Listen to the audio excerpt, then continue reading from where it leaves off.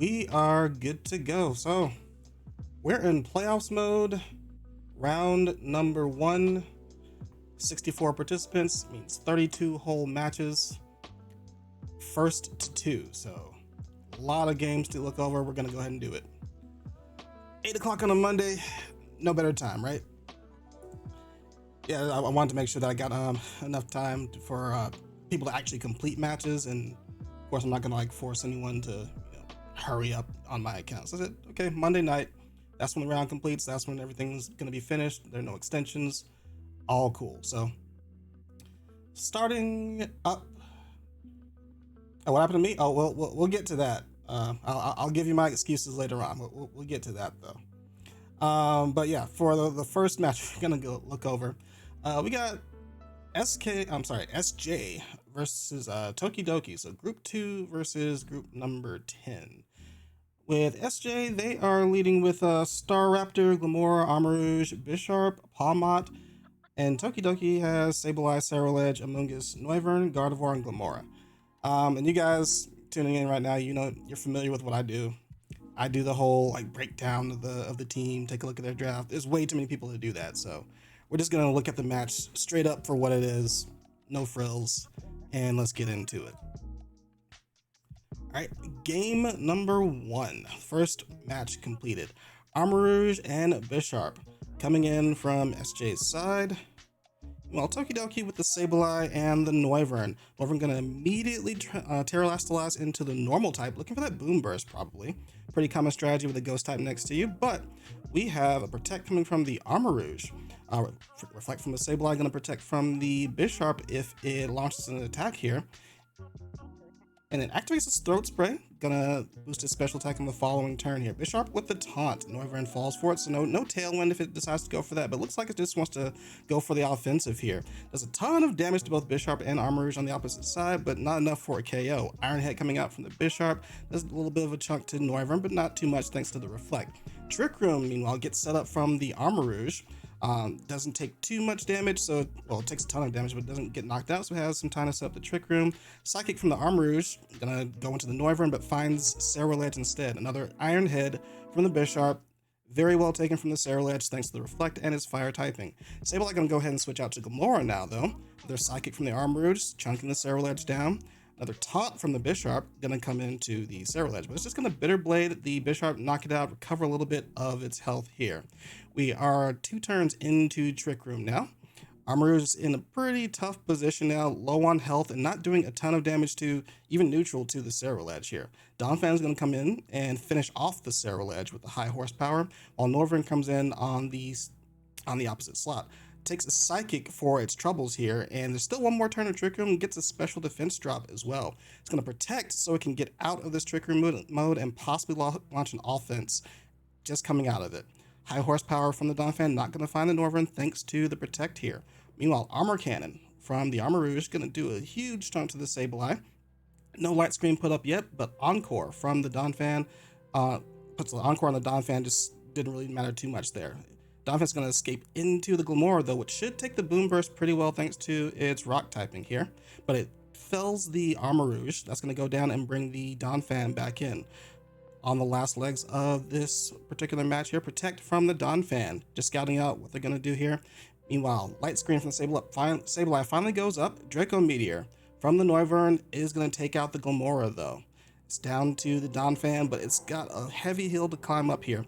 Glamora from the opposite side now coming in here. Sableye with the Encore. It's going to use Protect again, and that's going to pretty much do it. Glamora's free to attack and KO the Donphan, but SJ is just going to go ahead and forfeit. No, see the writing on the wall. No need to continue there, and they move on into game number 2. All right, let's see what the adjustment is. Whoops, I didn't mean to put the music on there. Excuse me. Armarouge and Palmot from SJ this time. Meanwhile, Saroledge, and Armarouge leading off for TokiDoki. Amoonguss gonna go ahead and immediately Terrasilize into the Ghost type, probably trying to avoid that fake out there. Meanwhile, Double Shock actually goes into the Saroledge, takes half of its life. Now it does get the bulk up though, so it's kind of prepped into this next turn here. Meanwhile, Safety Goggles from Armarouge protects it from the Spore from the Amoonguss while it sets up the Trick Room. Gonna make a hasty exit into the Donphan here with the Shadow Sneak coming into the Armaroos. A little bit of a chunk, but not too much there. Even with the bulk up, it takes that pretty well. Spore finds the Lumberry on the Donphan. Meanwhile, Armarouge, with the Psychic, is trying to get rid of the Cerulege pretty quickly here. It's gonna make a quick escape, though, into the Gardevoir, trying to take the incoming Psychic. Donphan with the Protect against the Spore from the Mungus, does so very well. And the Gardevoir, good switch into the Psychic, that's expected here. Just playing it pretty safe for these last few turns of Trick Room, while the Mungus goes for the Spore into the Donphan, finally puts it to sleep. And the Armor Cannon into the Mungus, now that it's a ghost typing, is not going to do too much to it. It actually has some room to actually regenerate if it wants to later on. Meanwhile, Shadow Ball from the Gardevoir immediately takes out the Armarouge. Bisharp's going to come in to try and salvage the game for SJ, while the Gardevoir escapes into Gomora. Bisharp's going to protect, try and scout out the last turn of Trick Room, hopefully avoid that Spore, but just the Amoongus uses Hex instead onto the Donphan. Does a pretty good chunk of damage to it too, 54%, not bad. It's going to escape into the Cerulege though, while the Gomora uses Earth Power. Doesn't quite KO the Donphan here, neither does the Iron Head into the Cerulege, but Donphan's still asleep, so it can't get an attack off and try and claw back into the game here. A Protect from Cerulege, trying to hopefully avoid that Sucker Punch that Bisharp might have. Donphan's going to Protect, try and draw to move, but Gomora uses Earth Power into the Bisharp. It's taking it pretty well, still above 50% health, but another Iron Head from the Bisharp is actually what's going into the Cerulege while it recovers some health thanks to the leftovers. Cerulege switches out into the Gardevoir. Try it, and it does so very correctly, predicting that Sucker Punch there. Earth Power, finally KOing the Donphan. And now it is up to Pawmot and Bisharp to see if it can close out the game. Gomora switches out into the Cerulege, still low on health here, but the Pawmot protects. And the Sucker Punch finally goes out into the Gardevoir, but doesn't do a ton here. Gardevoir tries to take out the Pawmot through the Moonblast. Meanwhile, Cerulege is healing up a little bit from the leftovers. Terrestrialization from Pawmot, probably looking for the Double Shock here. Sucker Punch once again, probably trying to close out into the Cerulege, and the Double Shock finds the Gardevoir and KOs it. Really tight in-game here for both players. Finally moving into, I think it's a 2v3. No, we're still 2v3, excuse me. Rage Powder from the Amoongus takes the Double Shot, keeps the Cerulege alive. May do so crucially as it Bitter Blades the Pawmot, healing up a little bit more. With the Bisharp not doing a ton with its own Sucker Punches, it's probably free to just Bitter Blade a little bit here. But it goes for the Taunt into the Amoongus, so it can't use those Rage Powders or those Spores late into the game. Shadow Sneak going into the Pawmot chips it out, but the Double Shock KOs the Cerulege. Meanwhile, the Amoongus on the last legs of its life takes the Iron Head, survives, and uses Hex to finish off the Pawmot. Now into a 1v2, and it's up to Bisharp to try and close out this game. Amoongus is taunted, so it does have a chance. It Sucker Punches the Gomora, takes a third of its life, but it's going to fall to the Earth Power, and that's the end of the game. TokiDoki takes the game 2-0. And we have a win for group number 10. I like that. Oh, that was not bad. Playoff games are actually something else here. We have Gomora versus Gomora. That's going to be one of the interesting things that we come across, I think, is when we get into like mirror matches, at least from like one or two Pokemon, right? Yeah, GG's all around. Give me a second to get the next one on the list. And looks like that is Zaypher. Zaypher from group number 1 versus Muskrat Jerome from group number 9. Give me just a second.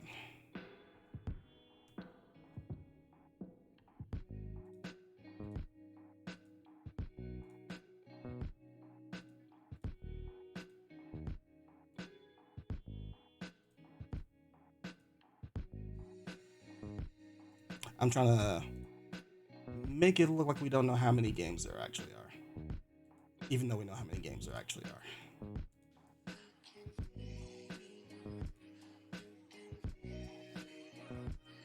All right. Okay, so this should be game number 1 if I read that sheet correctly. Yeah. No, I get it. It's like, all right, you've taken control of this Mon and used it against your opponents. Now you have to fight your own worst enemy, your own Mons, right? All right, once again, though, We have Zaypher from group number 1 versus Muskrat Jerome from group number 9. Muskrat Jerome sporting the Talonflame, Gothitelle, Miss Mages, Garchomp, Rotom, and Clodsire versus Zaypher's team Mousehold, Talonflame, Bisharp, Rabska, Dondozo, and Tatsugiri. This is going to be our first Dozo-Giri matchup of the evening. Let's take a look. All right. Leading off from Muskrat Jerome is the Talonflame Garchomp classic combo up against Zaypher's Mousehold and their own Talonflame, another mirror match. And that's the immediate terrestrialization from the Mousehold for Terra Ice, for a Terra Blast to KO the Garchomp. So just going for similar strategies here, but Talonflame with the immediate Flare Blitz into the Mousehold takes it out in response to that terrestrialization. Am I sure I am on game 1, or did they scout that out somehow? Meanwhile, Rotom takes the field from Garchomp, while Tatsugiri comes in and places the Mousehold. Hydro Pump from the Tatsugiri is immediately going to KO the Talonflame on this side of the map, while the Rotom aims for the Thunderbolt into the Talonflame, finds a Protect instead. Clodsire comes in to try and save the end of this game, while Flare Blitz goes into the Rotom, takes a huge chunk of his damage. Hydro Pump from Tatsugiri is going to KO the Clodsire. It's not the Water Absorb version. Meanwhile, Talonflame goes down to a Thunderbolt from the Rotom, and this is an explosive game already. We're in the end game here where the Hydro Pump from Tatsugiri misses, actually, while the Bisharp uses Swords Dance, still has that Tailwind up, so it's free to do so. Rotom uses the Volt Switch, but it's not enough damage to get any kind of KO from this range, while the Sucker Punch finishes off the first game. That's really quick. Can we get more of those so we can speed through these, if you don't mind? Really explosive here. I actually do need to check if this is game 1. That's game 1. Immediate Flare Blitz into the Mousehold as he uses Terra Ice. You can't tell me that wasn't scripted. You cannot. Or you can tell me I just won't believe it. All right, game number 2. Let's get right into it. All right, Talonflame one more time for Muskrat Jerome. Wait, no, I'm sorry, that's Zaypher's side. I have the side switched up. Let me get that back on track so I don't mix myself up. There we go. Zaypher's Talonflame and Mousehold versus Talonflame and Garchomp once again. Just gonna see the initial matchup. The Garchomp uses Terra Steel this time, just in case they go for the Terra Ice again. Tailwind from both sides starting off this time. Mousehold with the Population Bomb is going to go into the Talonflame, which is holding a Rocky Helmet just for the purpose of dealing with that. And it's taking it pretty well, though. There's a lot of hits that are getting reflected right back thanks to that Rocky Helmet. Doesn't even finish off the Talonflame at the same time. That's a really bulky one. 5% left. Rock Slide from the Garchomp, though, it's going to put Talonflame on life support at 1% health here. Tatsugiri is coming back in. This time it is Terra Water. Protect coming in from the Talonflame, try and salvage what it can here. Brave Bird tries to finish it off. Dragon Claw from the Garchomp was aimed for that dragon typing, but with the Terra Water, Tatsugiri is safe for now. Meanwhile, Muddy Water, 82% of Garchomp's health immediately gone. It's going to have to protect to try and make a defensive play, while the Brave Bird from the Talonflame finishes off Zaypher's own Talonflame. Muddy Water from Tatsugiri's side is going to do the same here. All right, we're now down to a 2v2 in a wicked game here. Gothitelle coming in at full health versus the Dondozo, who is going to take advantage of that Commander and get the Omni boost here. Meanwhile, exiting the Garchomp out in favor of Clodsire. Fake out from the Gothitelle is going to stop Dondozo from moving this turn. See what kind of setup that we have going here. Tailwinds are gone, doesn't matter too much here. Curse from the Dondozo, interesting choice here. Meanwhile, Psyshock from the Gothitelle is actually going to do less damage thanks to those curses as long as they get up. But Clodsire with the Haze erases those Omni boosts, so Gothitelle has a little bit more room to use that Psyshock. Earthquake coming in, not going to do a ton of damage here, even to the with the super effective damage versus the Clodsire.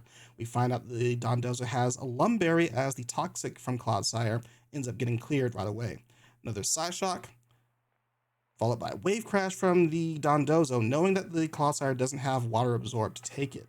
Takes down to 6% of its life, but it's not enough to KO and allows it to get another Toxic up. Now we got Psyshock coming in from Gothitelle. Dondozo may have to rest it off, and it does so, but it's still in a little bit of trouble here if it can't clear this Clodsire. It just leaves it once it gets back to full health, it's able to use that toxic again, because we know the earthquake isn't enough, or the wave crash rather, isn't enough to clear the full health here. Just going to keep spamming those side shocks, and we actually throw a stomping tantrum in for good measure.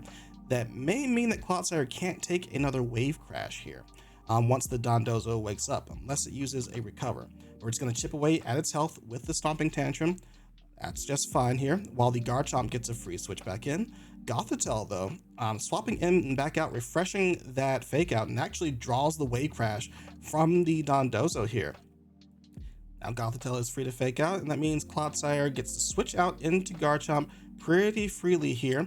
Masterful maneuvering coming in here on the side of this Gothitelle and Garchomp here. Dragon Claw plus a pending Psyshock is going to finish off the job?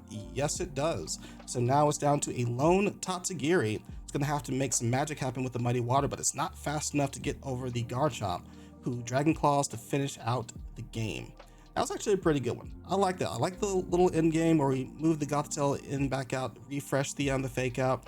That allows the Garchomp to get in, and knowing that both those Pokemon outspeed the Dondozo, they got just enough chip damage to close it out with a 2-tap.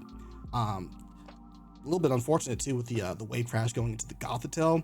Zaypher just saw blood in their eyes going into the low health Garchomp, so I definitely understand there. All right, but that puts us at a game number 3. And here we go for all the marbles. Seeing another appearance from Talonflame here. But this time we're going to see Rotom-Mow instead of the Garchomp next to it. Meanwhile, for Zaypher, Rapska and Mousehold. Rapska's going to use the Protect, scouts out the Flare Blitz, which may have immediately gotten the KO there. Meanwhile, Population Bomb into the Rotom this time doesn't want to get KO'd by its own move by targeting the Talonflame here. And it's almost certainly going to kill the Rotom-Mow here. Oh, but it recovers thanks to the Ogwav Berry, though, so that actually saves it from the final hits of the Population Bomb. Tried to double up into the Rapska with the Thunderbolt, but it's not gonna find it thanks to that Protect. Now the Rapska Terras with the Flare Blitz to try and fend off against Terras into Fire to fend off against the Flare Blitz, excuse me. But the Flare Blitz is aimed at the Mousehold this time, probably trying to predict another Terra Ice, just like last time, since the Garchomp is now in. Instead, holds on to the Terra for the Rapska and uses the Population Bomb against the Garchomp with the Rough Skin eligible to knock it out. That Garchomp was swapped in place of the Rotom-Mow, so a little bit of trickery there. Psychic from the Rapska now, though. We're under Trick Room, so it immediately takes out the Talonflame. Garchomp's going to protect against the Draco Meteor correctly here, while the Clodsire is coming in to see if it can provide some disruption. Terrasolation from Garchomp, Terra Steel, but gets met by the Terra Blast from the Terra Fire Rapska, though, so really good coverage. Meanwhile, Draco Meteor with a critical hit may have mattered versus the Clodsire here. And now Muskrat Jerome is left with the Rotom, who can't take the Terra Blast Fire from Zaypher's Rapska. Very dominant showings in both games 1 and 3. Still left with 3 whole Pokemon each time. The Terras just really come in clutch, able to hide the Terra Fire until the very end of this game here and clear out 2 Pokemon immediately. It's a really good choice, really good preparation here. I am still floored by the game 1, the Flare Blitz into the Terra Ice there.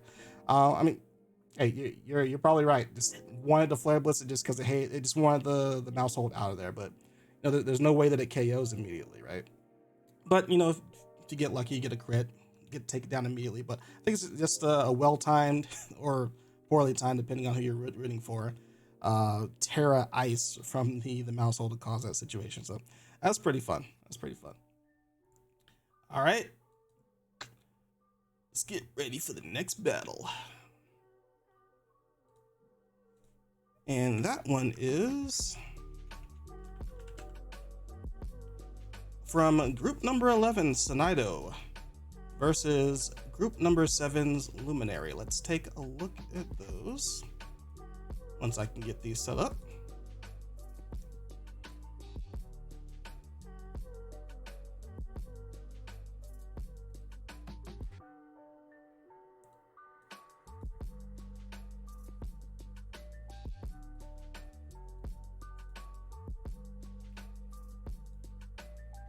And by the way, we're keeping it kind of casual here. How y'all doing this evening?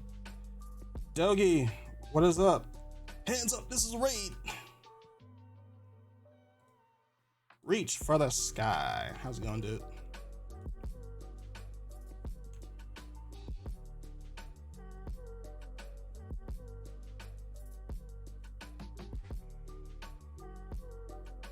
All right, next matches are ready.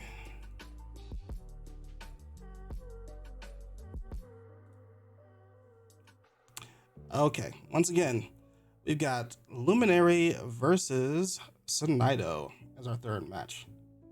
Eating this free chicken tender sub. Hold on. We're in the middle of the stream, and you did not tell me anything about free chicken tender subs. You failed to give me the heads up. Let me know that I need to make a trip out before I start the stream, or is this like a lottery thing that you won this evening? We'll get back to that though. Let me make sure that everything's in order here. Yep, everything is in order. So Luminary versus Sanaito. Luminary spotting the Hippowdon, Lycanroc, Arboliva, Spiritomb, Ceruledge, and Glamora. Meanwhile, Sanaito with a scary team of Goldingo, the first one that we're looking at so far. Talonflame, Serena, Cyclizar, the Tinkaton, and Vaporeon. So let's take a look. All right, leading off for Luminary, Ceruledge and Glamora versus Sanaito's Tinkaton and Goldingo. Double Steel versus Rock and Fire here. Goldingo is going to protect, try and scout out that Bitter Blade probably, or the double up from the Bitter Blade and Earth Power. But the Earth Power goes into the Tinkaton instead, and the Glamora gets immediately knocked out by the Gigaton Hammer. Meanwhile, Ceruledge is going to Swords Dance freely here, not scared of any Shadow Balls or anything. The Hippowdon is coming in, sets up the Sand Stream here. Meanwhile, Vaporeon comes in place of Goldingo, probably scouting out that Bitter Blade there. Knockoff from the Tinkaton. Super effective, but doesn't even get below 50% health here, but does knock off the Cassid Berry, so that's good information from later. Bitter Blade, though, is going to find Terra Dragon on the Tinkaton, so it's not going to be able to KO it just yet. And even the chip damage from the Sand Stream is not going to be able to do the final bit of damage here. Ceruledge with Terra Water to fend off versus the Vaporeon. Uses Shadow Sneak to get rid of the Tinkaton. Stopping Tantrum to follow up from the Hippowdon. Doesn't find the Vaporeon thanks to the Protect, but it is ticking down low because of the toxic debris setting up that poison on the field. Talonflame, though, comes in, avoids the toxic debris there. Uses Will-O-Wisp on the Hippowdon, but it misses. Meanwhile, Haze, just as the Vaporeon survives the Shadow Sneak to clear out the +2 Swords Dance from the Ceruledge. But the Rock Slide from the Hippowdon is just going to go ahead and clear both Pokemon off the field. Sanaito staring down a 1v3 now with only Goldingo to use. Make It Rain. It's going to do a good bit of damage, but it's not good enough to tear through Terra Water Ceruledge here. Pending Bitter Blade is sure to take it down, and it does. All right, pretty dominant game from Luminary so far. Was able to fend off any kind of onslaught from Sanaito despite an early KO onto the Glamora here. Ceruledge is the champion of the game. Sanaito just didn't have a strong or fast or good defensive way to actually deal with it. So we're moving on into game number 2. And let's go ahead and switch sides here so we can keep things on the same track. And for Sanaito, leading off with Vaporeon Talonflame. It's going to be met by Arboliva and Spiritomb, probably looking for a Trick Room angle this time. Sanaito's going to switch out into the Serena, moving that Vaporeon out of the way. Let's slow it down a little bit. Meanwhile, Brave Bird trying to KO the Arboliva, but Terra Fairy saves it from a full hit KO, while the Spiritomb sets up the Trick Room very freely. Arboliva's in a really good position here, and now with the grassy terrain up as well. We're going to switch out the Serena into the Goldingo, and the Talonflame a double swap into the Vaporeon. Spiritomb very well placed to helping hand here, while the Dazzling Gleam comes out from the Terra Fairy Arboliva. Does a pretty decent chunk to the Vaporeon, not too much to the Steel type from Goldingo. Alright, Goldingo's going to Terastallize into water, bravely enough, under Trick Room versus Arboliva, while the Vaporeon protects. Of course, it's trying to avoid that Earth Power, predicts so correctly, and it gets a chance to fire off an attack, but Snarl from Spiritomb is going to stifle its efforts a little bit. Make It Rain does clear the Arboliva, fortunately for Sanaito, does a good bit of damage to the Spiritomb as well, despite the -1 drop from the Snarl, but now it is at -2 thanks to using the Make It Rain here. Still got a couple of Trick Room turns left as the Cerulege comes in and uses Shadow Sneak to try and finish off the Goldingo, but nothing doing. Snarl, though, the double up is going to go ahead and finish off the Goldingo, while the Vaporeon, still pretty healthy, gets to fire off a Muddy Water and activate Spiritomb's Citrus Berry. Everyone's still healing up from the grassy terrain a little bit, so it's still a tough position for Sanaito to find to close out the game. Switches in the Talonflame, probably the ban on the move because it looks like they're going to go ahead and switch out into Serena here at the same time. Another Snarl from the Spiritomb to stifle the damage coming from the Vaporeon, which uses Muddy Water, dropping Spiritomb's accuracy. Cerulege, though, gets a chance to use a Swords Dance here. Now, no Shadow Sneak coming in from the Cerulege thanks to Queenly Majesty from Serena that's on the field, so we have to keep that in mind. Right? Helping Hand from the Spiritomb, though, is one last ditch effort because it's surely to go down soon. Protect from the Serena correctly predicts the Bitter Blade and fends that off really well. Other Muddy Water from the Vaporeon, still not enough to get a KO thanks to all those special attack drops from the Snarl. But accuracy drop on both the Spiritomb and the Cerulege could save the game. Talonflame comes back in to try and take the Bitter Blade, but the Bitter Blade misses its target thanks to that accuracy drop. Muddy Water doesn't finish off the Spiritomb and misses the Cerulege. Spiritomb tries to go for a burn there, but misses the Vaporeon as well. We've got a game on our hands. Shadow Sneak gonna come in on the Talonflame, but it's not enough to KO as it goes for a Brave Bird in response to KO as well. But that recoil damage goes ahead and takes the Talonflame down as well. So we've got Serena and a Vaporeon here, staring down a Glimmora as the final Pokemon from Luminary's side here. What can they do to salvage the game? Protect from the Serena, predicting a Sludge Bomb perhaps, but it gets an Energy Ball into the Vaporeon instead, predicting the Protect perhaps. Muddy Water goes into Glimmora, still lower damage because of those special attack drops, but it's healing a little bit from the leftover, so it won't be a quick KO. Sludge Bomb goes into the Serena finally and KOs it. Another Muddy Water from the Vaporeon. It's going to be a tight battle to finish this off, but the Vaporeon should healthily take the Energy Ball barring a crit. Just for safety here, I'm going to go ahead and heal up with Protect thanks to the leftovers. I also want to avoid a Muddy Water miss there. Energy Ball goes into the Vaporeon, doesn't KO, while the Muddy Water connects and finishes off the game for Sanaito. Really tight in battle, but it looks like Sanaito might be in some trouble here as they seem to have some trouble fending off the Cerulege, and if the Glimmora is alive, it seems to be cleaning up the end game pretty well as well. Nonetheless, we're moving into a game number 3 here. Let's see how it closes out. Talonflame and Cyclizar this time from Sanaito. Meanwhile, Glimmora and Arboliva leading for Luminary. The Talonflame is swapped out for the Goldingo. Meanwhile, we switch in the Spiritomb on Luminary's side. The Shedtail, the Shedtail goes into the Vaporeon, so it's hiding safely behind that sub. Meanwhile, Goldingo switching into Talonflame, predicting that Earth Power, while Vaporeon gets a chance to Muddy Water behind that sub, but looks like Spiritomb has Infiltrator, as the Will-O-Wisp goes behind the sub, doesn't really care about it.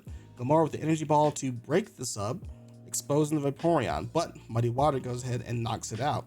Sanaito's in a pretty good position here.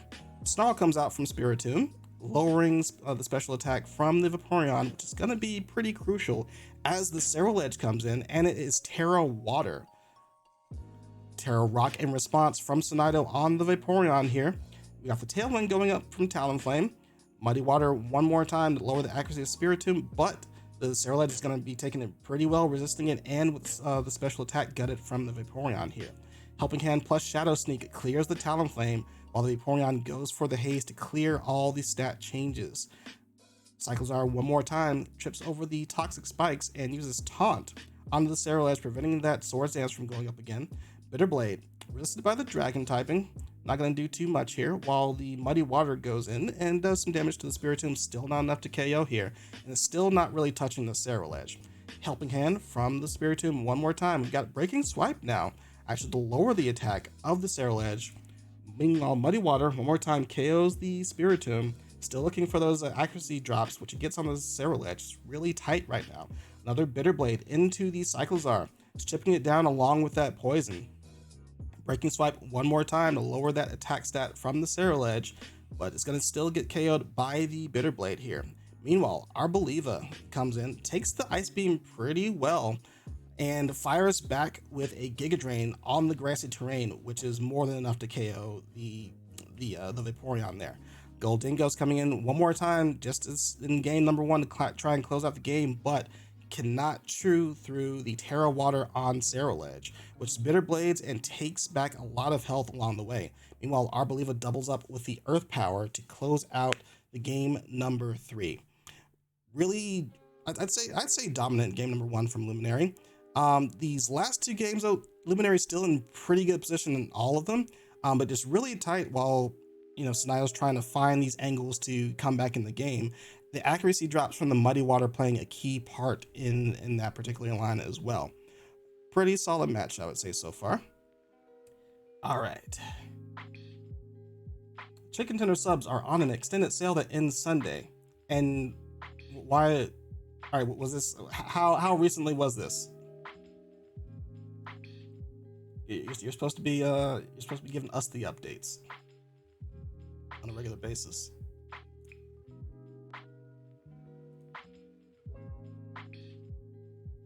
Oh, okay. I see the Discord. I'll read it in a sec. All right, let's move on to the next one.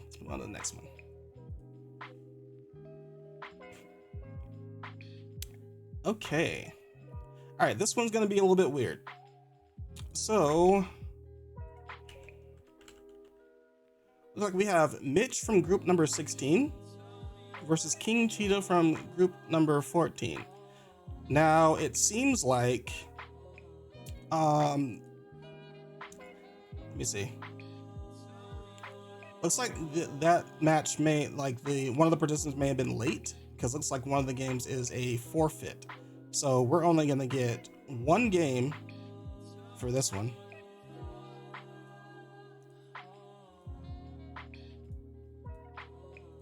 And we should be able to breeze through that pretty quickly. I got 20. Listen, we could follow the same account that we do, but we follow you, all right, to give us the updates. We all have our preferred news outlets, okay? All right. Once again, Mitch versus kingcheetah.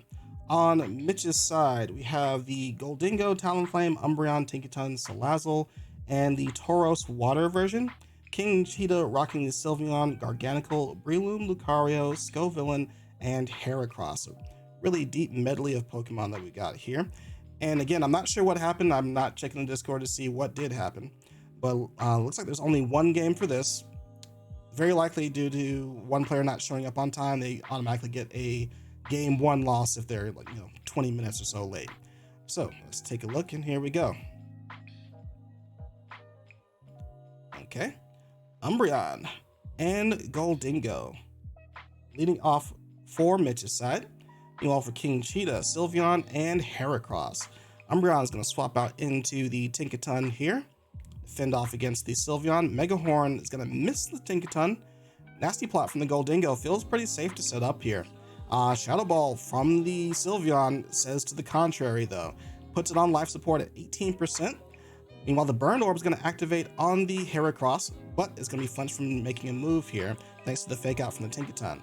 Make It Rain from Goldingo is going to immediately close out the KO on both Pokemon, thanks to that Nasty Plot I was able to set up here. Really good switch into that Tinkaton to set that up. Meanwhile, Garganacl and Breloom is going to try and see what it can do to salvage the game. Breloom uses Terra Fire to fend off against the Make It Rain, but Goldingo is going to protect, try and scout out and see what their opponent wants to do here, which is Bullet Seed. Finds the protect, doesn't do anything here. Well, Thunder Wave goes into the Breloom here, while the Iron Defense comes out from the Garganacl. Make It Rain's not going to care too much about that, as it clears both Pokemon, and that's a quick turn 4 game, played very safely by Mitch and their Goldingo here. So we got a second Goldingo, but this one was much more successful. A little bit in thanks to the free win they got ahead of this game, but very masterful maneuvering of getting the Nasty Plot off very safely, surviving the Shadow Ball from the Sylveon, and moving the Tinkaton in position to fake out the Heracross. Very clean line. Very safe way to close out the game. Alrighty. That means we are fortunate enough to move on to the next one. Match number 6 from the night. And that's going to be Keystone Records from my own group, group number 5, versus GreenGator from group number 7. Give me a moment to set that up for you.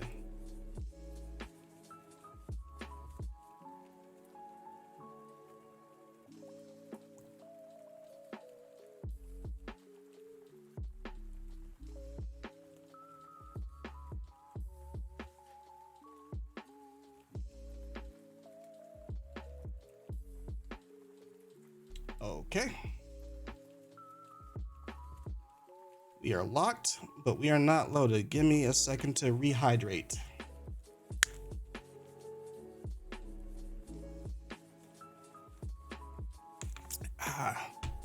Group 5. Yes, sir.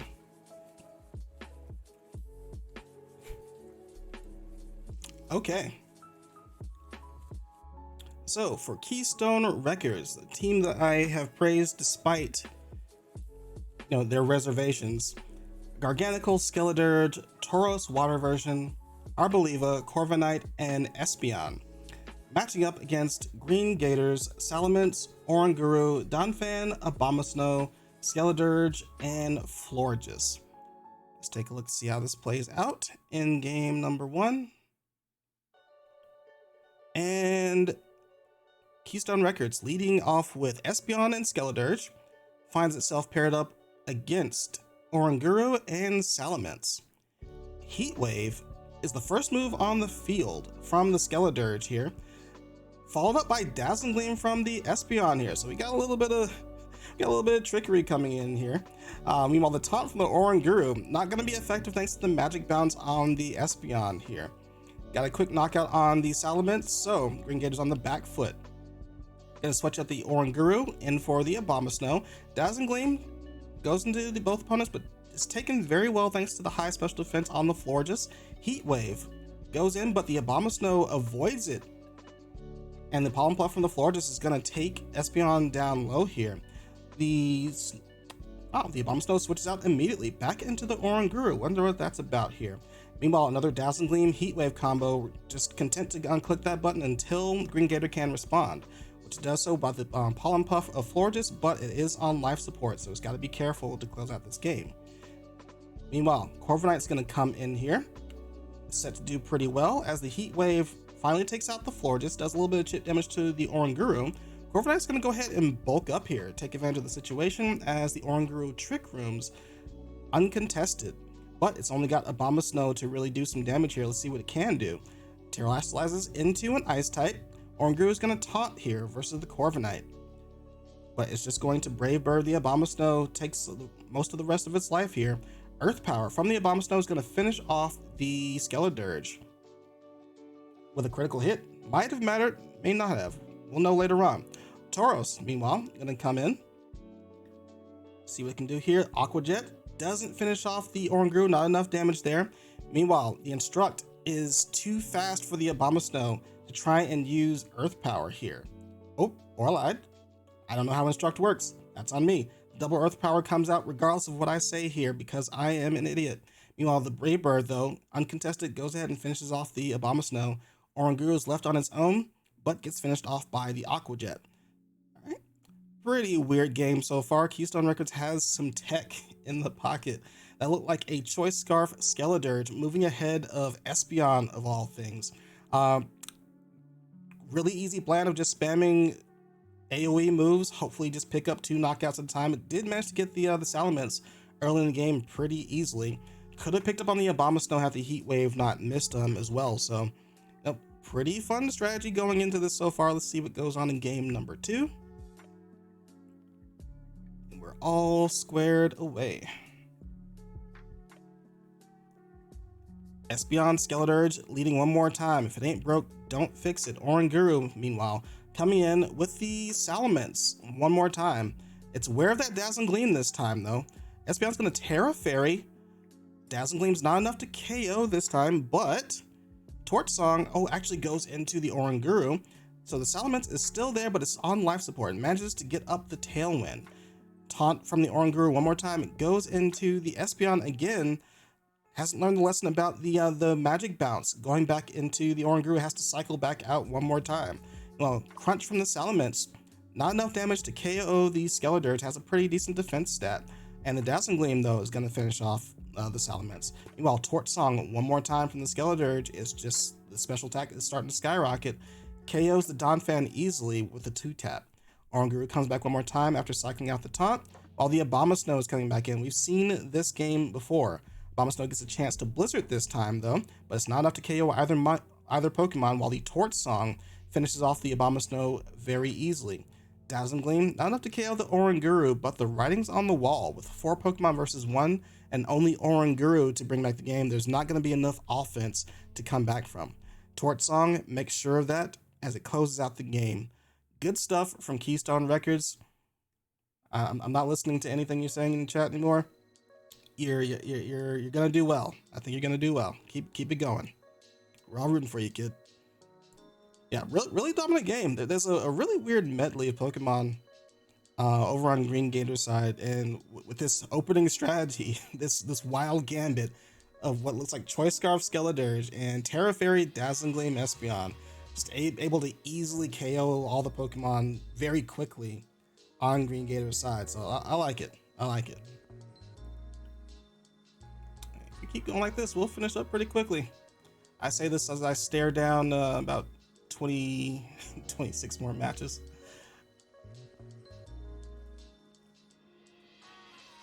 Okay. Match number 7. That one is... Okay, I'm gonna butcher these names. Oh, okay. So Cachwir from, did I say that correctly? Cachwir versus from group number 1 versus, I'm assuming that's just 8, but it's using the number 8 instead of the letter E. From group number 8. Oh, ain't that a shocker? Somebody did that intentionally. I'm betting. One moment to set that up for you.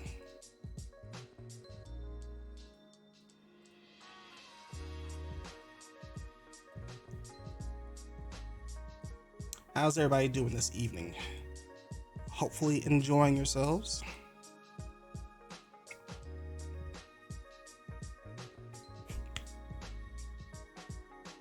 Okay, so one more time. We've got Cachwir versus 8 from group number 8. All right, on Cachwir's side, we've got Armarouge, Toxapex, Houndstone, Frostlass, Indeedee versus 8's Dondozo, Tatsugiri, Mousehole, Frostlass, Talonflame, and Primeape. So another Dondozo Tatsugiri appearance, but a really weird mirror in both teams having Frostlass. Let's take a look at this one. Pokeballs are out on the field, and we're seeing Dracloak next to the Armarouge here versus Mousehold and Dondozo to lead things off. Armarouge immediately terrestrializing into grass. It's going to take the U-turn. The mouse is going to take the U-turn after using Follow Me, and Indeedee's pivoted into. Looks like we're setting up some classic Armarouge Indeedee stuff.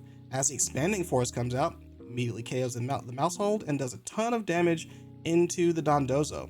Order Up does a decent chunk to the Indeedee on incoming here, though.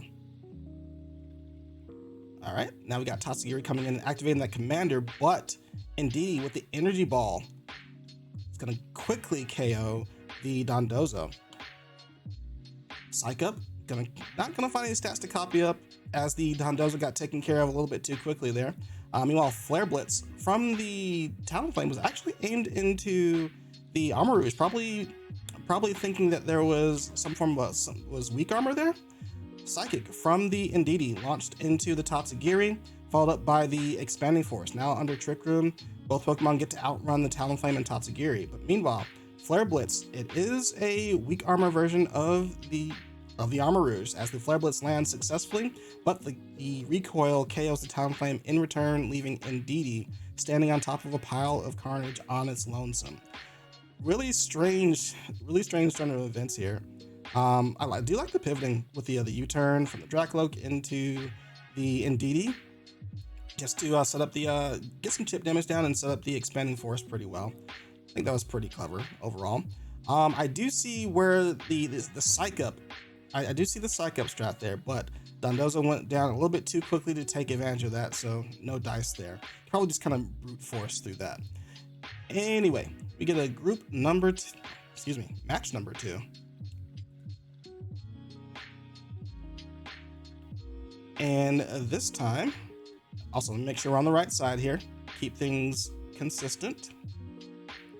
There we go. 8 sends out Frost Slash and Primeape on the opposite side of the field. Meanwhile, Dracloak and Armor Rouge running with the same lead. No real need to change it up as far as we've seen. And seeing another Terra Grass here, as this time we get the U-turn into the Terra Grass to set up the weak armor, and the weakness policy goes into the Ndidi, and we're going to see some really heavily boosted expanding forces here, immediately clearing both Primeape and Frostlass off the field in a hurry. Armor Rouge is set and ready to take over this game very quickly, and it's up to Dondozo, boosted by the commander, to see if it can salvage it. Terra Steel coming out to try and resist the expanding force. Energy Ball from the Armor Rouge though. Meanwhile, Ndidi finally gets to use the Psych Up here to copy the stats. Earthquake though, it's not going to do enough to KO either Pokemon thanks to the Psych Up and the Terra Grass on the Armor Rouge. Heat Wave coming in from the Armor Rouge this time. Do some super effective damage versus the now Terra Steel Dondozo, but still not enough to KO it. Double up from Psychic, same thing. Ndidi finally falls, but the Earthquake is not enough to finish off the Terra Grass Armor Rouge here, so it still has a shot to launch one more attack. We've got Dracloak coming back in here. Heat Wave, gonna find home and KOs the Dondozo. Now it's just left to Tatsugiri here, who takes a Shadow Ball for a fourth of its life. Armor Rouge is set and ready with a ton of weak armor boost here, so it'll just go ahead and Expanding Force. Crit probably didn't matter thanks to that, thanks to the special attack boost there, but just clears off the field. And another dominant game from Cachwir to move on into round 2 of the playoffs. Really cool strategy. Got the we've seen weak armor stuff before, especially with the U-turn and the weakness policy. Being able to pivot into side terrain to set up the Expanding Force, it also helps maximize the usage of Psychic Terrain. Not having that on turn 1 means you get further turns into the game where it's still up, and it's harder for, if the opponent had a chance to outlast it, it's harder for them to do so. So really well played, really well prepped. Congrats on the win. Boy, these are going by quick. We are already on match number 8 after just looking at number 4. Let's see.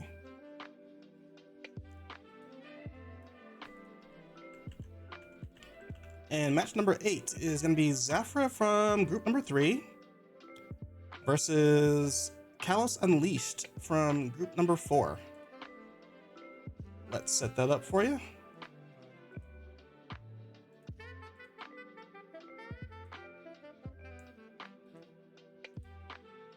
Are you just helping somebody do some team prep? You got a tournament going on?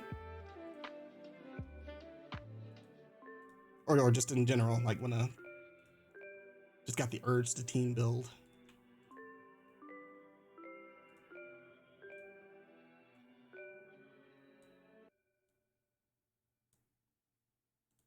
All right, got that in place.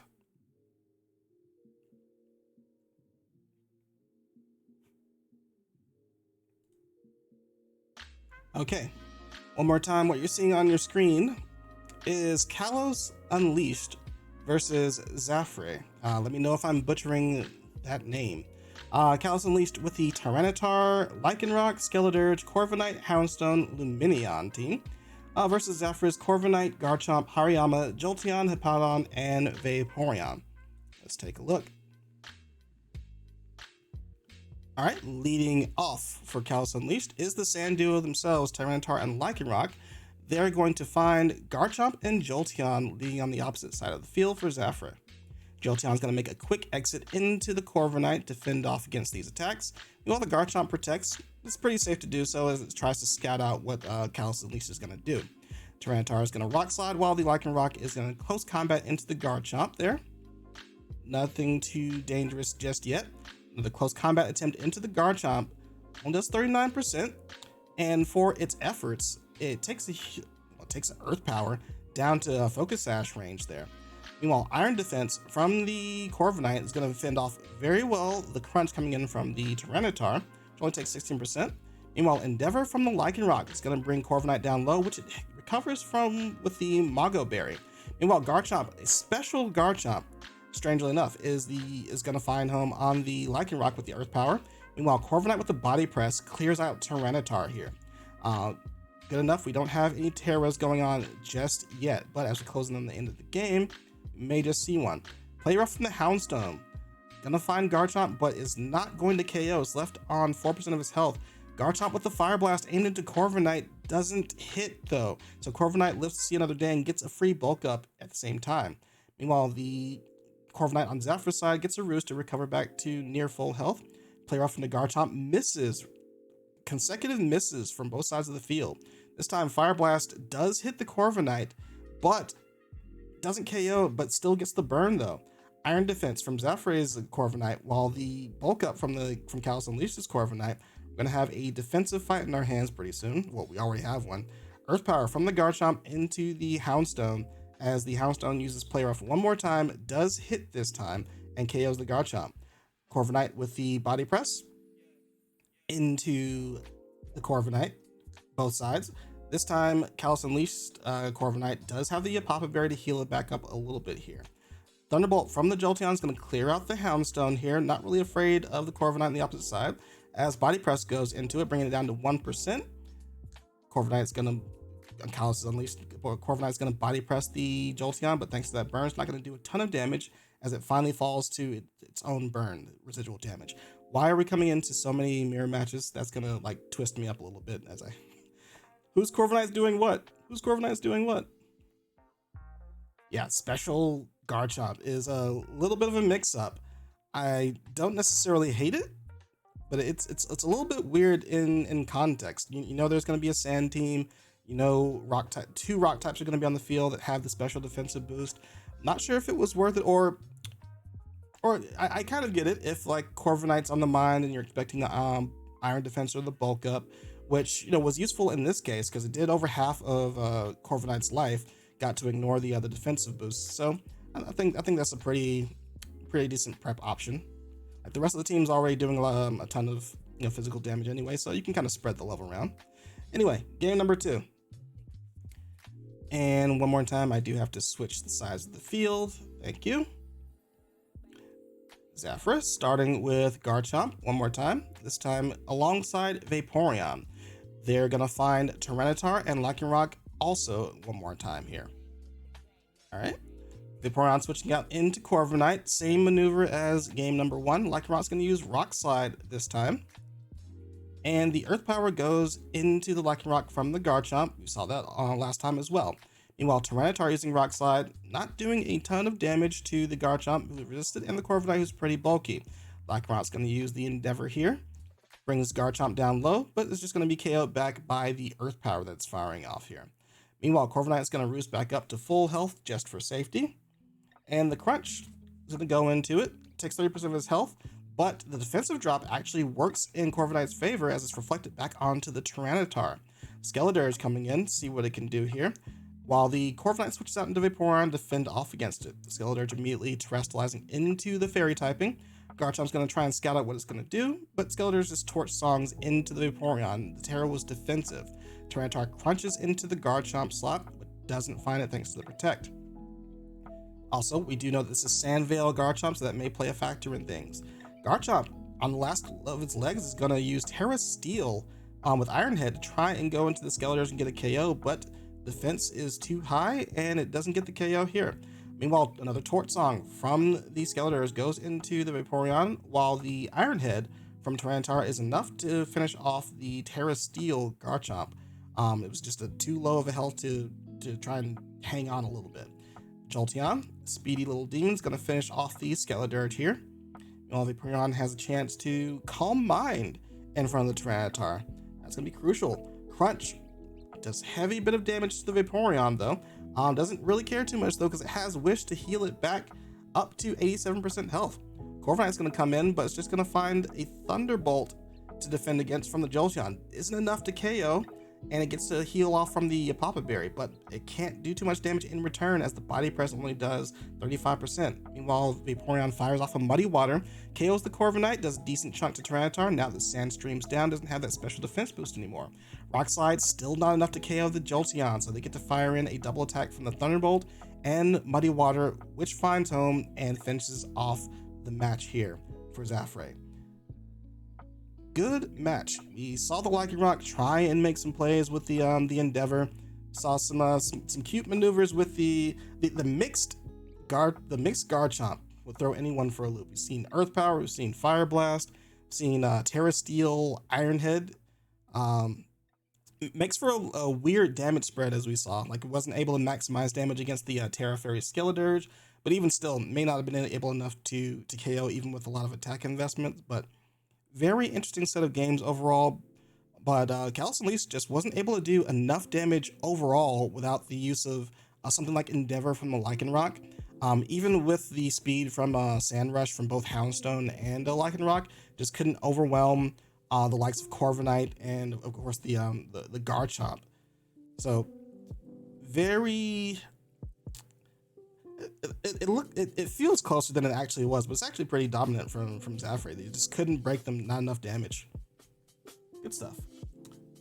It's weird in context, but I don't think their opponent is prepared for it. Certainly true. Like, you know, I'll say it again. You know, one of the things is we get to see all these quirky options from opponents as they're preparing for each week because they can kind of cater to each matchup or try and throw the opponent off. So that's only going to continue as we get deeper into playoffs, you know. All right. Match number 9 of the night. And that's going to be Weaver from group number 10 versus Trem from group number 15. Just a moment like usual.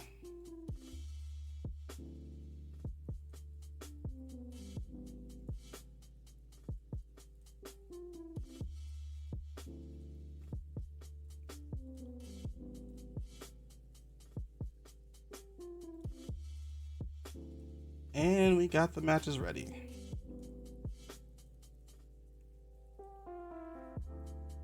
Okay, and ladies and gentlemen, make sure you take a moment to rehydrate.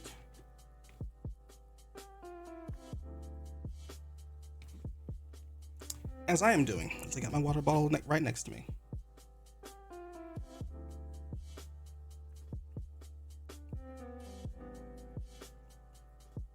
Okay, each player is using some weird names, so let me make sure that I have the right ones here. Okay, so we got Weaver on the bottom side of the map with another Tyranitar Lycanroc duo. This time with Slowbro, Mismagius, Toxicroak, and Camerupt to back it up. On the opposite side of the field is Trem's team. Goldingo, Kilowattrel, Quaquavel. I still don't know how to pronounce that correctly. Somebody help me out with that. Flapple, Grafaiai, and Persian. Even weirder of a medley of mons that we've seen thus far. I think this is like the weirdest combination I've seen so far. But let's see what they opted for as far as moves, as far as abilities, EVs, all that good stuff. Mismagius and Toxicroak leading off for Weaver, while Trem is opting for Persian and Goldingo with Air Balloon. Terra Steel from the Goldingo immediately, while the Fake Out from the Toxicroak goes into the Persian. Shadow Ball from Mismagius is able, the Goldingo is able to defend against it thanks to that Terra. We see a nasty plot coming in from the Goldingo here. Persian, Icy Wind to get that speed control. We saw the Mismagius, it would have KO'd the Goldingo immediately with the Shadow Ball if not for the extra speed control. Then the Make It Rain clears 2 Pokemon off the field quick, fast, and in a hurry. Now it's up to Slowbro and Camerupt to see what it can do about this Goldingo. Is in a really good position. Snarl from the Persian If these Pokemon can survive, it's going to reduce their power by quite a bit. Shadow Ball from the Goldingo finishes off the Slowbro and is now just up to the Eruption from the Camerupt. Takes out the Goldingo, but doesn't have enough in the tank to KO the Persian. Meanwhile, Quaquaval in just a really good position to go ahead and clean out the match, very likely with an Aqua Step, and is just so. Very easy matchup for Trem, it looks like here.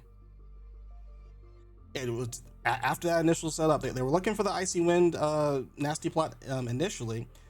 Fortunately, the fake out gave Goldingo enough room to actually get that nasty plot up. So it just was able to Terra Steel, clear the field immediately, and just cruise from there. Great setup. But we still got to play a game number 2. And we see Miss May just come back for one more turn. And Toxicroak again. Alright, this time though, we're going to see Goldingo and Kilowattrel instead of the Persian here. Goldingo's going to protect. Thinking about an adjustment for this next game here. Fake out from Toxicroak still goes into the Kilowattrel though. While Miss Magis is still gunning for that Goldingo with the Shadow Ball though. Kilowattrel with the Tailwind here on turn number 2. While the Shadow Ball from Goldingo goes into the Miss Magis and clears that threat off of the field. Close Combat, predicting the Terra Steel though, doesn't find it as Goldingo gets to be a little bit safer this turn. The adjustments are just not there from Weaver's side. Terra Water from the Slowbro, not going to do much to defend against the Thunderbolt from Kilowattrel, which clears it off the field immediately. Another Shadow Ball from the Goldingo goes into the Toxicroak and gets to activate the Citrus Berry that we now get to see. Toxicroak with the Poison Jab is not enough to kill the Kilowattrel here, and the Rotting might be on the wall. Terra Steel from the Goldingo. While the Sucker Punch kills the Kilowattrel here, just going to use the Make It Rain to reduce the Eruption power from the Camerupt if it goes for that, and also clear Toxicroak off the field. It's not enough to fend off the Eruption though, as it immediately KOs the Goldingo from full health.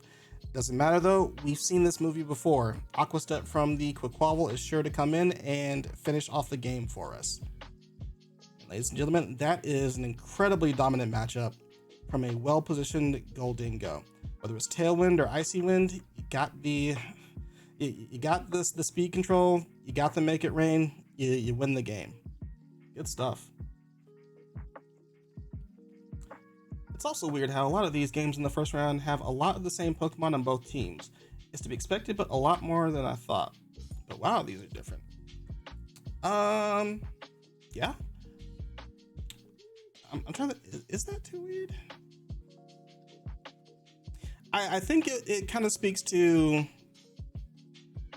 for each group, the kind of Pokemon that were most successful in this league are shining through the top placements of a lot of these teams. Like we're seeing a lot of Corviknight, we're seeing Talonflame, we're seeing a lot of sand teams.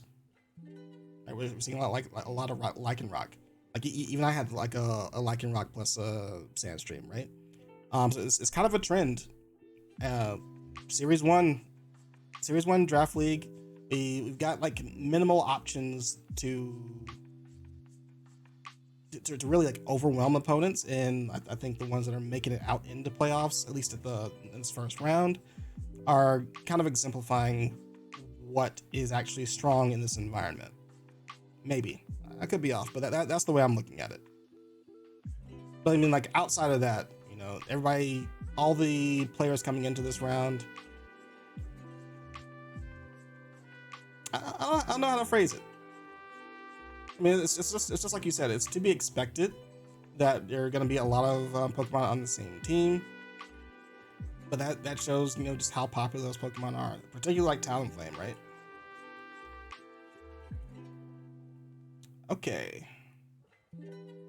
Next matchup.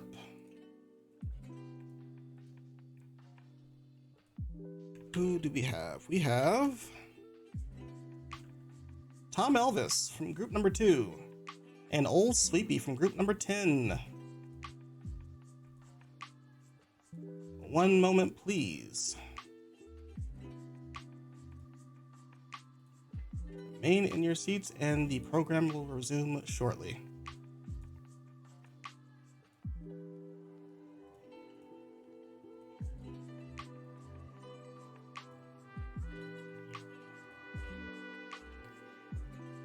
All right.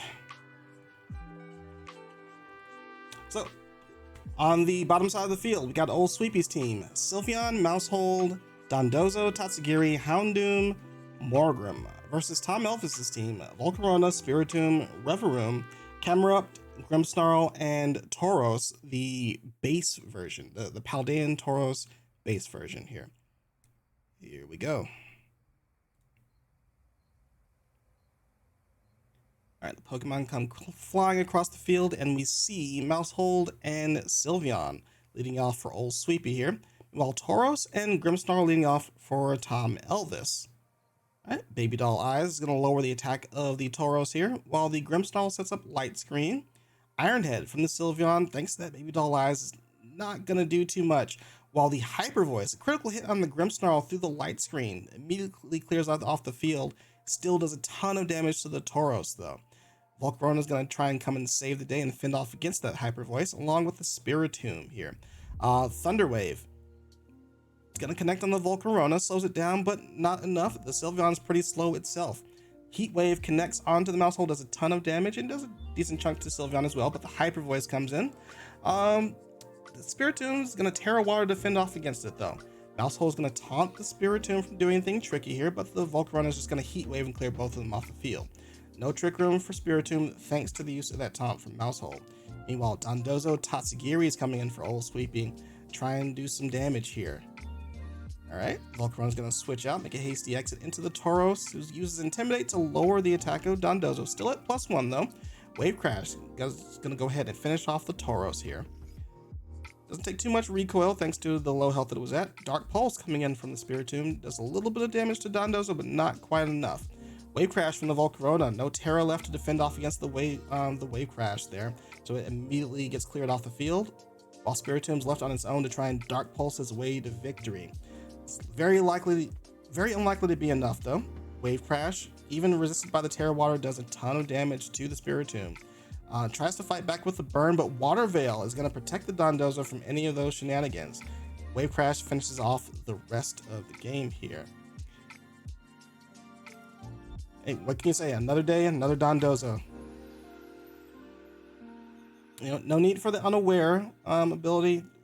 Well, I say that, but I haven't taken a look at the team to say, are you really, afraid of, any stat changes from the opponent? But if you look at like Spiritomb, you say, okay, there's a likelihood they might try and set up Trick Room. If you don't avoid that, there's the possibility of the Will-O-Wisp. So Water Veil makes a lot of sense here. I will agree. Moving on to game number 2. Mousehold coming in once again next to the Sylveon.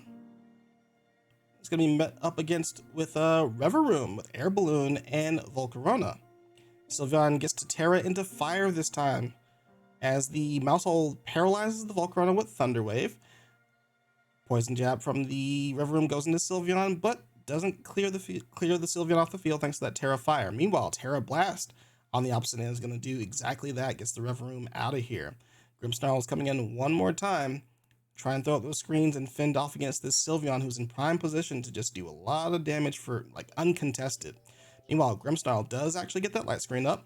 Mousehold's going to taunt the Grimmsnarl, but can't get past, Prankster, Volcarona comes in place of the Grimmsnarl here as the Spiritomb tears into water again. Spiritomb's going to fall for the taunt, prevents any Will-O-Wisp, prevents any Trick Room as the Hyper Voice comes out from the Sylveon. Terra Blast from the Spiritomb. Pretty neat option there. Takes Sylveon down low, but isn't enough for the kill. Another Thunder Wave from Mousehold. It's going to paralyze the Spiritomb. While the Volcarona tries to Giga Drain the Mousehold. Wasn't able to clear the Sylveon. No double up into that slot, so it has to be targeted down again with the use of the Dark Pulse from the Spiritomb, but not before Terra Blast goes off. Meanwhile, Dondozo Tatsugiri back on the field and is very safe to be there overall. Order up into the Spiritomb, finds the Citrus Berry from the Spiritomb, and gets this attack raised as well. Giga Drain from the Volcarona, especially not with Terra Grass, is not going to do a ton to the Dondozo, while the Dark Pulse from Spiritomb tries to chip away at the Dondozo. Without anything like a Reflect, it's going to be hard to defend against this Dondozo as it Earthquakes and gets Spiritomb off the field and doesn't use Trunk to Grimmsnarl on incoming as well. Volcarona comes back onto the field here as Grimmsnarl throws up a Reflect. Wave Crash from the Dondozo. The Reflect is not going to be enough to save Volcarona from that, as it clears that one off the field here. The Wave Crash does the same to the Grimmsnarl. Through the Reflect, it's just not enough. After the +1 from the Order Up and of course the Commander boost, +3 is just too much to defend against for TomElvis here. And Old Sleepy gets to win the game 2-0. Let's see, Talonflame Corvette. That should have been tier 1 based on how many you're seeing. I mean, of course I wasn't part of the, I'm not part of the conversation, right? But like, I'd imagine it's a balance between popularity and projected strength, which is kind of hard to do in view of a draft league, because like in a vacuum, Mousehold looks like relatively strong, but historically it's just mainly been strong when it's like next to specific mons, right? Like typically you'll see it, like even if it gets a population bomb off, it itself is frail, so you might end up trading KOs, right? It's not like in a dominant position. You put it next to like Annihilate though, everything changes, you know, a little bit. So like I think tier 2, I think tier 2 is fine. But yeah, I do think the fact you can get Mousehold and Annihilate is kind of it's kind of nuts. But in the same realm, you can also get Dondozo Tatsugiri, which, you know, is kind of in the same realm. And Tatsugiri was tier 3 for this competition. So, you know, hard to say. All right. In the meantime, though, we are on matchup number 11. And that one is Raikia from group number 14 versus BunnyWarrior from group number 6.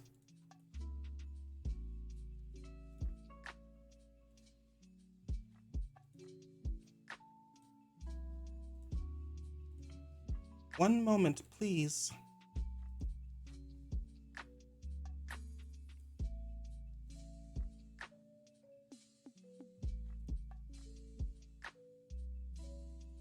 Okay.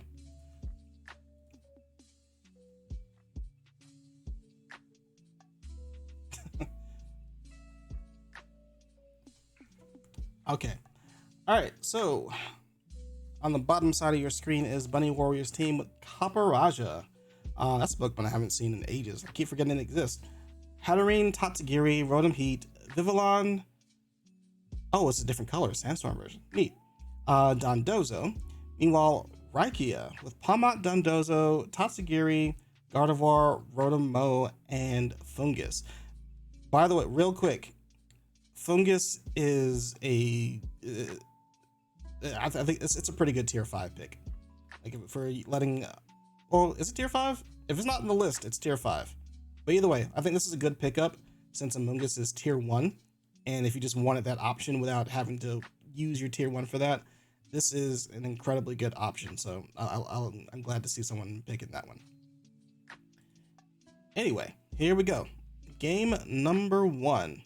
Leading off for BunnyWarrior is Caporaja and Hatterene, with Raikia leading off with Dondozo and Trace Gardevoir. Not going to find anything too useful with that Trace there on that side of the field, as it swaps into Tatsugiri to activate Commander on the Dondozo immediately. Earthquake comes in from the Dondozo, takes Caporaja down to near the end of its life, as a Heavy Slam misses into what was going to be the Gardevoir, though the Hatterene gets to set up Trick Room pretty freely here. Psychic coming into the Dondozo, not doing a ton of damage here, neither is the Zen Headbutt. Hoping for a flinch there, but nothing doing, as Earthquake takes Hatterene low and clears off the Caporaja's health. Citrus Berry from the Hatterene activates. Not going to do too much versus that the Earthquake though. There's Psychic trying to get some chip damage into the opposing Dondozo, while BunnyWarrior's Dondozo uses Substitute to fend off against the Earthquake there. Pretty neat so far. With the Trick Room up, it was slower than the Dondozo. I'm not sure if they're speed tying or not, but being aware of that and being able to, you know, fend off the Earthquake damage, pretty good option. Now we got a Dondozo Tatsugiri mirror.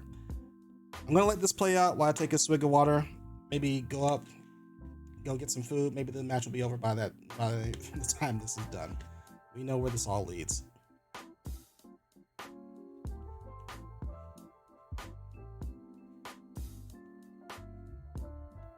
Yeah, I don't have any fun facts to to keep you entertained here, but we got Terra Grass from both Pokemon here to fend off against these earthquakes.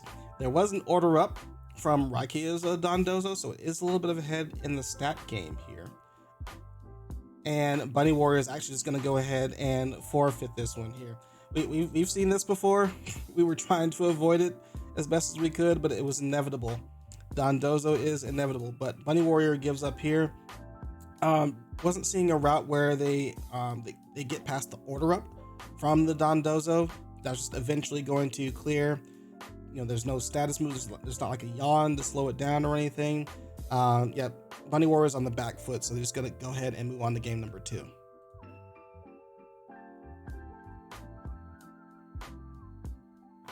All right, Dondozo leading with Fungus.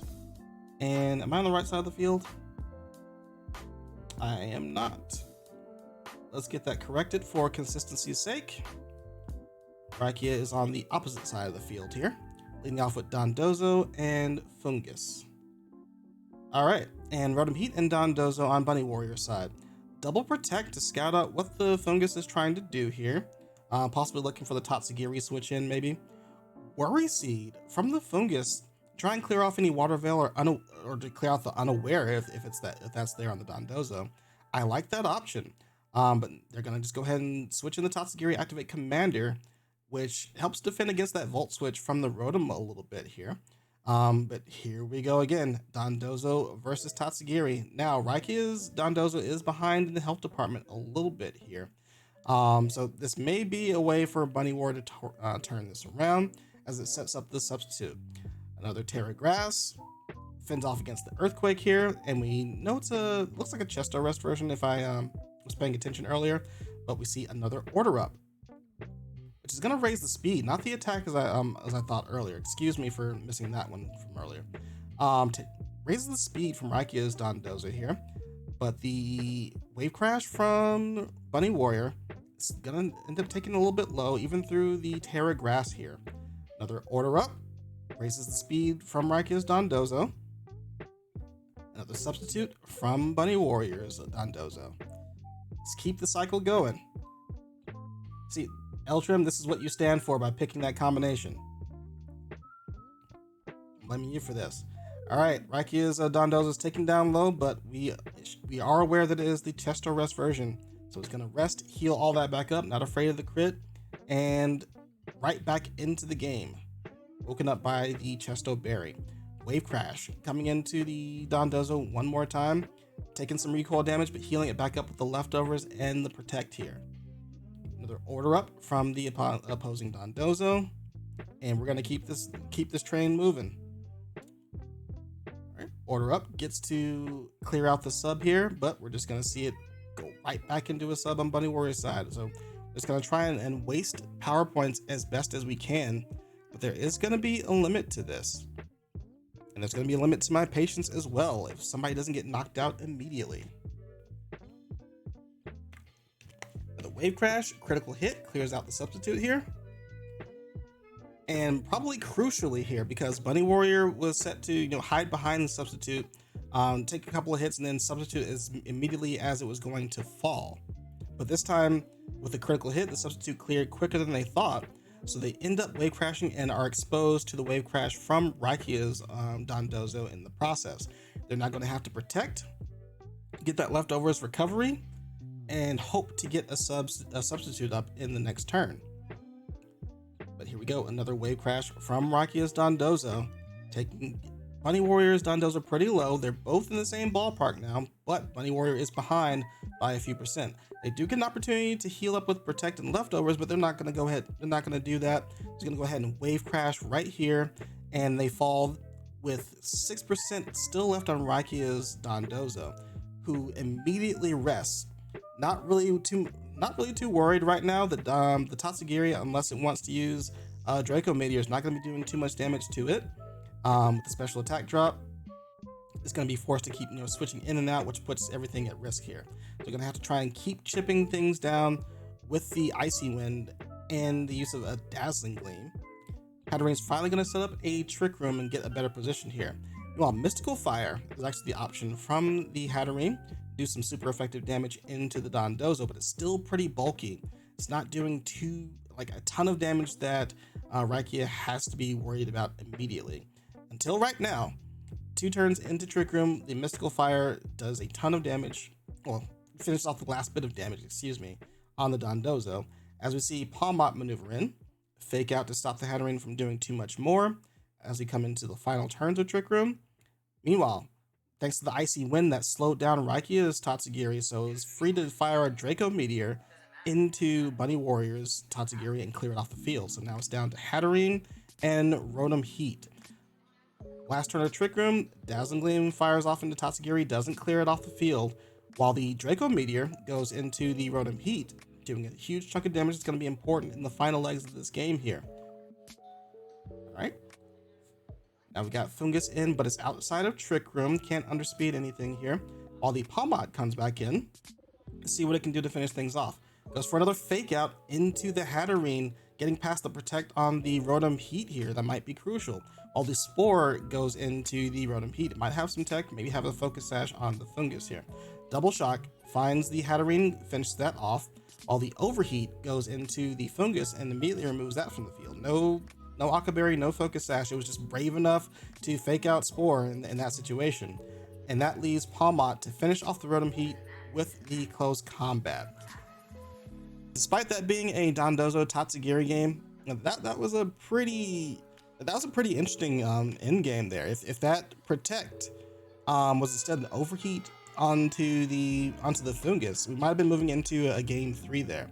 But perhaps a little bit of over prediction, or just wanting to be a little bit too safe while trying to claw their way back into this match. BunnyWarrior unable to close out the game while the Palmot stands tall at full health.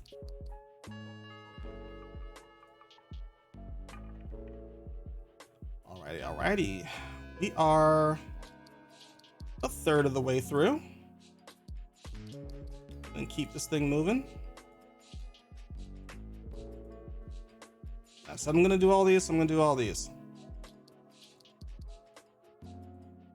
What is the matchup? We are at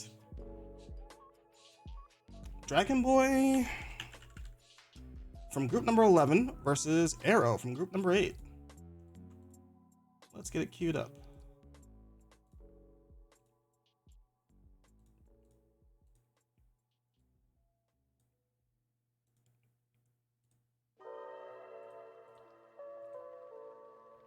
Okay, and we are just gonna jump straight into it. So, Aero on the bottom side of the screen has Morgrem, Gastrodon, Electros, Staraptor, Medicham, and Masquerada versus Dragon Boy's aptly named Dragon Boy, Dragonite, Dudunsparce, Dreadnought, Tauros Water version, Wigglytuff, and Jolteon.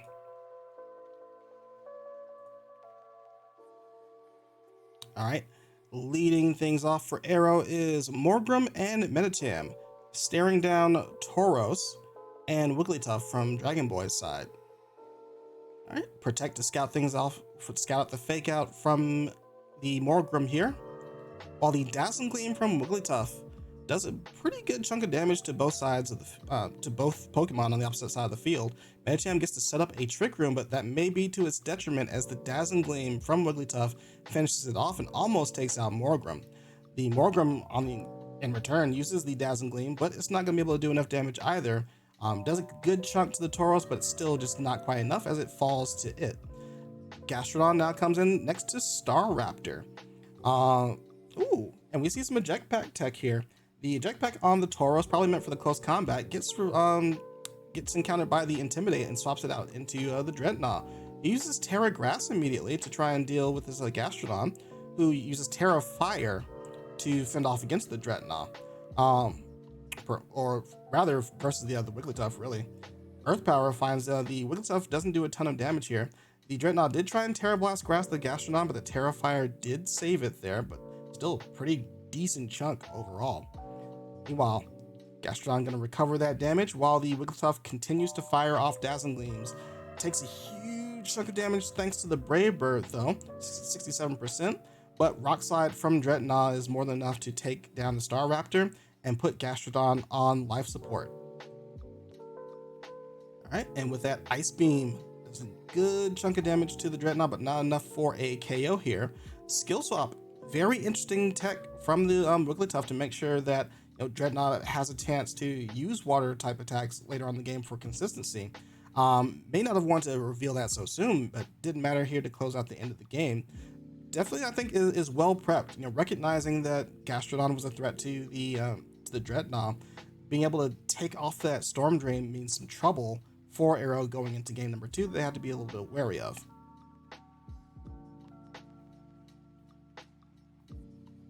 And here we go. Aero gonna try and salvage the game. Let's get them swapped into the correct sides of the field first. As we just saw, Dragon Boy is gonna go ahead and start off with their Tauros again. And we don't want this at really slow, we want it at regular slow. Tauros and Wigglytuff, one more time. Did well last game, no reason to think it won't do so this game. Meanwhile, the adjustment is Morgrem plus Terra Steel Meowscarada on this opening turn of game 2, while Tauros responds with Terra Steel of its own here. Fake Out goes into the Wigglytuff. They recognize it as a threat and want to take it out immediately with Fake Out Flower Trick, but nothing doing.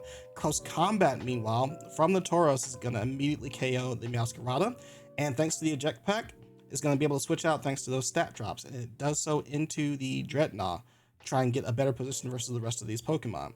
Electros is coming in, an interesting option that we haven't seen yet, and takes a Rock Slide for his troubles here. Decent chunk of damage. Morgrem trying the Dazzling Gleam again, but we saw how little damage it did in the first game. Wigglytuff, meanwhile, its Dazzling Gleams hurt a little bit more, and Electros flinches to the Rock Slide from the Dreadnought.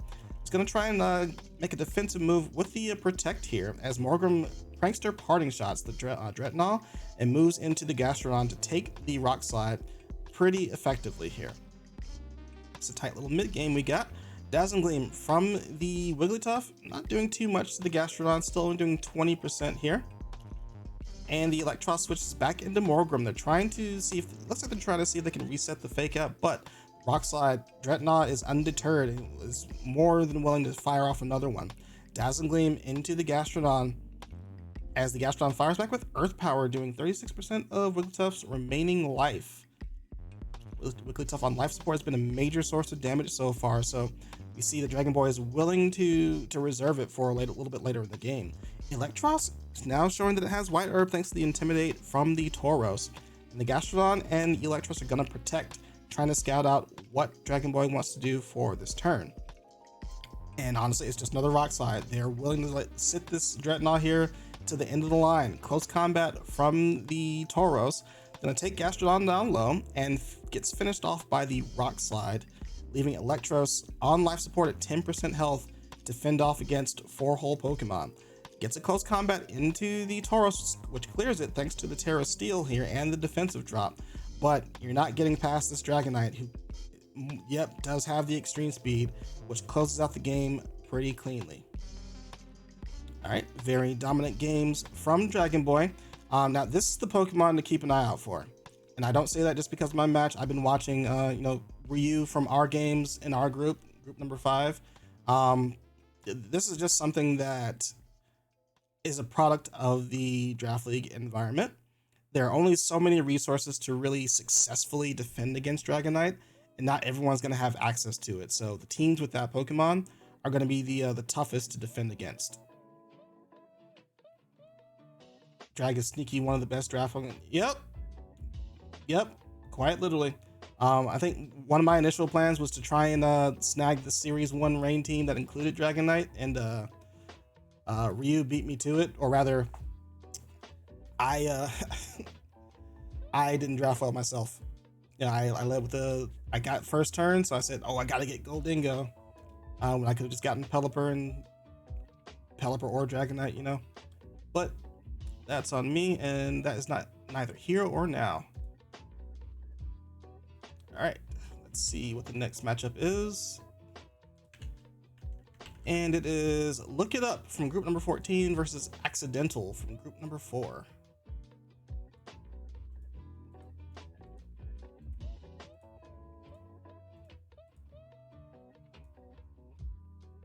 Processing. I didn't actually plan out how I wanted to get these matches prepped because I couldn't just like have it. There are too many matches to just have like a ton of tabs open. So I said, you know, I'll just like get these set up individually as we get to them. So you'll have to bear with me.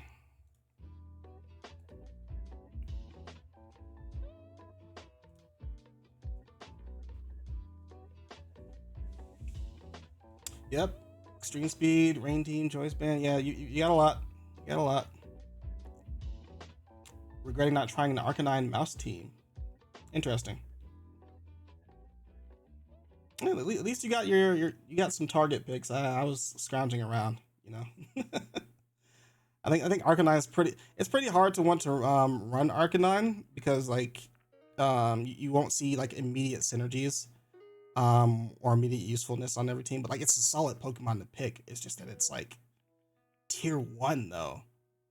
Like you're spending a tier 1, so it has to like perform at its worth. You know what I mean? Hey, Lucky, welcome in. Welcome in. All right, game number 1 for Accidental versus Look It Up, not Look It Down as the screen would otherwise have you to believe. Accidental with Dondozo, Tatsugiri, another one, Sylveon, Clodsire, Noivern, and Tauros, the fire version. Well, Look It Up with the Palafin, Arboliva, Dragonite, Pachirisu, Salazzle, and Gothorita. Let's keep an eye out for Look It Up's team. Again, Dragonite is a scary mon in this format. Alright, here we go with Noivern and Sylveon. Pretty solid combination to lead things off with. Meanwhile, Look It Up starting with Gothorita and Palafin. Kind of reminiscent of a Wolf's team with the Gothitelle Palafin. Swaps the Palafin out into its Arboliva. Meanwhile, the Noivern with the Taunt into the Gothorita, trying to stop any shenanigans there. Sylveon content to just Hyper Voice, get some chip damage on the field. And the Taunt did stop the Gothorita from using the Trick Room, which would have set up the Arboliva for some success. They end up swapping the Gothorita into the Palafin, now in hero form. Mr. Fincredibles here. The Arboliva, excuse me, it's going to tear it into poison, which prevents it from being KO'd, likely by that Hurricane launched from the Noivern here. And while Hyper Voice still doing chip damage from the Sylveon, Arboliva though, gonna Giga Drain, is not doing too much damage as of right now, and gonna heal up a little bit from the grassy terrain as well. They're in a tough position to do damage on Look It Up side of the field, and they're set to have an even tougher time as Sylveon uses Terra Grass immediately. But Gothorita does take a ton of damage from the Hurricane, while the Palafin wave crashes into the Sylveon, which is resisted thanks to that Terra, and in response, Terra Blast Grass KOs the Palafin, which is a key Pokemon as far as the damage goes here. But we've got a backup. We've got the big bad Dragonite. Dragon Pulse, gonna do most of Dragonite's health, but not enough to KO. Not sure if it's Inner Focus or Multiscale just yet, but the Dragonite with a critical hit may have mattered versus the Sylveon clears it off of the field. Tatsugiri though, in position to try and get a knockout here. Arboliva switches in Dragonite's place in expectation of that, but it just Dragon Pulses into the Gothorita, trying to clear that off the field, and it gets confused in that same realm. Not enough to stop the Trick Room from going up, as it did stay alive at 6% health earlier on. So Arboliva's in position to do some damage here, turn the game on its head. Gothorita with the Heal Pulse into Arboliva. Again, it's Terra Poison. And Leech Seed is going to make an annoying time for Accidental now. Dragon Pulse goes into the Arboliva, sets up the terrain, the grassy terrain again. Another Dragon Pulse from the Tatsugiri to follow up is not enough to KO it. And now it's going to be healing from the Leech Seed, from the Heal Pulse, from the grassy terrain. Arboliva is locked in. And it's going to Pollen Puff its own Gothorita to restore its own health. It's in here for the long haul. Another Dragon Pulse combo into the Arboliva, but this cycle is going to continue until the Trick Room goes down. Meanwhile, Tatsugiri is slowly... Well, nope, it's going to be steady at health. Leech Seed plus the grassy terrain is going to keep it level until Look It Up decides it wants to attack. But Accidentals is set to stay here until the grassy terrain comes through. Meanwhile, Gothorita gets taunted one more time, so no more heal pulses. Another Dragon Pulse from the Tatsugiri into the Gothorita. Gets it down below 50% health, but it's still a long way to go, especially in this final turn of Trick Room. Psychic finally shows itself onto the Tatsugiri and brings it below 50% health. Arboliva goes for another eltlxee, this time into the Noivern, but doesn't find the target thanks to the Protect. Trick Room is about to expire as the Dragon Pulse brings Gothorita down low. And finally, in the next turn, Tatsugiri gets to take it out with his own Dragon Pulse. Noivern with another Dragon Pulse into the Arboliva. Dragon Pulse, Dragon Pulse, Dragon Pulse. As the Arboliva finally Giga Drains into the Tatsugiri to clear that off of the field. Gothorita was kind of pivotal in keeping Arboliva alive, though, so that may hurt LookItUp in the long run. Especially that I was trying to claw back into the game, right? Dragonite on low health gets an extreme speed, a really strong one, into the Noivern as it takes it below 50%, but not enough for KO, of course. Arboliva is still sitting at full health, gets to Giga Drain into the Dondozo, but the substitute prevents it from taking too much health off of it in the same time. Dragon Pulse finds the Arboliva again, sets up the grassy terrain. Wave Crash this time from the Dondozo as the Arboliva eltlxees into the Noivern this time. All right, so it's got a route to try and climb back in here, but it's gonna be tough as it protects, tries to get the recovery from the grassy terrain and the eltlxee. Another Wave Crash, another Dragon Pulse, doesn't find Arboliva thanks to the Protect. Noivern is slowly draining down while Arboliva is slowly crawling back. Another Dragon Pulse takes Arboliva down low. Here comes the Wave Crash, and that finally finishes it off. Thanks to no grass typing, thanks to that Terra, Wave Crash gets to do neutral damage, and that's just enough to close out the game, but it was very close to Arboliva being able to turn this around on its head. If you get rid of the Noivern at the very least, now you have a shot to use Giga Drain over grassy terrain, heal up, and do a ton of damage, probably even KO the Dondozo. Really, really close match, and we still got another one to go through. Let's go ahead and move on to game number 2. Noivern and Sylveon again from Accidental, undeterred by that last game. Meanwhile, we see... Oh wait, nope, I have the wrong game. Excuse me. This is game number 1 again. Hold up. Let me make sure I get the right one.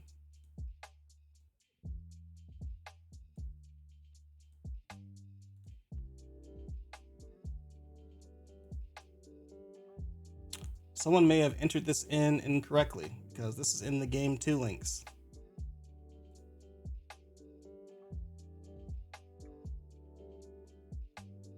Let me see what happened here. All right, so this is game 1. This is the link for game 2, but it is clearly just game 1 again. So surely this must be game 3 or game 2. Nope, somebody just entered these replays in wrong, so we have no idea what happened in game number 2. I will double check one more time to make sure I'm not clicking the wrong link.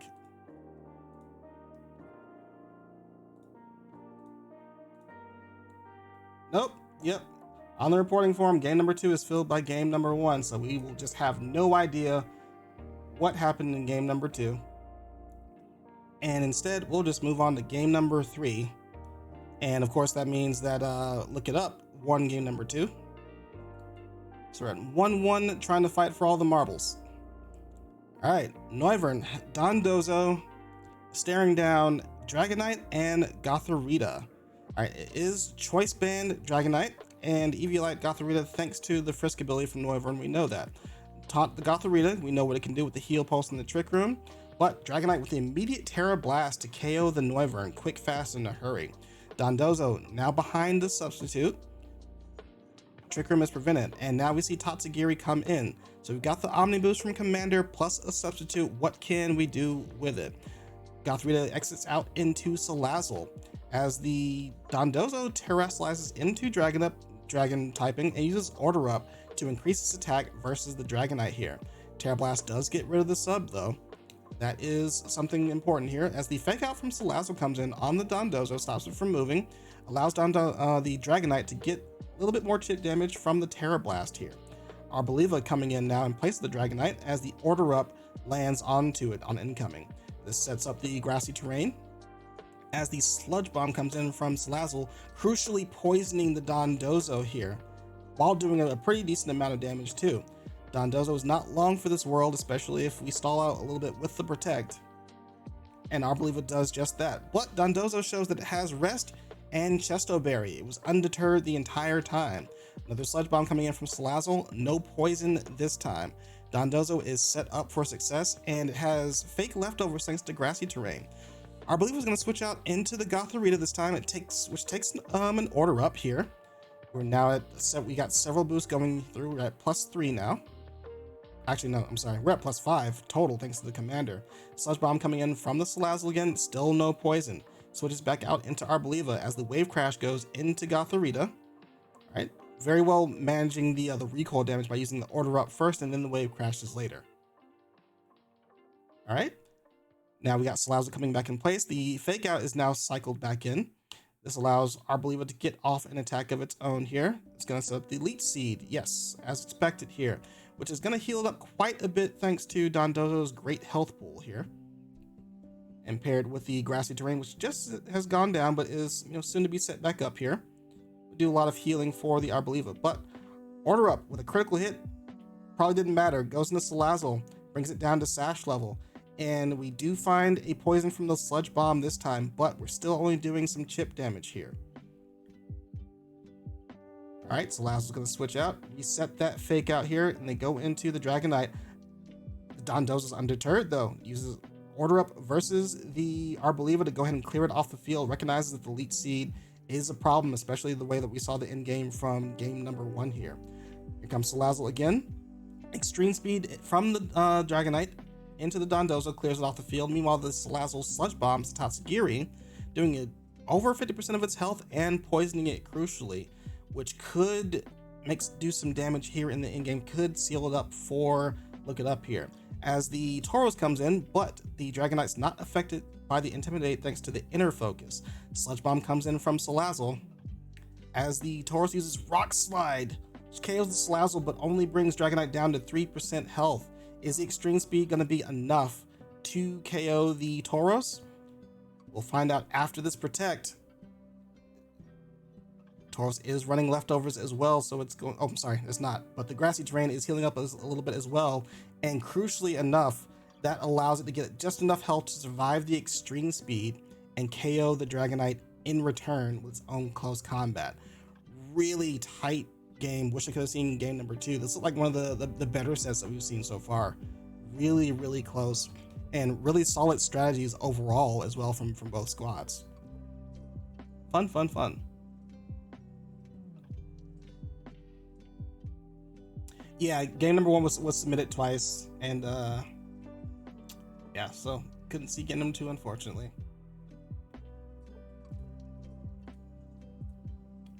Ooh, okay, where are we at? Match number 14, and y'all are still here?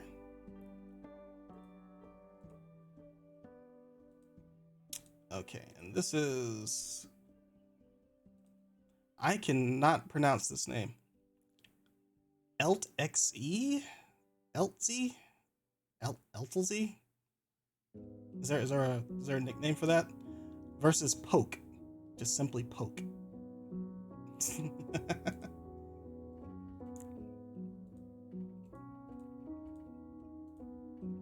Y'all have some weird names. Not gonna lie. Alright, one moment please.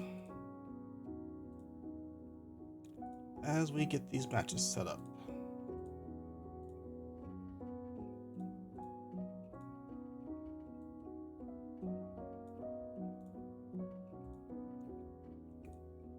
Okay. Oh. Yeah, game 2. Okay. I mean, we can take a look. We can take a look. I do not mind. All right, let's rewind back a little bit to the previous matchup for game number 2, which we missed. All right, leading off for Accidental is Noivern and Tauros Fire version, up against Salazzle. This is their debut, with the Focus Sash and the Choice Bandit Dragonite, scouted out thanks to the Frisk ability from Noivern. Noivern with the Ghost, Terra typing, trying to avoid the Fake Out and the Extreme Speed, while the Tauros is going to protect. A nice defensive maneuver there. All right, And the Dragon Pulse goes into Dragonite, but the Terra Flying saves it from too much more damage there. Meanwhile, the Terra Blast aimed into the Tauros gets defended by the Protect. Gothorita comes in place of Dragonite here. Salazzle's going to Encore the Tauros, making it use Protect over and over again, while the Dragon Pulse goes into the Salazzle, bringing it down low. Dragonite comes back in. The Tauros is forced to Protect, so it's a pretty safe switch in, especially with the Terra Flying helping to defend against the Dragon Pulse. And the Gothorita heal pulses the Dragonite on incoming, expecting just that particular situation. Taunt coming in from Noivern onto the Gothorita to stop it from doing that, but at the cost of its life, as the Choice Bandit Terra Blast Flying clears it off of the field with no problem. Encore is over for Tauros, however, now, so it can do some damage here before it moves. Gothorita gonna exit into Arboliva here. Rock Slide gonna do a bit of chip damage over to the Dragonite and a little bit of chip damage over to the Arboliva, but not enough for a KO, while the Terra Blast is more than enough for a KO onto the Tauros. Wave Crash from Dondozo is gonna finish the job though. Alright, down to a 3v2 with LookItUp at an advantage here. And now it's down to Dondozo Tatsugiri as the commander activates here. Salazzle comes back in with its Fake Out fully refreshed, even though it's low. Gets to Fake Out the Dondozo, the only target on the field right now, which allows Arboliva to set up eltlxee. We've seen this before. Nothing new, and this may actually solidify, well, we know what happens, but just for the sake of, it may solidify the game for LookItUp here. Order Up goes into the Arboliva, raising Dondozo's attack crucially. And now we're going to see a little bit of a stall game as Pollen Puff goes into the Gothorita, expecting to heal it from any damage that the Dondozo might have thrown its way. Another Order Up into the Arboliva, still continuing to increase the attack from the Dondozo, but Giga Drain over Grassy Terrain doing a decent chunk into the Dondozo, as Gothorita gets to set up Trick Room now that it's not affected or at threat of being taunted. More Elite Seed sapping Dondozo's only so long for this world, as the Arboliva gets to Giga Drain the Dondozo and remove it from the field. Now under Trick Room is a fully healthy Arboliva and a Fake Out Salazzle versus a tiny little Tatsugiri. Giga Drain does a decent bit of damage, but with Grassy Terrain down, not quite enough to bring it too low here, but still at advantage thanks to that Trick Room. Another Giga Drain now gets the high damage roll and removes Tatsugiri from the field. Very solid game from LookItUp here, game number 2.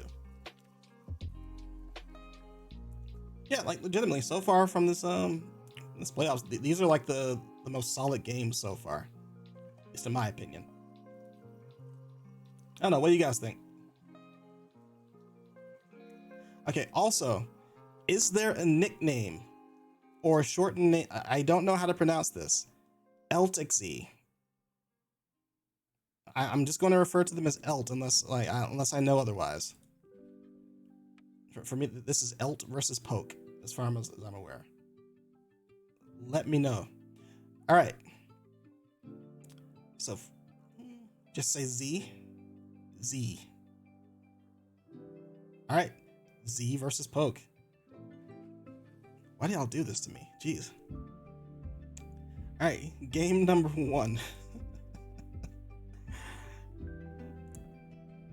Okay. Z has Excalibur on the field sitting next to Mimikyu. Alright, 2 pretty cool Pokemon in my opinion. Staring down Mousehold and Gastrodon. Immediate Terra Dragon from the Excalibur though. Super Fang from the Mousehold takes it down to half, but Glaive Rush from the Excalibur may not have been necessarily needed the Terra Dragon there. Clears Mousehold off the field here. We're also going to see the Play Rough from the Mimikyu go into Gastrodon. Take 50% of Gastrodon's health. That's a really strong Mimikyu, as the Earth Power breaks the disguise from the Mimikyu. Annihilate shows in after Mousehold is gone, which is actually pretty interesting. While the Rage Fist from Annihilate, not boosted yet, is going to do not going to be enough to KO the Mimikyu, who gets to set up a free Trick Room. Ice Beam was headed over in Excalibur's direction, but was correctly defended against with Protect. This turn though takes the Ice Beam, but only brings it down to 4% health. It's not enough to KO it. Meanwhile, Play Rough from the Mimikyu is enough to take out the Gastrodon.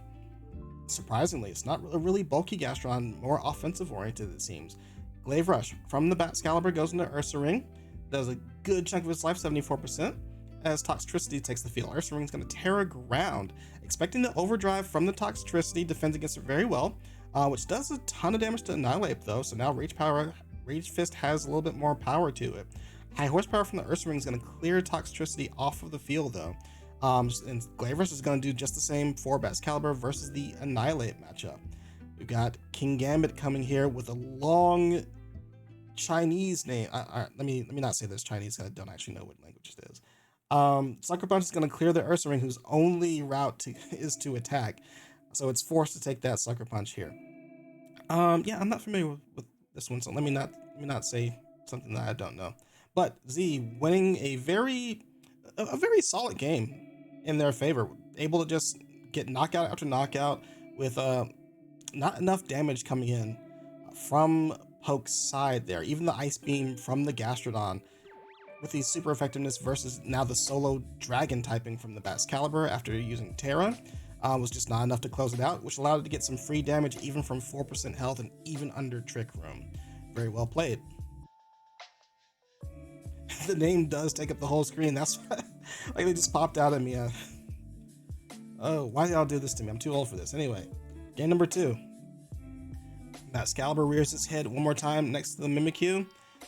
Usual strategy, you don't have to really change it if they weren't able to contest it in the first place. Annihilate and Gastrodon coming in this time. Still not seeing Annihilate plus Mousehold, which is very curious. Annihilate with the Rock Slide, trying to take advantage of the Ice typing from Bat-Scalibur, but it's content to just use Terra Dragon again. Does so and clears Gastrodon off the field immediately. Another Trick Room from Mimikyu to set up what we know is a really slow and bulky Bat-Scalibur. Mimikyu is going to exit the field in favor of Toxtricity, while Annihilate goes into the Ursaring. That's Grafai tries to use Encore, but Toxtricity, nothing doing since it just switched into the field. Bat-Scalibur is content to use Glaive Rush though versus the Ursaring, which brings it low, and the Overdrive finishes off the job. Super Fang from the Grafai to try and get some damage down onto the Bat-Scalibur, but they are pining for consistent damage right now. Annihilate goes Terra Grass to see what it can do at the end of this game. Parting Shot from the Grafai goes into the Toxtricity of all things. Overdrive still clears off Grafai from the field, but not too much damage onto the Annihilate, which doesn't matter too much because Glaive Rush follows behind it to clear Annihilate off the field. This is my other sleeper pick, well, quote-unquote sleeper, for Draft League. Bat-Scalibur, Glaive Rush, especially if you're brave enough to use Terra Dragon, is incredibly strong, and it's similar to the vein of Dragonite, where not every team is going to have the resources to properly defend against it, but more crucially, be able to do damage to it in the same realm too. Because like even like outside of this league, right? When you see Bat-Scalibur, it's usually like Terra Water, because like, okay, I need to defend against this Icicle Spear. I got to use a water type. But then what kind of moves do you have as a water type to take down a Bat-Scalibur, a Dragon and Ice type? You might have like Tauros Water version, right? Like you got the close combat to handle the Ice typing, but as soon as it turns to Terra Water, you know, that gives it some room to maneuver. It's really tough. So think about that in Draft League terms, where your options are more restricted. Yeah, I think it's an incredibly strong pick. Yeah, I think so too. When Series 1 first started, even now, I think it's underrated. But then again, we were also using Icicle Crash mostly. Everyone pivoted over to like a Loaded Dice Icicle Spear, except for Mr. Gavin Michaels himself. Alright, that was a fun one though. I like seeing Bat-Scalibur do well. But we've got our 15th match just about lined up here, and that is Ezithan versus Dan Chunks. One moment, please.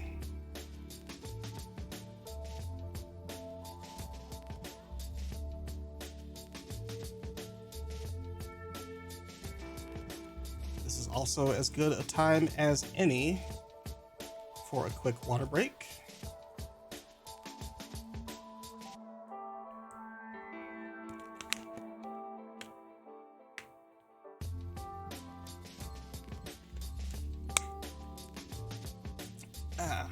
Hydrate or Dihydrate. What is this name? Fart Ninja 101. Why? Okay. Ezathan on the bottom side of your screen as the Flatulent Ninja, number 101. Wielding the Talonflame, Weavile, two of some of my personal favorites, Quaquaval, Garchomp, Ice-Q, and Toxtricity, versus Danchunks with Satitan, Indeedee, Jumpluff, Morgrem, Palafin, and Dragonite. Alright, let's get it moving. Talonflame and Toxtricity leading things off for Ezathan here, while Satitan and Indeedee for Danchunks here. You see Indeedee has the Air Balloon, probably has Earthquake on Satitan as a result. Fake out from the Indeedee, sporting Inner Focus, is going to stop the Talonflame from moving, while the Liquidation from Satitan is going to clear the Talonflame off the field. While Toxtricity with the Boom Burst going to activate the Throat Spray and do a ton of damage to both Pokemon on the side of the field. So Satitan's going to exit out in favor of the Jumpluff, possibly predicting an Earthquake from the Garchomp there, who switches out immediately into the Ice-Q. Psychic from Indeedee is going to do a good chunk of damage to Terra Normal Toxtricity, but the Overdrive is going to clear it off the field and bring Jumpluff down low. Dragonite is now in with Terra Fairy, who's backed up by the Tailwind from Jumpluff, which allows it to use Earthquake. That's more than enough to clear the Toxtricity off the field and bust the ability from Ice-Q, the Ice Face. It's now the no Ice Face version. It gets to use Freeze Dry versus the Dragonite, but doesn't do a ton thanks to the Terra Fairy typing, and what is likely multi-scale. Sleep Powder goes into Ice-Q, lands, and disables it. Meanwhile, Ice Spinner from the Dragonite gets to clear the the Garchomp off the field. And Ezathan sees the writing on the wall, can't move with the Ice-Q, can't deal with this Dragonite, who is in prime position to close out the game. Another dominant game for a Dragonite here. I think we're seeing a trend that we need to pay attention to. All right, make sure that we're on the right sides of the field here as we go into game number 2. And we got another Satitan lead next to Indeedee. Another trend, if it ain't broke, don't fix it. And we see Weavile and Talonflame here, so a faster fake out. I did not pay attention to the terrain last turn, so excuse me if I got the ability wrong on Indeedee here, but it is Psychic Terrain. Talonflame was not affected by it because it's a flying type. That's on me. Double Protect from the Weavile and the Talonflame to prevent the fake out from doing anything here, while the Satitan is going to Terra Water in this next turn here, try and defend against the Talonflame possibly. Night Slash lands a critical hit on the Indeedee though, probably very crucially here. But Superpower, firing back from Satitan to clear Weavile off the field here. Nice little trade.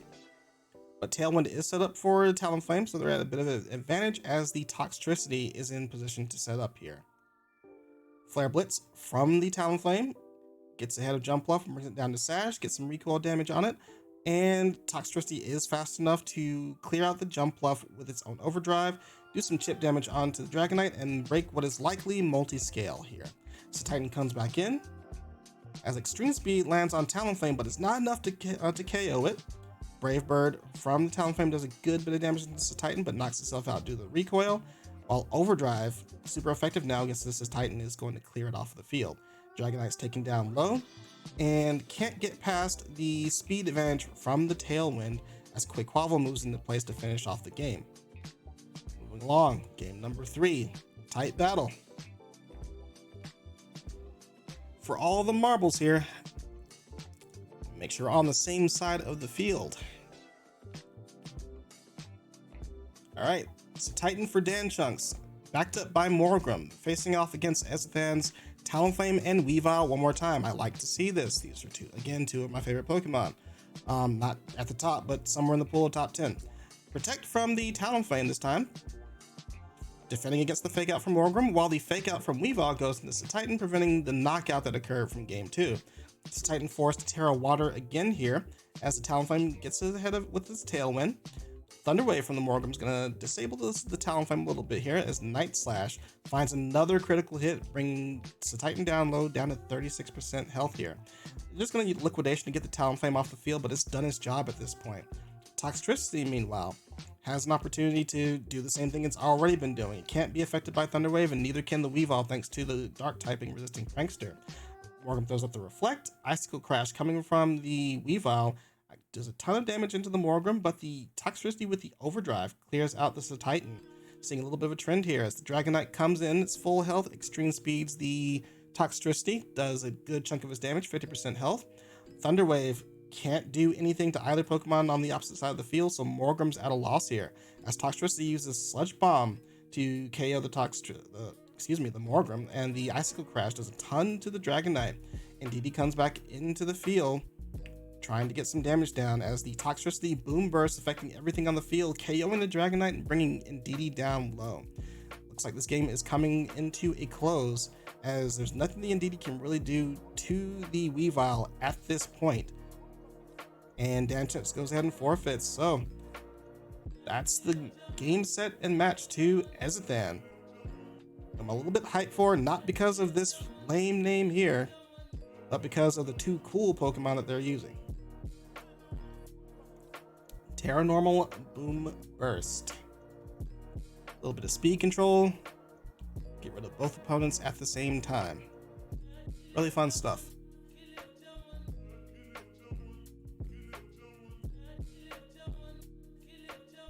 Halfway there. Match number 16. And this is Josh versus Emmy. Very normal names. Some names you expect to see on the stream at the Pokemon Regionals.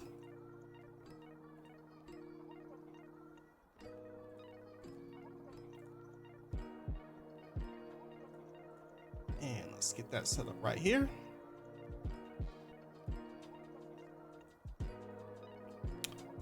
Just gonna try and blaze through these here. All right, on Josh's side of the field, on the bottom of your screen, Dragonite, Pelipper, we finally get to see a full rain team. Floatzel, Dreadnought, Sylveon, Raichu. They went super heavy with the Swift Swims here. Meanwhile, Emmy with Lurantis, Tauros Water version, Ampharos, Espathra, and Salazzle and Indeedee. Let's see what these players can do. All right, the ever-present Dragonite and Pelipper leading off for Josh's side, while Emmy opts for Espathra and Ampharos. Thanks to the Frisk ability on the Espathra, we do see Assault Vest and Damp Rock, respectively here. Extreme Speed leading things off for the Dragonite here, while the Raichu switches in place of Pelipper, and the Cotton Guard raises the defense of Ampharos. Meanwhile, Trick Room coming in from Espathra, and they switch out into the Lurantis. Ampharos going to make a defensive move and try and protect against any fake outs, any extreme speeds here. Correctly does so, but extreme speed heads into the Lurantis slot instead. There's a little bit of chip damage. With Trick Room up, Lurantis could do a little bit of damage here. So Raichu's going to make a defensive move and protect. Goes for a Leaf Storm, with very likely has the contrary ability, so it would have gotten the special attack boost if that landed. But instead, Ice Spinner with a critical hit clears Lurantis off the field, and here we see Dragonite at full health uncontested. And then we now know that it's a multi-scale version thanks to the Intimidate coming in and not being affected by an Inner Focus. Terrestrialization Grass from the Raichu here. Try and defend against a incoming water move. Uses Grass Knot against the Tauros. Does a good bit of damage here as the close combat comes in.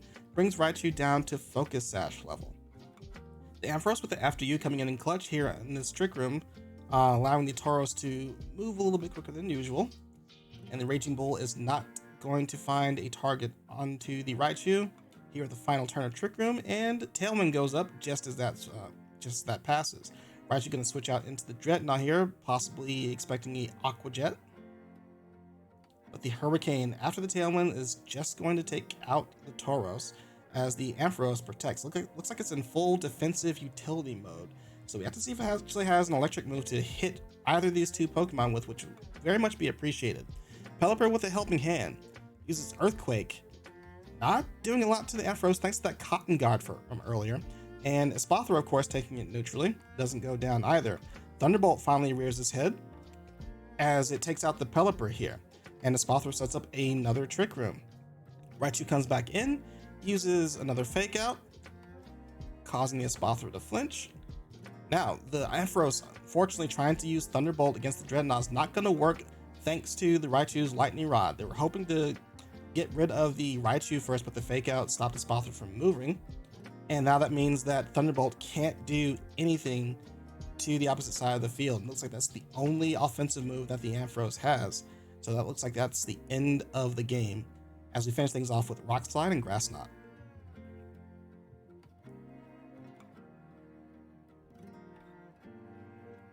Moving on to game number 2. What's this? You just noticed the Tauros' name. All right, well, we'll see what it is. I wasn't paying attention to it. I was just looking at the lines on the field. All right, get everyone on the correct side of the field as we go into game number 2. All right.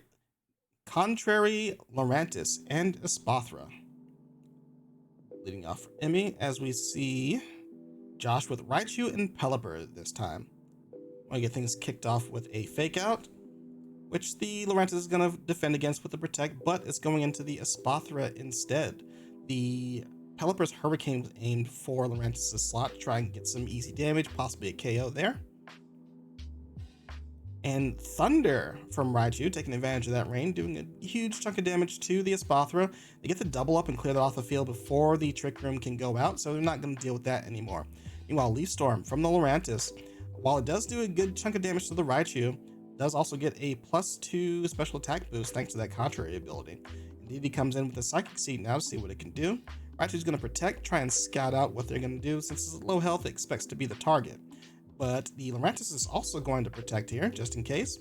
Terra Flying Pelipper to try and maximize damage versus this Lurantis. Wants to clear it off the field, make sure it can't use those special attack boosts. Raichu with the Thunder, aimed into the Indeedee, gets a Paralysis on top of the chip damage that it gets. Hurricane does clear off the Lurantis off the field. In return, Hyper Voice from Indeedee goes in and takes Raichu out the picture, but it's done its job. Pelipper in good position to finish off the rest of the team here, but it does depend on whether it can survive the damage from this Tauros here. Indeedee fails a move as it gets paralyzed, very likely a Protect. Rock Slide from the Dreadnought causes the Tauros to flinch, which allows Pelipper to use Hurricane. It may have gotten KO'd back if that weren't the case here. That just leaves Indeedee on its lonesome, paralyzed, forced to Terra Psychic, but that's not going to be enough to defend or offend against the remainder of Josh's team. And a very clean 2-0 from the Rain Squad. That's my other pick for doing well. If it's not Dragonite, it's a Rain Squad, or it's a Dragonite on a Rain Squad. I think it's a really strong archetype, especially in the draft league.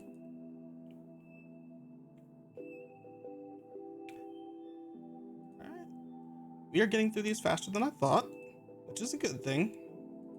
Definitely a good thing. As we are on matchup number 17. All right, and how's the stream so far? As far as quality, as far as audio, all that good stuff. Let me know if anything seems off.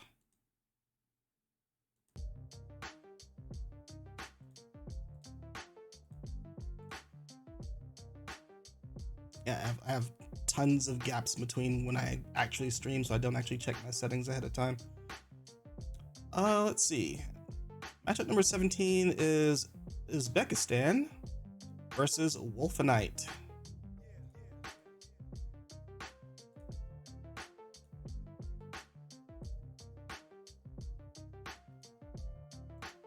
Which we have on screen for your viewing pleasure. All right, everything seems good. Cool, awesome. All right, Uzbekistan with a pretty solid and scary looking team. Volcarona, Serena, Dondozo, Raichu, Mousehole, and Tatsugiri. Who let them draft this team? That looks insanely scary. Versus Wolfenite's team, Tyranitar, Corviknight, Tauros, Fire Version, Goodra, Abomasnow, and Vaporeon. Let's get it. Volcarona leading off with Raichu for Uzbekistan versus Goodra and Abomasnow on the opposite side of the field. Volcarona's actually been doing pretty well overall for every player that's picked it up so far, I think. Raichu with the Fake Out to stop Goodra from moving as Volcarona uses Quiver Dance. Not really afraid of the Abomasnow right now. But the Abomasnow in return is not really afraid of taking a fire move either, as it sets up the Aurora Veil in Volcarona's face.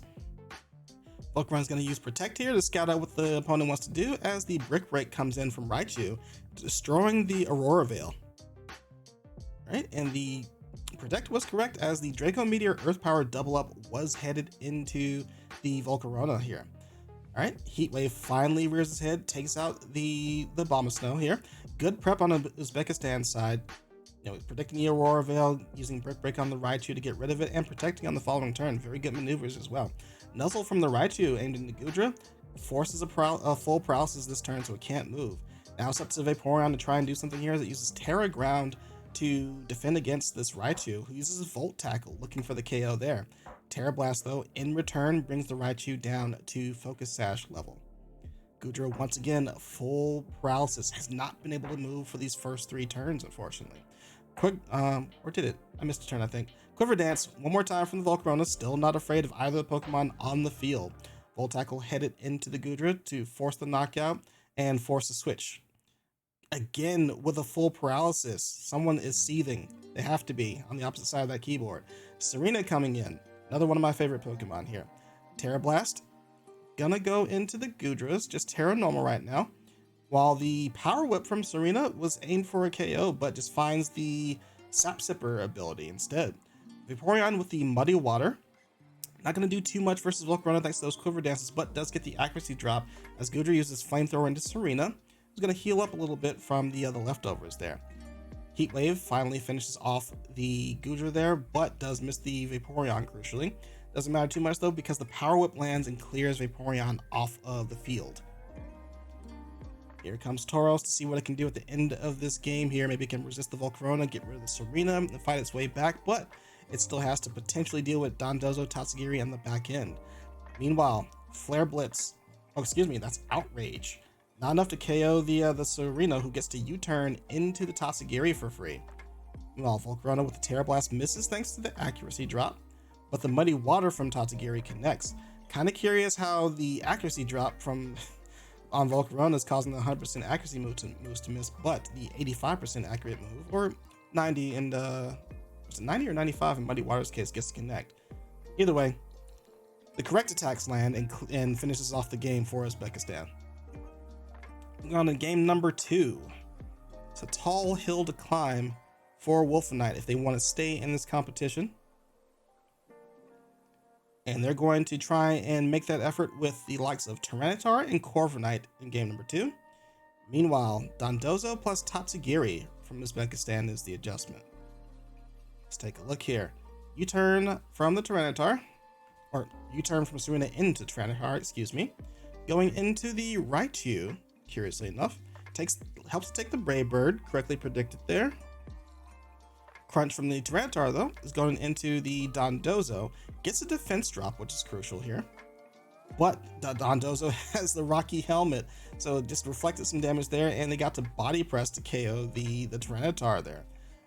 Very quick KO, putting Uzbekistan at a huge advantage here. Dondozo switches out into the Serena here to try and defend against the Vaporeon. Raichu with the Fake Out into the Corviknight, finds the Rocky Helmet itself. Takes a little bit of chip damage there, but it's done all that it needs to do. It knows that the Vaporeon has Terra Ground, doesn't really need to do too much there. Alright, moving into the latter stages of this game, Dondozo swings back in. Meanwhile, Serena is showing off Terra Fire, as he uses Power Whip once again to KO the Vaporeon from full health. Also gets to defend against the Brave Bird by not having that grass typing anymore. And the Dondozo gets to use Rest. Doesn't look like we get a Chesto version this time. It's just a bulky stall monster this time around. Turo's fire version comes in, reducing the attack power of both mons on the field. Uses Close Combat for a good bit of chip damage into the Dondozo, but very crucially, it's reducing its own defenses as well, and there's no way to switch out to clear that. Terra Blast from Serena gonna do a ton of not a ton, but a good chunk of damage to the Corviknight, all things considered. But it doesn't KO it, and in return, Corviknight takes a huge chunk off of Serena. Meanwhile, Sleep Talk Body Press from the Dondozo is the move here. Gets a little bit of more damage onto the Corviknight, but Close Combat is going to finish things off from the Tauros side. It's going to finish off the Dondozo.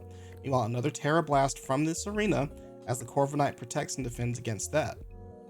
Alright, here comes Volcarona at the end stages of this game. Close combat from the Tauros kills the Serena, but Volcarona gets to do more damage to the special defense drop with the Heat Wave. With Corviknight already low and taking super effective damage, that one is cleared off the field at the same time as well. Very well maneuvered with by Uzbekistan, especially with the Dondozo Sleep Talk. Rest Sleep Talk body press. Can't really cover for that. Getting rid of the Tyranitar like turn 1. Was it turn 1? Turn 1 or turn 2? Also made things incredibly easier. Being able to KO the Vaporeon who used the Terra, also very crucial. Yeah, very well maneuvered. Just couldn't really account for everything on wolfenite's side, I think.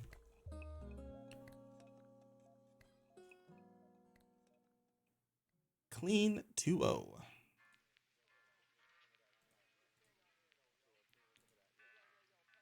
Gonna keep moving along, keep chugging along. As we have our next matchup versus EclipseOwl and Alesqueezy. That's a fun name to say. Alesqueezy.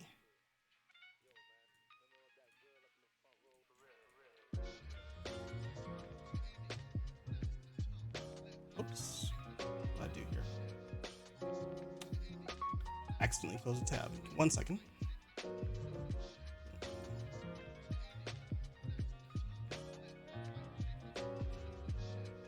All right.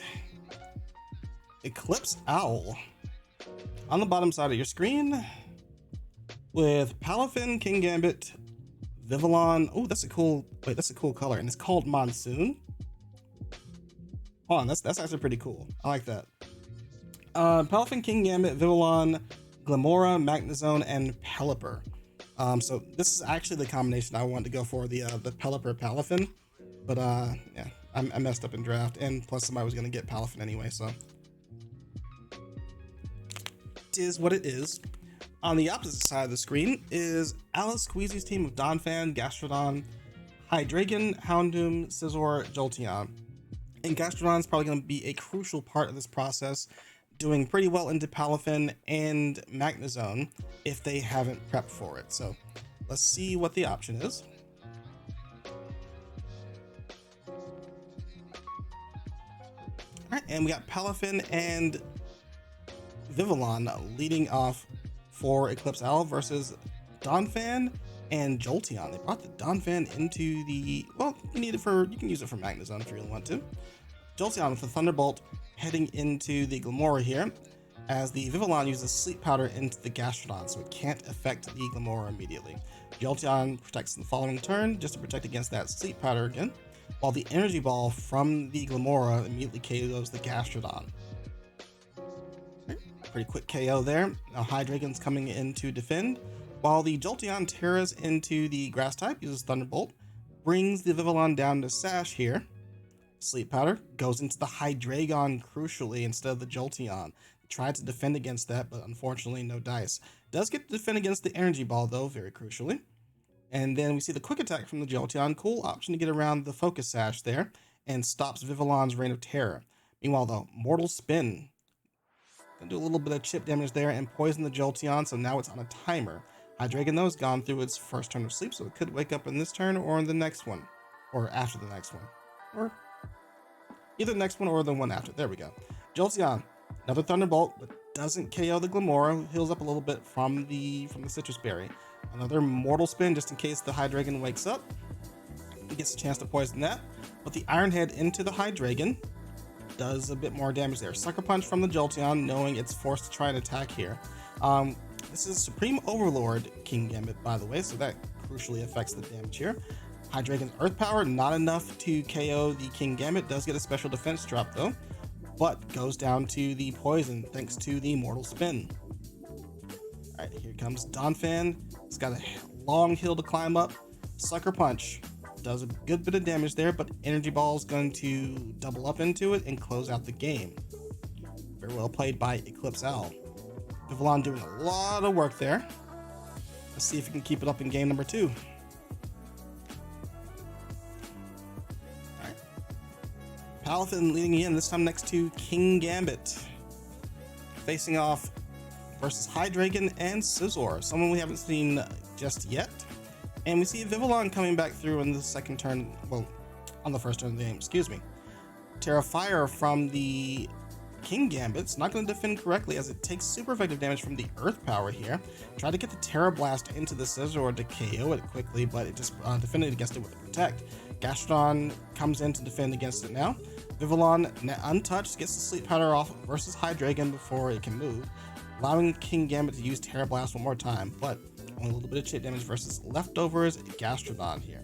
Gastrodon switches back out again into Scizor, expected the King Gambit to switch back out, but it stays firm, uses Pollen Puff, it stays in. And now gets to Kowtow Cleave versus, and gets a good chunk of damage versus the Scizor now. Another Protect from the Scizor, not sure how to defend against it. Sleep Powder was headed in that direction, which means that the King Gambit gets to target down this Hydreigon with the Iron Head, does over half of its life. It's on a timer here. Sucker Punch into the Hydreigon, expecting an attack once it wakes up. And the Pollen Puff double up actually finishes off the Hydreigon there very crucially. Really good stuff. Aerial Ace from the Scizor. Not strong enough to do enough, like a ton of damage into King Gambit, but it's a little bit of chip damage. That's immediately going to be healed up by the Pollen Puff. Vivillon has shown itself to be a real menace in this matchup, as the Scizor finally uses the Aerial Ace into the Vivillon this time.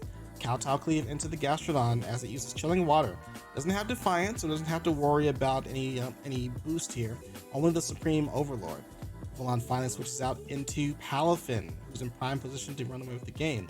Scizor with the Protect, trying to defend against the next move, defend against the Terra Blast crucially.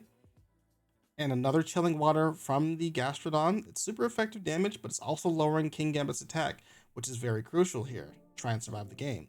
Scizor switches out into the Jolteon this time. Close combat from the Palafin, not enough to get the knockout. It's at 1% health here. And the Terra Blast aimed for Scizor goes into Jolteon, so this Gastrodon is still a problem here. Earth Power from the Gastrodon takes King Gambit down to life support level. Protect from the Palafin, and a Protect from the Gastrodon. Who's going to hit who? Thunderbolt was aimed at the Palafin, and the Kowtow Cleave was aimed at the Gastrodon. We're at a stalemate for this turn, resetting the situation, but it seems like Squeezy's at a little bit of an advantage here. Thunderbolt gets a knockout finally into King Gambit as the Vivillon comes in. Not safely though, as the Chilling Water does hit home, so 2 quick knockouts here. Still a ways to go though. Gotta find a good position as Glimmora comes in with the Palafin to try and tie up this game.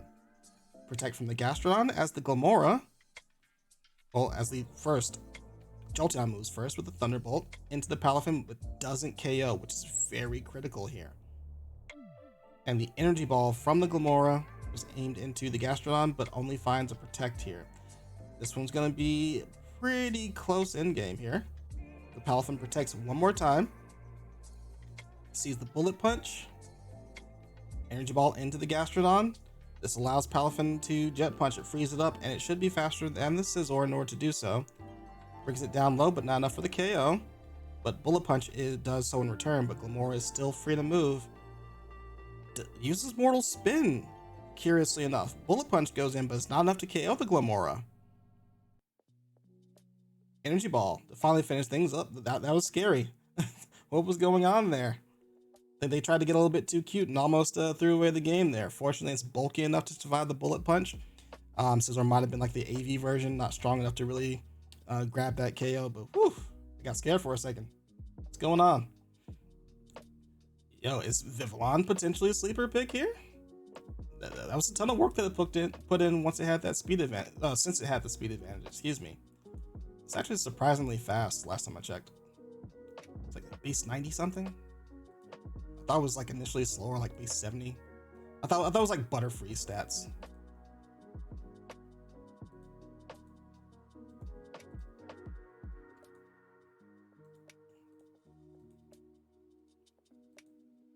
Okay, getting our next matchup prepared, which is CasualPizza versus Luxray.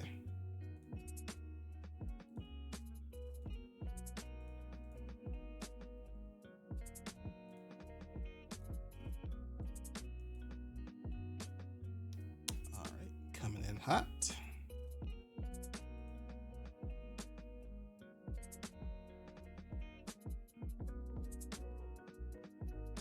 Yeah, like, did it not have earth power? I'm kind of drawing a blank. I've only seen the mortal spin in the energy ball, but it should have at least had earth power, right? That was really weird. Anyway, this name is actually making me hungry as well because I forgot to eat before I did all this. Which is another reason we're trying to blaze through this, aside from it just being a lot of games to go through. CasualPizza versus Luxray. Let's take a look. You see what Pokemon on the screen. You don't need me to shout them out for you. Not doing any analysis here either way, so just jump straight into these. Pachirisu and Hydreigon leading off for CasualPizza. Meanwhile, Luxray with the Houndoom and Tatsugiri. These names are going to drive me insane.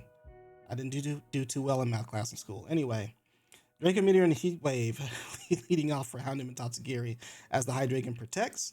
The Pachirisu survives with more than enough health and paralyzes the Houndoom with Thunder Wave.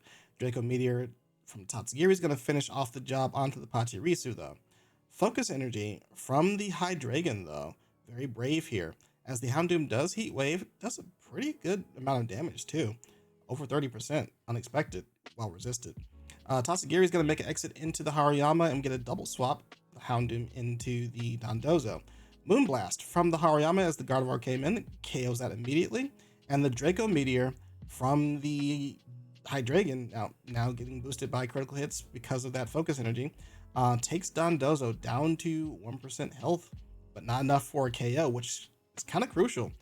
But Moonblast from the Gardevoir is fast enough to go ahead and get the KO on Dondozo, and Draco Meteor follows up with the KO onto the Tatsugiri with Draco Meteor. It's only a matter of time before this Houndoom shares the same fate as its partners that fell before it.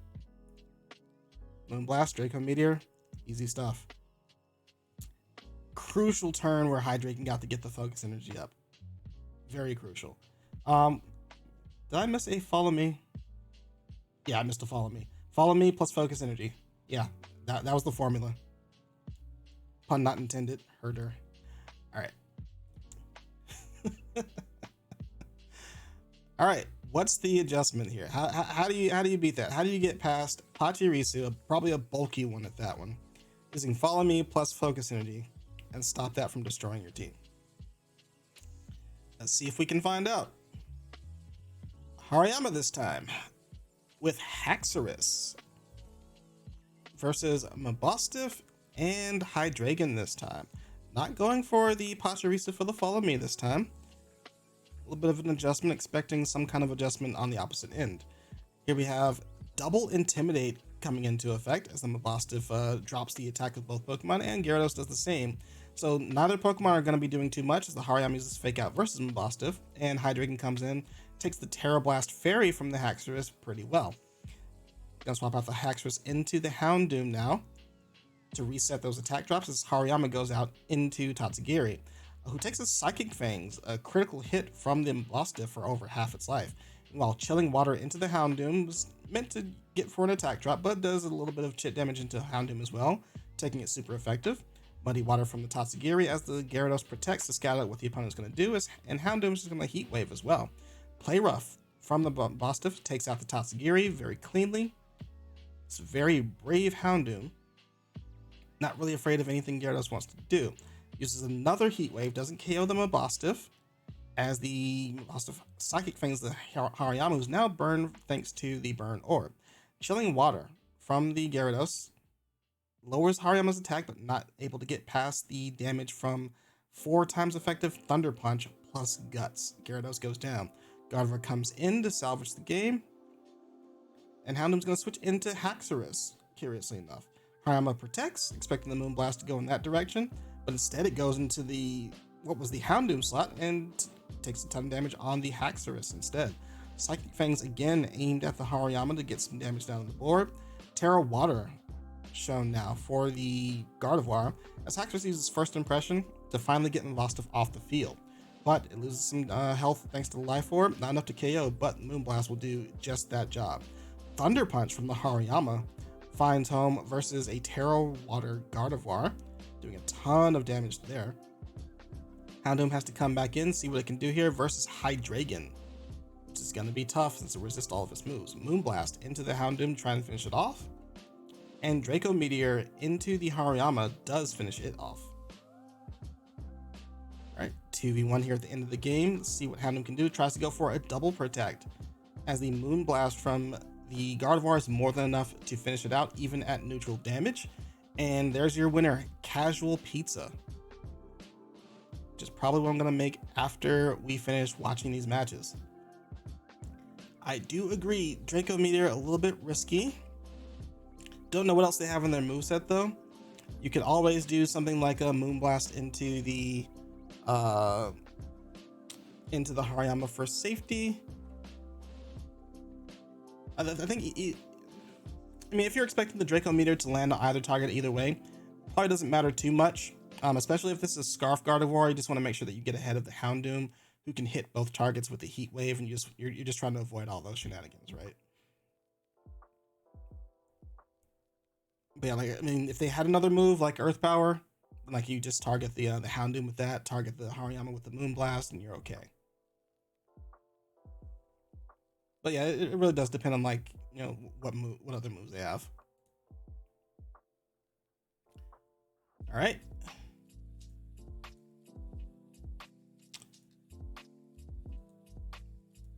Next matchup is coming soon, and that is, I hate the way that they spelled their name on the little list, but Starry Skies versus Neb. Get that ready for you. They used a little symbol for like a star and a cloud, and I had to look it up earlier that their tag is Starry Skies, and I'm extremely upset. Extremely. Well, not extremely, but I'm pretty miffed.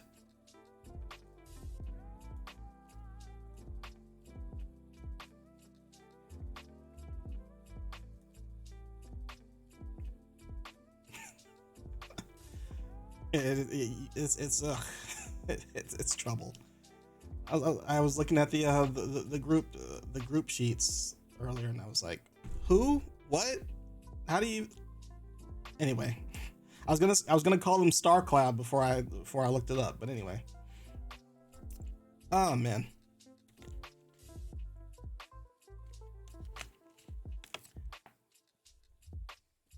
All right, here we go with our 20th matchup of the night. Neb versus Starry Skies. Let's jump right into game number 1. Another Palafin team, you love to see it, and it's backed up by Bat's Caliber, which I think is pretty cool. But as far as this turn 1 though, Palafin and Armarouge staring down Fletchinder and Garchomp. Fletchinder, the other Gale Wings user that you can use, gets the Tailwind up, gets the Earthquake up, so we got a faux Talonflame combination here. Good pickup from them. Gets the KO onto the Armarouge very cleanly, does a huge chunk of damage into the Palafin though. Flip turn was aimed into the, oh cool, it was aimed into the Armarouge, trying to get that weak armor stuff off, but no dice, as they scout that out pretty well. They bring in the Saucebuck, who just dies immediately, and now we're down to a 4v1. Very, very chaotic turn 1 and turn 2, as the initial strategy from the Palafin didn't pay off. I'm expecting that it's like a Choice Scarf Palafin. They wanted to get the flip turn into the weakness policy weak armor, but priority Tailwind just put an end to that. In the meantime though, Scizor coming in to defend against the Indeedee here. Ironhead from Garchomp is going to just close out the game, as Indeedee wasn't able to pick up the KO onto the Garchomp. Very clean 4-0 from Starry Skies with a very simple strategy. So we get to see if game 2 enough adjustments can be made to make this an actual match here. We're looking down at the same exact leads. Oh wait, nope. Did they do the same thing? Wait a minute.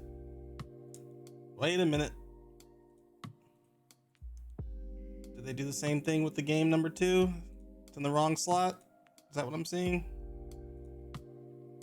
Yep. On the reporting sheet, game number 2, well, and then the game number 2 slot is game number 1, so surely this must be game number 2? This is game number 2. Sweet. Okay, we got it.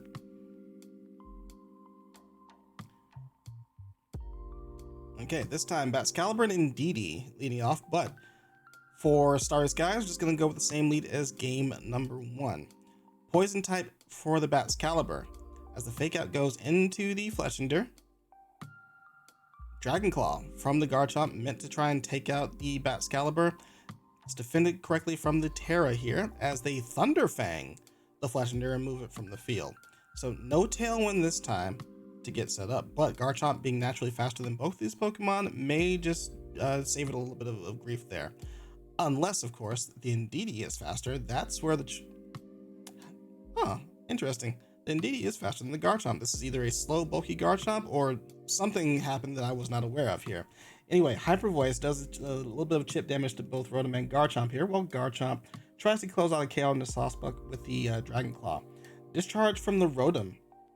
Very gutsy strategy here as well. So you can like spam Discharge and Earthquakes and get like some double KOs that way, but nothing doing as both Pokemon get cleared off of the field. Leaving Scizor to fend on its own, can't use Bullet Punch at least for another 2 turns here, or at least after this another turn.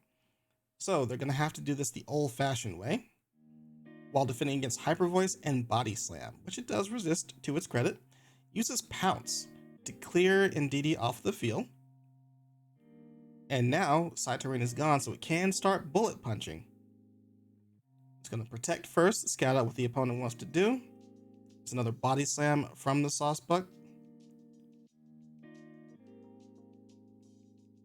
Am I saying that correctly? Yeah, and then we see Bullet Punch coming in finally from the Scizor into the Baxcalibur and try to remove it from the field, but the Body Slam does find home and paralyzes Scizor. Doesn't matter too much because the Glaive Rush finishes it off. So this does end up going into a game number 3, which we do not have, unfortunately.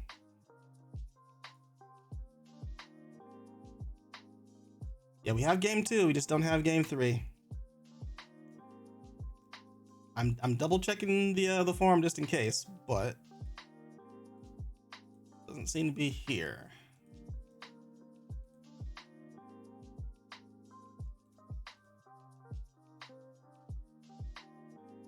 Yep, both game 1, both of the first slots are game 1, and then the third slot is game number 2. When will we see the exciting conclusion to this match? We may not, so we'll have to move on for the sake of time.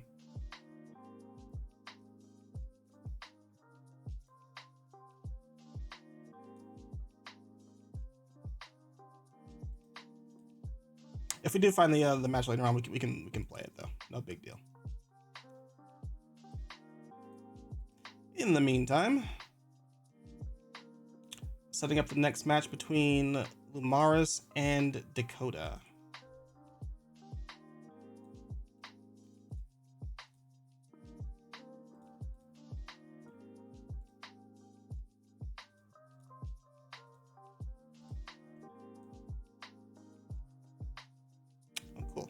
To do all that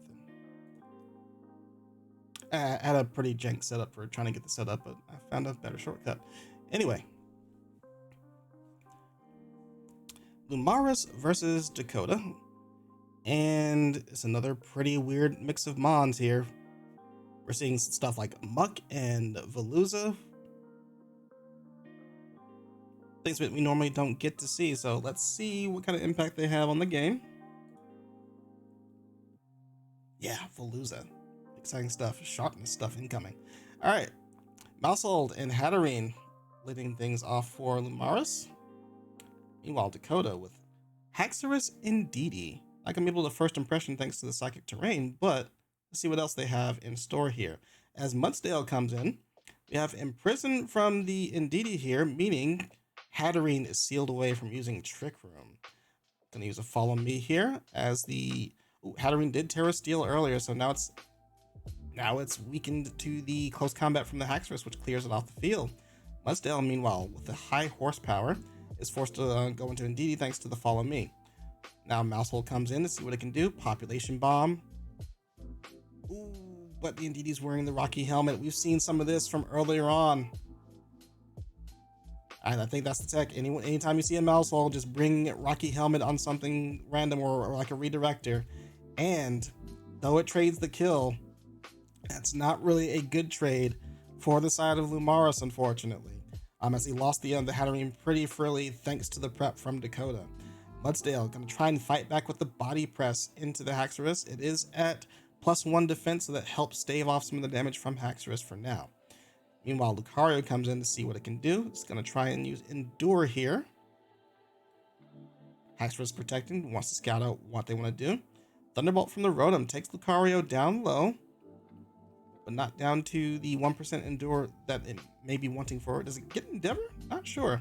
Mudsdale, though, uses Rock Slide to make sure it can hit both Rotom and Haxorus. Doesn't hit Haxorus thanks to the Protect. Close combat. Not enough to KO the Mudsdale thanks to that defensive boost, and it's already naturally good bulk. Rotom, with the Thunderbolt, is faster than Lucario. Gets to KO it before it can do anything. But Mudsdale finally gets the KO on Haxorus, but may still all be all for naught as Rotom is in position to go ahead and close out the game. Gonna bring in Muck, though. Don't get to see what it can do here thanks to the Shadow Ball closing out the game from Rotom's side here. Alright, so some pretty cool prep from Dakota, throwing Lumaris for a loop, it seems. Let's see if they can adjust and take that into consideration for game number 2. Alright, here comes the mouse hold. And Mudsdale staring down the Indeedee, and we get to see what Veluza can do here on side terrain with the sharpness and the possibly the Psycho Cutter. Final Gambit, Choice Scarf Final Gambit takes out the mouse hold very cleanly. High horsepower goes into this guy's Mimikyu as the Indeedee did switch out from that slot though. Might be crucial for Lumaris as it sets up into the second turn. Indeedee comes back in as Dondozo comes in the slot of the mouse hold here. Indeedee with another Follow Me as Dondozo protects. Mimikyu goes for the Will-O-Wisp into the Dondozo slot as the Mudsdale uses the Rock Slide to hit both targets. All right. Not doing enough damage though, so it's going to switch out into the Tatsugiri, get the Omni boost so we can try and get some damage down here. Indeedee with the Follow Me. Gonna use the Earthquake to get around that though, and it KOs the Mimikyu, crucially before that Will-O-Wisp lands, or if it has the Water Veil, prevents Dakota from scouting that out, which may be crucial if it goes to game 3. Rotom gonna Terra here into Electric, try and get some additional damage down, while Dondozo Terras into Dragon to resist that very damage. And the substitute is more than enough to take that first Thunderbolt, and is also beefy enough to take the Hyper Voice from the Indeedee. Dondozo's gonna order up into the Indeedee, which is gonna increase its attack and put it in position to close out this game very cleanly. Rotom with the Shadow Ball finally breaks the substitute, but Dondozo is fully at large.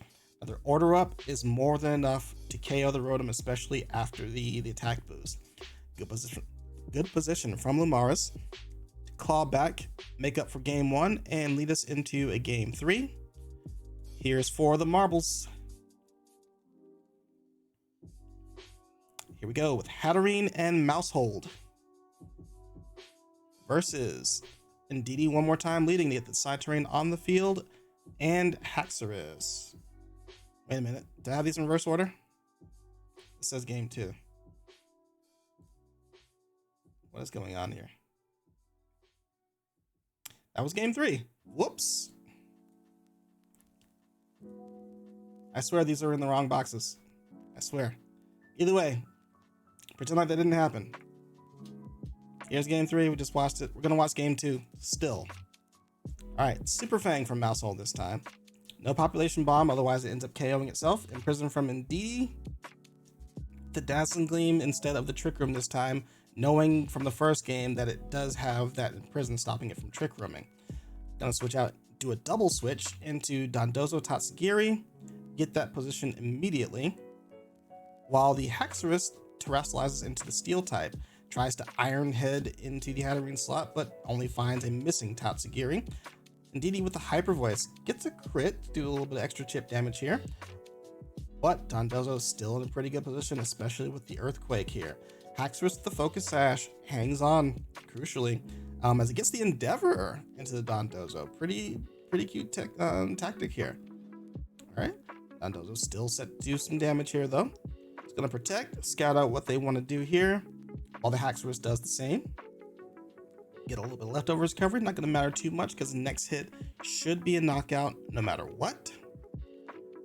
But just in case, it's gonna tear a dragon. The Haxorus tries to double protect again, but no dice. Order Up goes into the Rotom at the same time though, and the Dondozo hangs on by the skin of its teeth. No Terra Electric this time for the Rotom, try and do the extra damage. So it hangs on, Dondozo gets another Order Up into the Rotom and clears it off the field. That was a very crucial turn. They needed that Dondozo out of there to try and fight back into this game. Haxorus finally does take it down with a close combat, but at what cost? The Rotom is gone. That's a huge source of their damage right now. Haxorus protects one more time as the Muck comes out.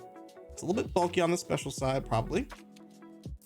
All right, we're gonna use Icy Wind from the Tatsugiri as the Mousehole uses Super Fang to cut through Muck's health pool here.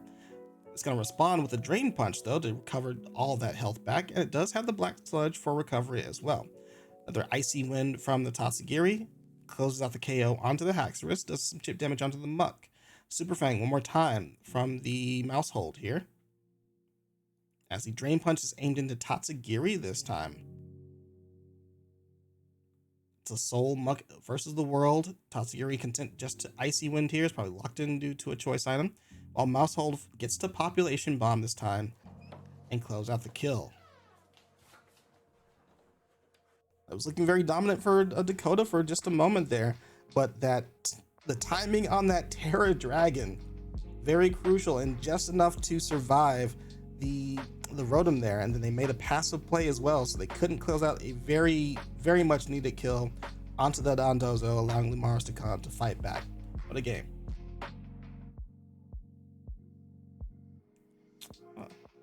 It might have been nice to have gotten that in the right order, but we do what we must.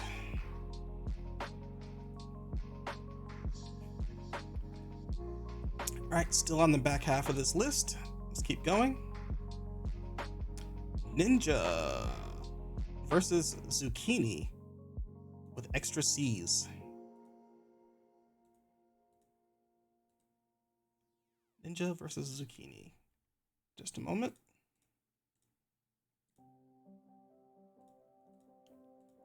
All right, for anyone who's been around for most of this, thanks for sticking around. I know this is a long haul.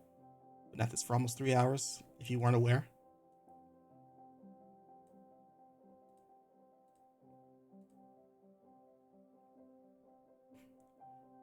Okay, Ninja versus Zucchini.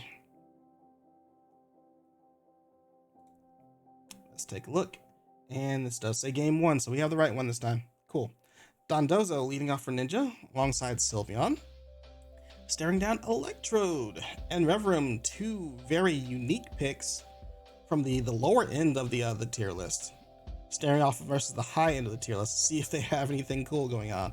Revroom goes for the Haze, expecting the Tatsugiri to switch in immediately. Kind of shows their hand a little bit early. But a safe play from Ninja. Goes ahead and scouts that out as they switch Revroom into the Tyranitar. Sylveon, however, is going to exit out into the Tatsugiri just as the Hazer leaves the field. And Dondozo is going to Terra Grass as well to resist the Thunderbolt, putting Zucchini on the back foot. Easy Earthquake there, knocks out the Electrode and puts Tyranitar on Life Alert. 21% health left to try and do some damage with. Revroom comes back in, it's got to outspeed the Dondozo and haze away these stats. Can it do it? Yes, it does. It's just fast enough. Not sure if it's a choice item or what, but it's more than fast enough. Earthquake, despite the 4x effectiveness, is not enough to take down the Revroom, surprisingly enough. But then again, the stats were hazed away, so that makes a little bit more sense. Revroom comes in, uses Protect, trying to scout out the moves that it wants to use. Haze coming in from the Revroom, it's gotta be a choice. It's gotta be a choice item. It wants to make sure that it gets ahead of that Dondozo at all costs and get that Haze off as soon as Tatsugiri comes in. But it still has met its demise, and the damage to Electrode's already been done, so it's still a 4v2 position. Essentially a 4v1. Tyranitar is set to go down pretty soon. But Boom Burst from Noivern, doing a ton of damage into the Dondozo, and the Protect from Tyranitar saves it from some damage there. But Noivern Now Terra Normal takes some damage from the earthquake as well. Dondozo is going to go down to the Sandstream, which may be beneficial to Ninja here as they get a free switch in, and the Tatsugiri is free to do some damage as well. Staraptor closes out the kill onto the Noivern. Meanwhile, the Draco Meteor is going to do the same from Tatsugiri into the Tyranitar. Alright, so a well-placed defensive play at the beginning of the game, and a well-maneuvered Tatsugiri into the Dondozo allows them to pick up some quick KOs. Pretty cool. But we do see some pretty cool prep from Zucchini to try and address that, but didn't play out in their favor, unfortunately. Game number 2, we're going to see Staraptor and Sylveon this time instead of Dondozo, facing off against Revavroom and Noivern. So at this point, we've got to realize that it's a choice-locked Revavroom, so Sylveon's going to Terra Steel in expectation of taking a Poison or a Steel move, but it just uses Parting Shot into the Sylveon, reducing its stats, as the Tauros comes in instead. Final Gambit into the Tauros, takes it down to Sash. A little bit unfortunate for Ninja here, but still in a decent position as the Hyper Voice finishes off the job nonetheless. Activates the Throat Spray, clearing out the reduction from that Parting Shot, but Revavroom just comes right back in anyway. Here comes Dondozo. It's a little bit of a tricky position for Revavroom to do now this time, as to choose between Parting Shot and between, I was going to say between Parting Shot and Haze, but just uses Bulldoze instead to try and reduce some of the speed on Dondozo, and also does some chip damage into Sylveon as well. Boom Burst, Terra Normal from Noivern one more time. Doesn't do a ton of damage to Sylveon thanks to that Terra Steel. Meanwhile, takes a ton of pain on its own, being brought down to 20% health. Tyranitar comes in to defend against the Sylveon, but Tatsugiri comes in and increases Dondozo's stats now that Revavroom's Haze is not a factor any longer. Gets to use the Earthquake to finish off Noivern, and again, Tyranitar finds itself at a deficit in health. Now it's up to it and a Revavroom, which again looks like it's choice locked. Uses Haze to clear out those stats. But Dondozo doesn't mind just Earthquaking again, which promptly KOs both Pokemon on the side of the field and wraps up this match, giving Ninja the win. Yeah, I think the prep was a little bit too cute with the Haze idea, but I understand.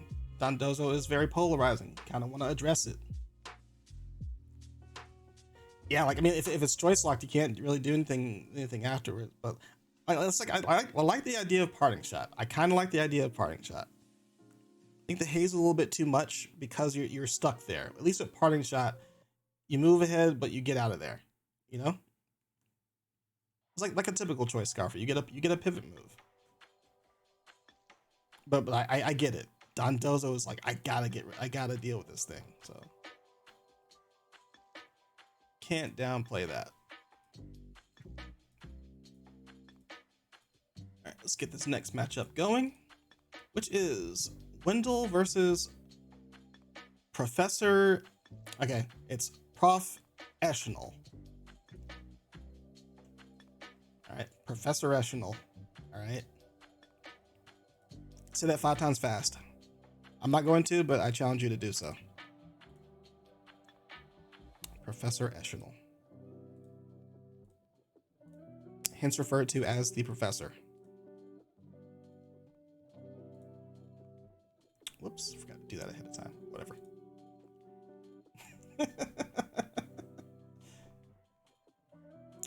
All right. Here we go. The Professor versus Wendell. Game number 1. Showing off the Stantler and Magnezone versus Indeedee Female and Sylveon. Got a Psychic Seed on the Indeedee. Sylveon's going to immediately Terra into Fire. Meanwhile, Magnezone, probably an expectation of that, is going to immediately Terra into Water. Correctly does so as the Terra Blast Fire was aimed in that direction. But Terra Blast Water into the Indeedee instead.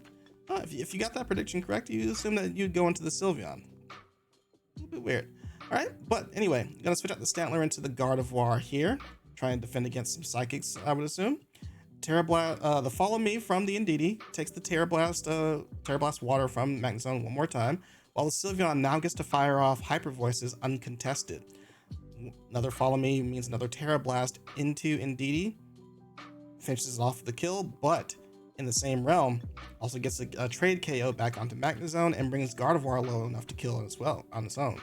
Kind of a crucial one that it didn't go down, because now you don't get a free double switch in. So now they're forced to defend with these Pokemon under 2 more turns of Trick Room. Gardevoir is certain to go down, while the Abomasnow now gets to safely set up an Aurora Veil, thanks to the Protect from the Ursaring.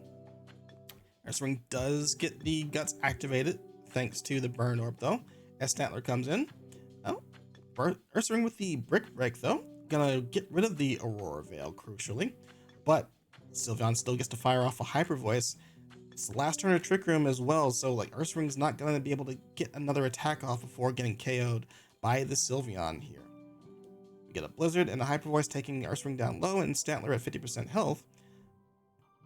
And even with the light screen up, it's just too much of an onslaught from double hitting moves like that. So another Blizzard, another Hyper Voice, and Wendell wins the battle. Professor's just going to go ahead and forfeit right there and lead us into game number 2. All right, and we see Ursaring and Magnezone leading off this time. Try to get some better damage into Indeedee, expecting to follow me here. All right, but Indeedee and Sylveon is going to lead again. Sylveon content to Terra Fire one more time, as he uses Terra Blast Fire into Magnezone one more time, undeterred. Ursaring with a Rock Slide, gonna hit Indeedee, but misses the Sylveon. Would have done a good bit of chip damage there. Magnezone with the Volt Switch to get out of dodge, get some more chip damage into the Indeedee. Now Stantler comes out, and Indeedee Psychics into the Ursaring, does a good bit of damage over the Psychic terrain before Stantler can use the Light Screen. Does get ahead of the Sylveon though, so reduces the damage of that Hyper Voice very crucially. Rock Slide finally coming in, KOs the Indeedee and puts Sylveon at low health. It's not long for this world, especially without Trick Room this time, to give it a little bit of a speed advantage. It's going to protect this turn, try and draw out some of the burn damage from the Ursaring, but it's content to do the same thing itself. While the Titan uses Earthquake to try and clear Ursaring off the field, does some damage to Stantler as well, but nowhere near enough to get a KO. Trick Room is now up, allowing Ursaring to move ahead of both of these Pokemon, very crucially near the end of its life thanks to that Burn Orb chip. Sylveon goes down, so Titan takes a ton of damage and gets flinched at the same time. It's really good for the Professor here. Abomasnow comes in, gives himself a little bit of a defense boost thanks to the new mechanic. Stantler's going to switch out into the Gardevoir here, while Ursaring hawks out the Titan with a Rock Slide and causes another flinch into the Abomasnow before it leaves the field itself thanks to that burn chip. Now here's Magnezone, still a couple more turns of Trick Room left. Wendell's going to forfeit this time, knowing they can't get past the Magnezone with that Trick Room still up and the Flash Cannon pending, nor can they get past the Gardevoir here. 3 Pokemon to 1, not really a shot. So we're going into a game number 3. Alright, here's Ursaring and Magnezone. One more time. It's looking like game number 2 here. As a matter of fact, let me make sure I didn't do the same exact thing as last time. Okay, we're good. We're good. This is the actual game number 3. Alright, same leads as game number 2 here. Indeedee's gonna Psychic immediately versus the Ursaring. They want that thing out of here. They want it out of here. Can't mess around with the Follow Me this time. And they do so before the Burn Orb gets activated, so no Guts boost from Ursaring, meaning they survive pretty healthily. Volt Switch from the Magnezone to get the Stantler in. Ursaring is going to Protect. Gets a shot to do so before Stantler gets an opportunity to Trick Room. Psychic and Hyper Voice into the Stantler. And crucially enough, there's the Trick Room there. Ursaring's got one more turn left. Sylveon's going to Protect in anticipation of that. Oh, and the Facade was aimed for Sylveon and not Indeedee, so it is going to go down without getting a KO. And the Indeedee, on the other hand, is going to get a free Psychic into the Stantler. Despite the light screen getting set up, it's an unfortunate turn for the Professor here. Here comes Avalugg. That's a Pokemon we definitely haven't seen here, trying to get some work done. Stantler switches out into the Magnezone to defend against the Sylveon. Indeedee's going to Follow Me in anticipation for a move from the Stantler here. Sylveon with another Protect there, stalling out these Trick Room turns very well here. Avalok goes for a Rock Slide into the Indeedee, and the Magnezone goes for a Volt Switch also into the Indeedee, back into the Stantler here. And the Indeedee reverses the Trick Room this time, so Avalok can't really move ahead of anything at all. Psychic into the Stantler here brings it down low, but not enough to kill. Hyper Voice is more than enough to, though. And it also does a ton of damage to the Avalok as well. Avalok's trying to fight back valiantly with the Rock Slide, hits both targets, clears out Indeedee, but still has to deal with Sylveon and Cetitan. So it's really up to Magnezone from this point to do most of the damage here. And Magnezone's going to Terra Water finally here. Sylveon with a defensive Protect here. Earthquake from the Cetitan, that's the reason for the Protect. Doesn't take out the Magnezone thanks to that Terra, nor does it take out Avalok thanks to his high defense. Magnezone with the Flash Cannon is not going to KO the Cetitan thanks to that Terra Water though. Avalok with the Rock Slide, not going to be enough damage, especially if it's going to miss the Cetitan at the same time. Avalok with the Protect, defends well against the Liquidation from the Cetitan, while the Hyper Voice from the Sylveon is going to take out the Magnezone before it can move. And that's going to be the end of the game as the Cetitan hits Play Rough versus the Avalok and closes it out. GG's to Wendell.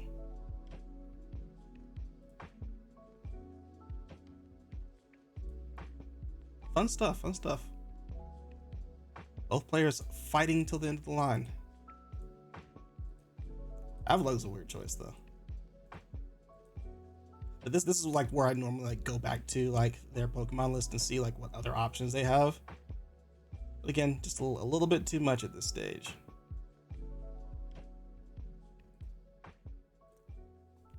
All right, next matchup, I've got a root for Ryu from my group as they play up against Keanu, not Mr. Reeves. He's too busy filming.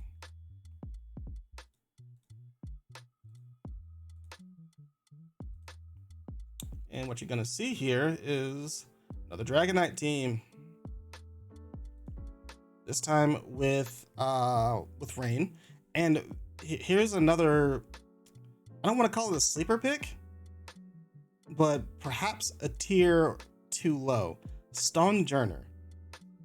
Stonjourner plus Dragonite has been pretty much the Chin Pao of Series 1.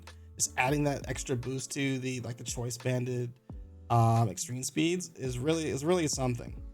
But this one looks fun. We got Rain versus Sand. This is actually gonna be interesting. Hold up, I'm locked in. Game number 1.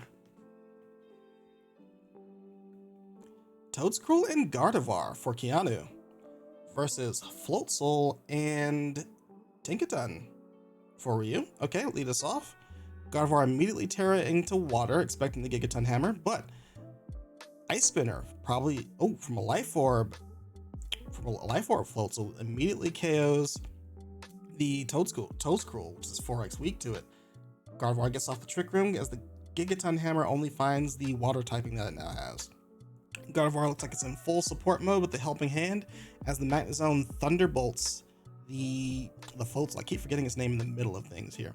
Alright, Tinkaton with the Rock Slide trying to get some chip damage onto both Pokemon here as the Dragonite comes in. Pelipper is actually going to come in to set up Rain here. It's only going to get met by a Thunderbolt here. Dragonite's going to Terra Steel, probably expecting a Flash Cannon somewhere, but Earthquake going to take out the Magnezone and bring Gardevoir low enough to activate Citrus Berry here. Very interesting approach. Probably expecting a lot from that Gardevoir to do damage into it. Not sure if it had to worry too much about it, but anyway, Tyranitar comes in as Tinkaton does as well. Gets the Fake Out versus the Gardevoir. Tyranitar uses the low kick, activating the weakness policy on what is multi-scale Dragonite undoubtedly. That's been the consistent option for Ryu this entire tournament. Gets the Iron Head on the Tyranitar, now boosted from that weakness policy. And now Gardevoir is on life support. Easy pickup with the extreme speed. Pretty explosive match if I do say so myself, but that's pretty much all of Ryu's matchups whenever Dragonite's involved. On to game 2. Put you on the right side of the field. There we go.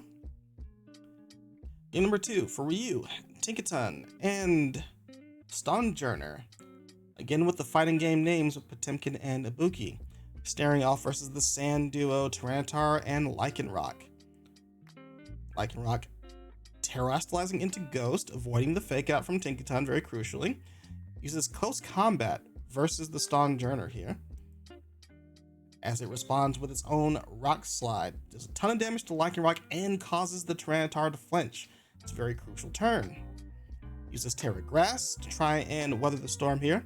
Does so, lives on 10% health.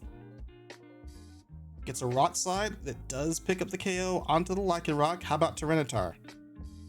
Gets a pickup with the Gigaton Hammer as well. Pretty good position for Ryu with only these 2 Pokemon. Tinkaton at full health as well. Alright, but now they have to deal with Magnezone and Gardevoir. Tinkaton switches out into Dragonite very bravely. Gardevoir with the helping hand into the Magnezone as the Stonjourner uses Protect. Discharge from the Magnezone though. We got Telepathy on the Gardevoir so they can freely spam that. So Multiscale is broken now on the Dragonite. And the Tyranitar, the Stonjourner is now going to go down because it's no longer a rock type, it falls to the chip damage. Salazzle coming out for Ryu, gets the fake out onto the Magnezone as the Iron Head from the Dragonite goes into the Gardevoir, but it's a bulky one. It's a really bulky one. And it only activates the Citrus Berry here. Now it gets to set up the Trick Room. Ryu might be in a little bit of trouble here. Tinkaton finally comes back out, trying to set up these fake outs, cycle those back through, and probably last through the Trick Room. Magnezone, with the help of Helping Hand from the Gardevoir, gets to spam Discharge though. KOs the Salazzle, does a pretty good amount of chip damage over to the Tinkaton. Now Dragonite's coming back in, still without its multi-scale. Fake outs the Gardevoir as Magnezone gets to spam another Discharge and crucially gets a Paralysis this time onto the Dragonite. Earthquake, he was hoping that would get the KO, but it does not. Instead KOs their own Tinkaton. And now Magnezone is in good position to win the game. If it had gotten the KO there, the Extreme Speed would have been enough to KO the Gardevoir and close out the game. But unfortunately enough, the Earthquake was its own detriment. Wow. We got a game 3.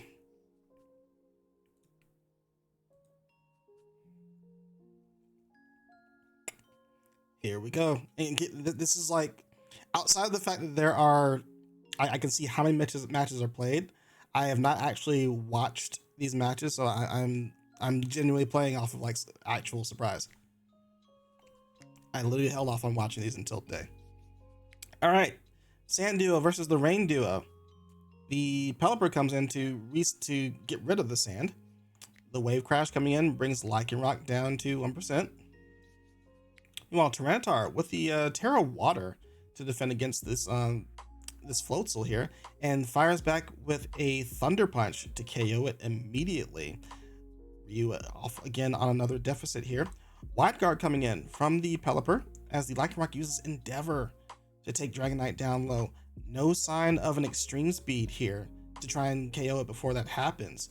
This is a huge detriment over to Ryu's side. Like, it does get the Wide Guard for to defend against the Rock Slide, certainly, but that's unfortunate.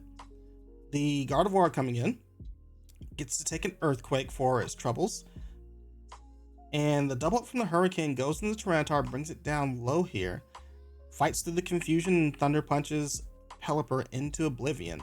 And there it is. Gardevoir in full bulky support mode gets the opportunity to set up Trick Room, allowing Tyranitar to close out this endgame, it seems. Oh, unless the Extreme Speed goes into Tyranitar and finishes it out. But it's just going to be met by the Moonblast, finishing that off. Meanwhile, Tinkaton with the Gigaton Hammer gets to KO the Gardevoir. I gotta expect this is a Magnezone. I've gotta expect this is a Magnezone. It's the Magnezone. That leaves Ryu at a full deficit versus Thunder Magnezone under Trick Room. With only the Ice Hammer to go off of. It has to pray for a freeze and for that freeze to last for 20 turns. Or does Ice Hammer freeze? I don't even know. Gotta go for flinches now. Rock Slide as the Thunder comes out. No Protect to try and stall out the Trick Room turns, so even though they found like a decent position at the end of the game, Magnezone just too strong for Tinkaton to get past. And I gotta root for you because that's my group, but that's unfortunate. A little bit unfortunate. But a good game nonetheless. All the way down to game 3. Dragonite continues to be a presence.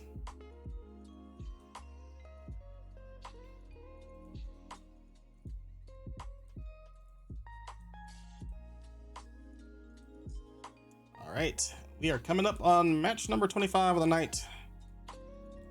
Stay seated, ladies and gentlemen.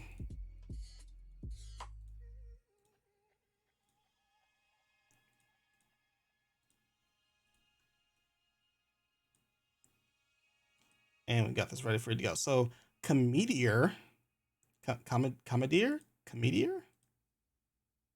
we'll go with Comedier versus Messerok, who are cool enough to just simply put their names into Showdown without any fancy stuff. Very much appreciate it.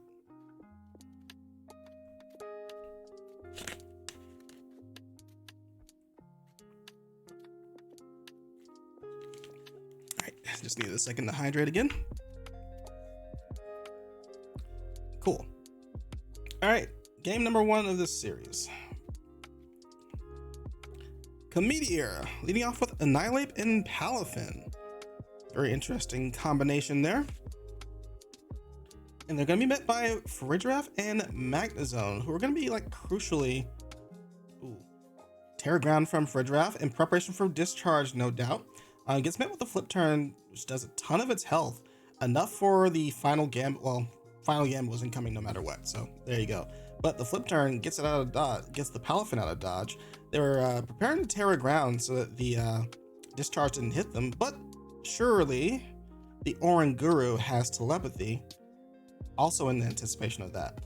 Glimmora going for the power gem into Oranguru just as the wave crash from the Palafin fails to KO the Magnezone. They may have wanted to double up that slot because now the Magnezone survives and Oranguru gets up the Trick Room uncontested. Unfortunate turn of events for Comedier here as Pelipper is left to fend on its own versus a Magnezone. Oh, and their Oranguru does not have telepathy, just has the inner focus there, so takes a bit of damage from the discharge. Even with the instruct, discharge ends up KOing itself on its own, but it still got another Pokemon in the back, and it's Torkoal to counter the reign of the Pelipper here. But Pelipper with the Terra Ground gets to resist the Magnezone, the discharge there, and the discharge hits the Torkoal, paralyzes and does a ton of damage. Hydro Pump lands from the Pelipper crucially and kills the Torkoal. So now it's down to a 1v1 either way.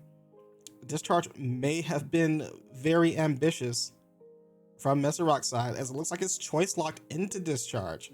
So with the Terra Ground on Pelipper, it gets to clear the game. Yep, it's stuck on discharge. So just a Hydro Pump landing there is more than enough. What a turn of events. What is going on?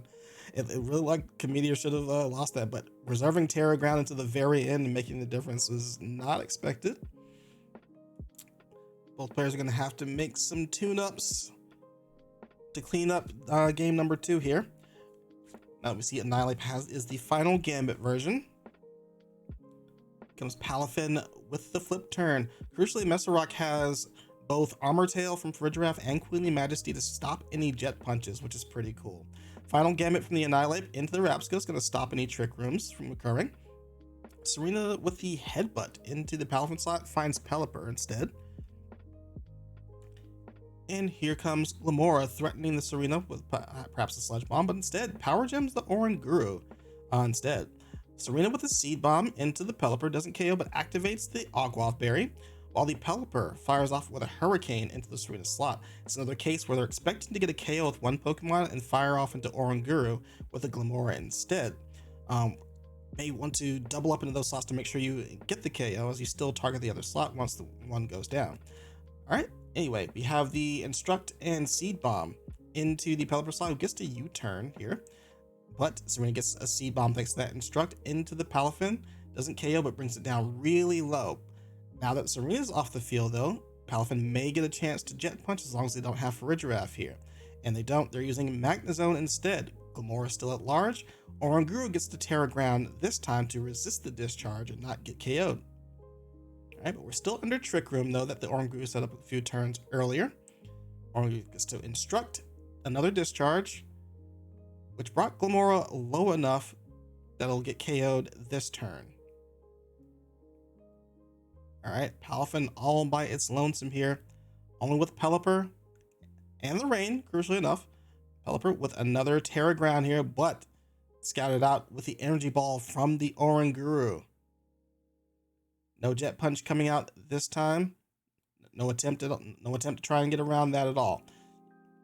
It's a possibility. They may have not run Jet Punch in anticipation of the two priority stopping abilities there, because you kind of imagine that you can Jet Punch the Oranguru in this situation and still get that Terra Ground off, knowing that Magnezone will get choice locked if they go for the discharge. What makes for a weird dynamic there, so but I understand. Nonetheless, we have a game number 3. Nolip and Palafin one more time. Into Farigiraf and Torkoal here. Protect from the Torkoal. Flip turn into the Farigiraf. Going into Pelipper here. Where's the final Gambit going? It goes into the Farigiraf correctly, getting around that protect from the Torkoal. So Messerok in a bit of a disadvantage here. The sun's gone. Final Gambit's taking out their Trick Room setter. They got another Trick Room setter lingering in the back here though. Imprison from Metacham to stop any Trick Room this time. We're not getting into that mess anymore. Get a U-turn from the Palafin into the Oranguru, or a U-turn from the Pelipper into the Oranguru to bring Palafin out. Excuse me. And now Palafin is fully at large. Wave Crash into the Torkoal immediately dispatches it. Zen Headbutt misses into the Oranguru, and no instruct from the Oranguru to try and do anything. That just leaves Magnezone to defend for itself. Oranguru is going to try and Terra Ground one more time to resist these discharges here. The Zen Headbutt from the Metacham into the Magnezone gets the flinch. Energy Ball from Oranguru was used here. And that's gonna, if the Magnezone discharges here, doesn't even get an opportunity to, thanks to the Wave Crash plus Rain. Immediately KOs it. Oranguru's left on its own and definitely does not have enough gas in the tank to finish off 3 Pokemon.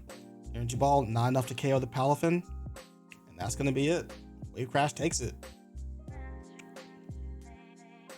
Yeah, they went for they went for a pretty gutsy strategy, trying to use the discharge spam next to the Terra Ground, but using the Terra Ground in that fashion puts them in a deficit as far as like the defensive and offensive capabilities of their major players. Like you have to imagine if the Magnezone's like Terra Grass, right? There's a potential that it's like a better position than trying to use a Terra Ground to resist the discharge, but they fell into such a deficit that they had to KO multiple Pokemon at the same time. And meanwhile, Cometeor still reserved Terra for Pelipper to use Terra Ground. So as soon as it gets choice locked, they just win the game automatically. Oranguru does get telepathy.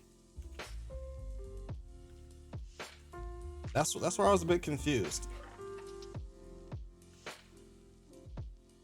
It's like, if you're gonna, they may have thought about it and forgot to put it on there. I didn't read the chat to see if there was like any issues there, but it does get telepathy, so you could spam discharge just with telepathy next to it, and that'd be a route you can go, but didn't get to see that, unfortunately. Might have saved the day and saved a Terra.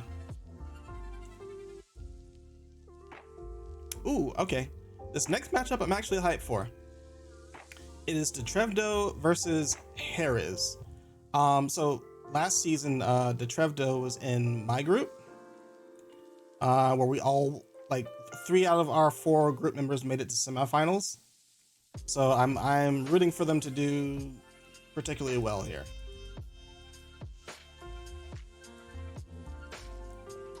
Oops.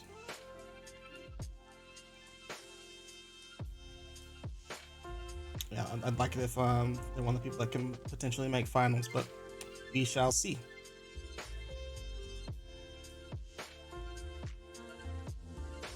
Yeah, like in general, I think if you're gonna go for the discharge, you might as well just do telepathy. I don't think, was there even a fake out? I don't think there was a fake out on the team that you were worried about, but yeah, to what you're saying, you have the option for a Covert Cloak unless you're worried about taunt, in which case you run the White Herb. I have to take a look at the full matchup to see, but we're not gonna get into that right now.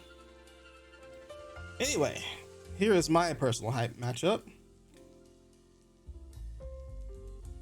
And that is the Trevdo versus Harris.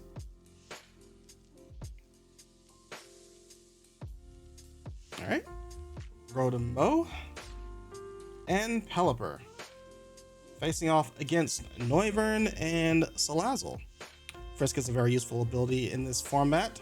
Choice Scarf and Focus Sash are found from the Rotom and Pelipper respectively. Rotom goes into Terra Electric immediately as Noivern switches out into Goldingo here. Thunder is going to hit home to 76% of Goldingo's life. Pretty chunky after that Terra Electric. Goldingo going to draw another turn with the Protect here, while the Salazzle is going to Fake Tears the Rotom here. Still going to need another turn to set up, unfortunately, because we know the Rotom has Choice Scarf, so the Goldingo can't get ahead of it. But the Rotom's going to switch out here just for safety. Salazzle gets confused, hurts itself in this confusion, while the Pelipper uses Wide Guard. Shadow Ball, though, is going to be the move versus the Toxicroak that came in on the Rotom slot. Activates the Citrus Berry, so that's one item down. Also, Pelipper's Sash is broken, which is also very crucial. Salazzle's going to protect itself this turn, as the Toxicroak uses Fake Out. Goldingo gets another shot to Shadow Ball and gets a KO on the Toxicroak thanks to that special defense drop that it got in the previous turn. Meanwhile, Pelipper now has Tailwind active, so not too much to worry about as far as speed goes. Tauros in a good position versus the Salazzle, uses Earthquake, getting a double knockout versus Salazzle and the Goldingo, and of course avoiding its own Pelipper here. Not too much to worry about, solid position found here. Trevdo gonna try and claw back with Espeon and Noivern. Finds the Assault Vest on Tauros, good information if we go into, once we go into game 2. Tauros with a Rock Slide, and deal nearly half of Noivern's life as it gets a Tailwind down, so we're gonna be ahead in Tailwind turns pretty soon. Meanwhile, Espeon with a Psychic, immediate KO onto the Tauros here. Pelipper comes back in, resets the rain for these Thunders to land, which KOs the Noivern. Espeon has to do some work into this Rotom, and it does. It's gotta be Choice Specs. And it hangs on for dear life versus this Hurricane from the Pelipper. At full advantage, Psychic clears the Pelipper as well. What a hero. Hangs on 10%, blasts through 3 Pokemon with no issue. Absolutely stunning. On to game number 2. Let's go to Trevdo. Sorry for the bias. I'm a little bit hype right now. Alright, we got the opposing Goldingo on this side this time. Tauros by its side, facing off against Espeon and Pachirisu. Terra Ghost from the Espeon. What are we doing here? Versus a Terra Flying Goldingo. We got Follow Me Pachirisu. It's aiming for the Shadow Ball to try and get the KO onto the Goldingo. Really well prepped. Earthquake's going to get around the Follow Me, get some damage down to both Pachirisu and Espeon, but Pachirisu is really bulky. Earthquake isn't going to do enough. But the Shadow Ball follow-up from the Goldingo is. It is Terra Flying right now, so it gets to avoid the Earthquake too. Goldingo with the Protect, as the Fake Out from the Salazzle goes into the Tauros slot. Prepping to try and get the KO onto Goldingo with the Shadow Ball. Alright, we got the Fake Tears onto the Tauros, try and get around that Assault Vest just in case. Looks like we did find out Espeon was the Choice Specs set earlier on, so it is locked in that Shadow Ball if it wants to continue. Shadow Ball from Goldingo is going to respond and get the knockout, though very crucially, Espeon is too much of a threat at the end of that last game. It can't stick around. Salazzle with the Protect to defend against that Fake Out, but just in case, Goldingo is going to use its own Protect to defend against the Goldingo. Not sure if it can run fast enough. Very well played by Trevdo here. Goldingo on Terra's side is going to protects against the overheat very correctly, while the Goldingo sets up a nasty plot for Detrevdo's side, is getting ready to close out the end of the game. Close combat from Toxic Croak, resisted by the Salazzle, not doing too much here. Goldingo going to switch out into Pelipper, try and take this Make It Rain, and the overheat, very crucially, can't forget that, as the Shadow Ball goes into Toxic Croak, getting the KO. Coming down to the end of this game here, as Goldingo reappears back in this game, gets a Protect off, got another overheat into Pelipper to break the Focus Sash that we found last turn, and we have Thunderbolt into Pelipper, calling out the Goldingo, or not really caring at all, knowing that Salazzle can close out the game with a Sludge Bomb or an overheat here. Oh, or the rain reduces it just enough. Well, it did use overheat the previous turn, got a special attack drop, but no matter. Single target moves are going to close out the game. That was really good. Like, obviously I'm hyped for Detrevdo, rooting for them, but like, Espeon game 1? Come on, that was exciting. 3 knockouts, living on 10% health. Come on, are you not entertained?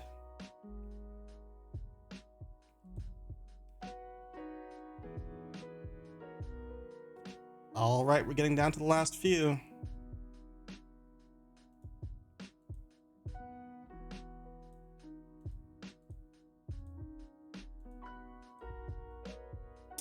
And from group number 5, I will of course be rooting for Darkbadger,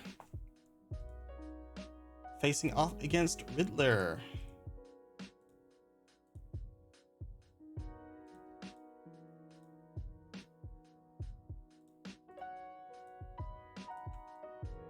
Alrighty, let's bring it on down.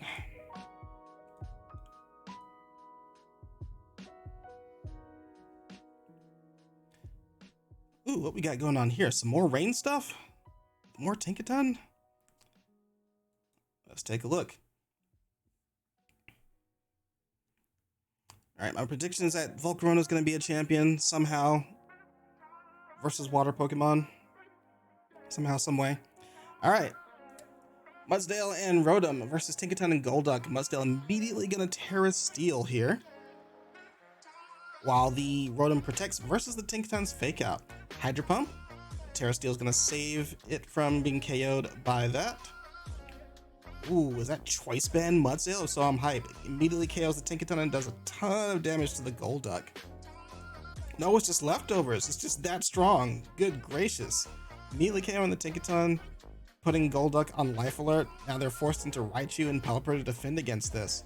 I assume that the Raichu has like Focus Sash, so it wasn't afraid of taking the Earthquake there. It also takes the Thunderbolt from the Rotom, very crucially here.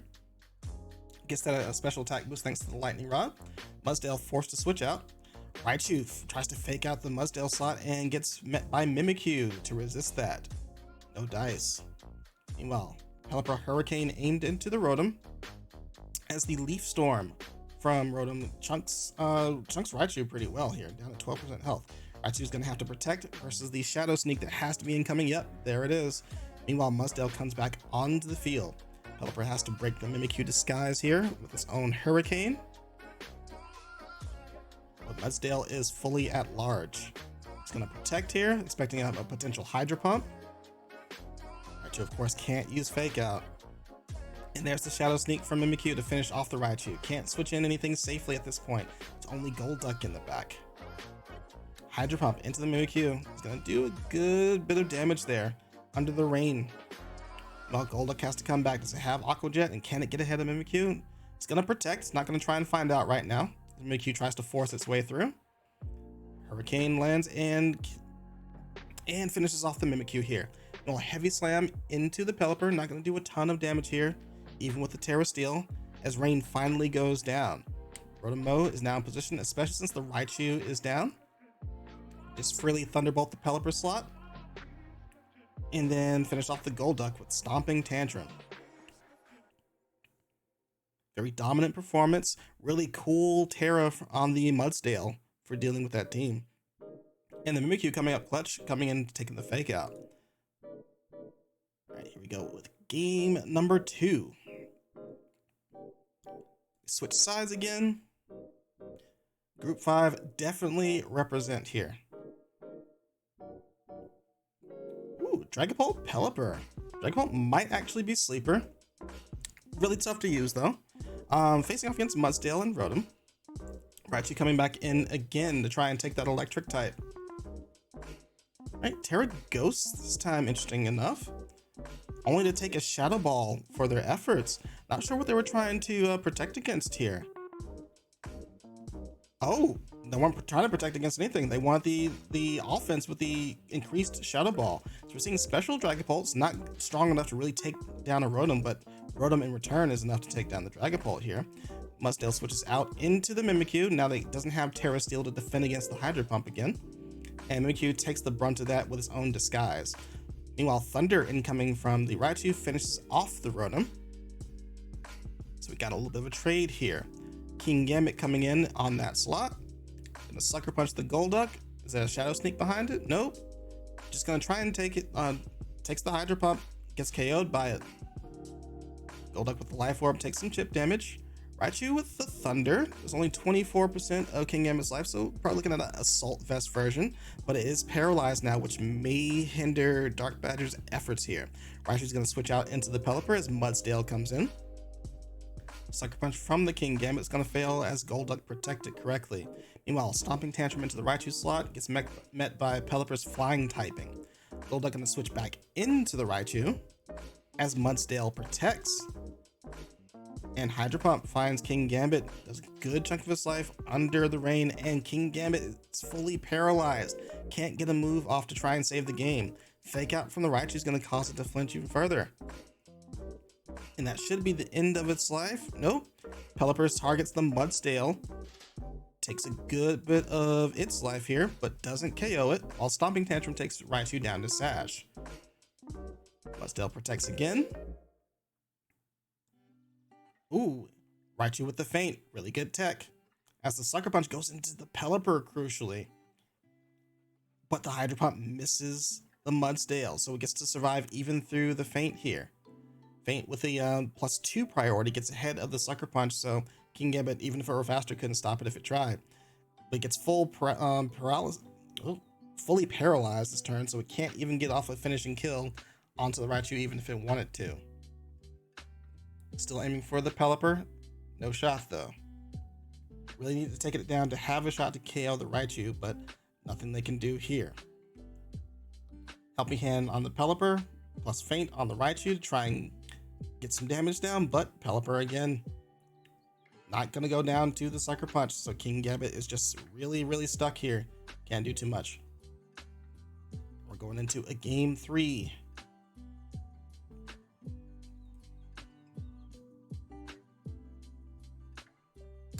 I keep having these on the wrong side, so let's switch that up. Let's leave Adora with some words of encouragement. And we see Pelipper and Dragapult facing off versus Rotom and Mimikyu. Terra Fairy on the Dragapult. Gonna save it from any play rough shenanigans. Helping Hand from the Pelipper. Try and boost that Draco Meteor damage onto the Rotom, but it protects as Mimikyu gets up the Trick Room this time. They got. Pelipper switches out into the Raichu to defend against the Rotom, but they just Leaf Storm into the Dragapult, expecting the Raichu is just waiting in the wings, waiting for Rotom to launch that Thunderbolt, not biting. Mimikyu with the Light Screen is actually going to do well to defend against the Dragapult. Pretty well prepped here. Got the Fake Out from the Raichu going into the Rotom, preventing it from doing too much here, but Mimikyu is just going to finish off Dragapult with a Shadow Sneak. So that's a Terra spent, a Terra down, ineffective versus Darkbadger's defense here. Pelipper's coming back out here on the 3rd turn of Trick Room as Kingambit repositions into the Rotom slot. Pelipper with the Hydro Pump, gonna get some damage off into Mimikyu before it can use Play Rough into the Raichu, who fires back with the Thunder. That's not enough to KO. Leaves Mimikyu at 5% health. That's very crucial. And it can't feint to finish off the damage either because of the Ghost typing. Golduck comes in on the Pelipper slot just at the end of this Trick Room turn. Take advantage of that speed as we get the turns reversed in the correct order. Pelipper's going to reset that rain. just in time, as the Shadow Sneak is aimed into the Raichu slot just to find Pelipper. Thanks to the Life Orb, Pelipper, the Mimikyu, excuse me, does go down. Sucker Punch from the Kingambit does a ton of damage into the Golduck, and the Golduck ends up going down as Ice Beams the Kingambit slot, goes down to his own Life Orb chip. Here comes Raichu with the Fake Out into the Clawitzer. It's a recent pickup from the Darkbadger, and a critical hit from the Hydro Pump from the Pelipper into the Kingambit is crucial. May matter just a little bit, or as I say that, Raichu does go down to the Assurance here. The Hydro Pump lands on the Kingambit and clears. Dark Pulse from the Clawitzer, gonna do 40% to Pelipper, bring it down low, but it's up. It's a 2v1 where Rotom has the advantage over the Pelipper. Not much the Pelipper can do there, as Rotom closes out the game with the Thunderbolt. Very well played. Let's go Group 5. Let us go Group 5. On to round 2 of playoffs. Good stuff.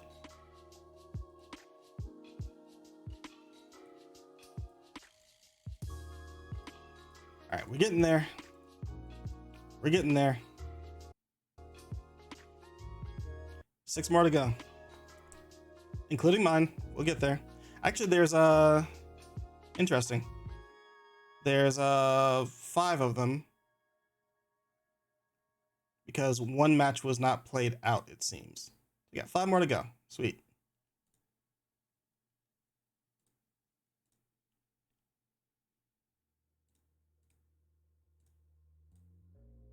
He's a madman doing all these matches in one sitting.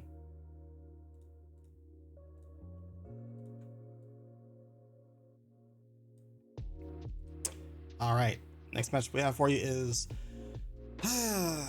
iSimp for Yae Miko versus Nato. Of course, they'll be referred to as Yae Miko.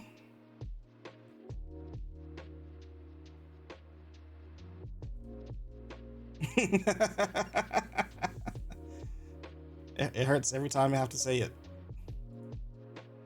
It's like a visceral reaction. All right. So, Nato versus Yae Miko. Let's get into it. I do see an Oricorio Volcarona sitting there, so are they going to lead with it? They just run it game 1? Nope. Just going to play it safe with Weavile Hydreigon, which I also have, which I think is a really cool combination myself. Pachirisu, the Follow Me. Gonna take an Ice Spinner from Weavile for its troubles. Finds a Rocky Helmet on the Pachirisu, so if it has a sash, it's broken. Meanwhile, Palafin with the Flip Turn, Hydreigon with the Tailwind. Alright, we got Rapska coming in. Another Follow Me. Looks like they might be trying to set up the Trick Room here. The Ice Spinner from Weavile, gonna take some more chip damage here. Dark Pulse from Hydreigon is gonna finish off the Pachirisu here. Hydreigon is, curious enough, Terra Electric right now. Not sure what in defense of here, but we did get Trick Room set up. Rapska exits the field in favor of the Hero Form Palafin. Goldingo is also on the field as well. Make It Rain is launched. Mouse Hold on the edge of its life here. Hydreigon, now Terra Electric, also takes it pretty well. Hydreigon's gonna Dark Pulse here for 25% of Palafin's life. Not a ton of damage right now. Wonder if that's an Assault Vest set. Mouse Hold with the Follow Me. Not gonna really affect the Make It Rain at all.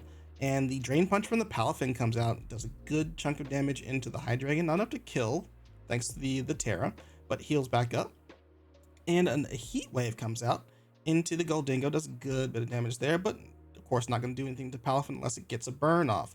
Weavile comes in and fakes out the Palafin as Hydreigon exits the field in favor of the Rotom. Another Make It Rain from Goldingo. Doesn't mind the special attack drops because it always has an opportunity to switch out as it takes out the Weavile. Palafin is going to flinch though. Only gets to attack this turn if it wants to. Goldingo does leave the field in favor of Rapska while Palafin tears into grass. Very well prepped versus this Rotom who would otherwise pose a threat. Thunderbolt is aimed in that slot and is not very effective now. It can't even see the Palafin because I can't even see the Palafin right now as it disappears from the screen. Yae Miko forfeits the match there, sees the writing on the wall, and moves into a game number 2.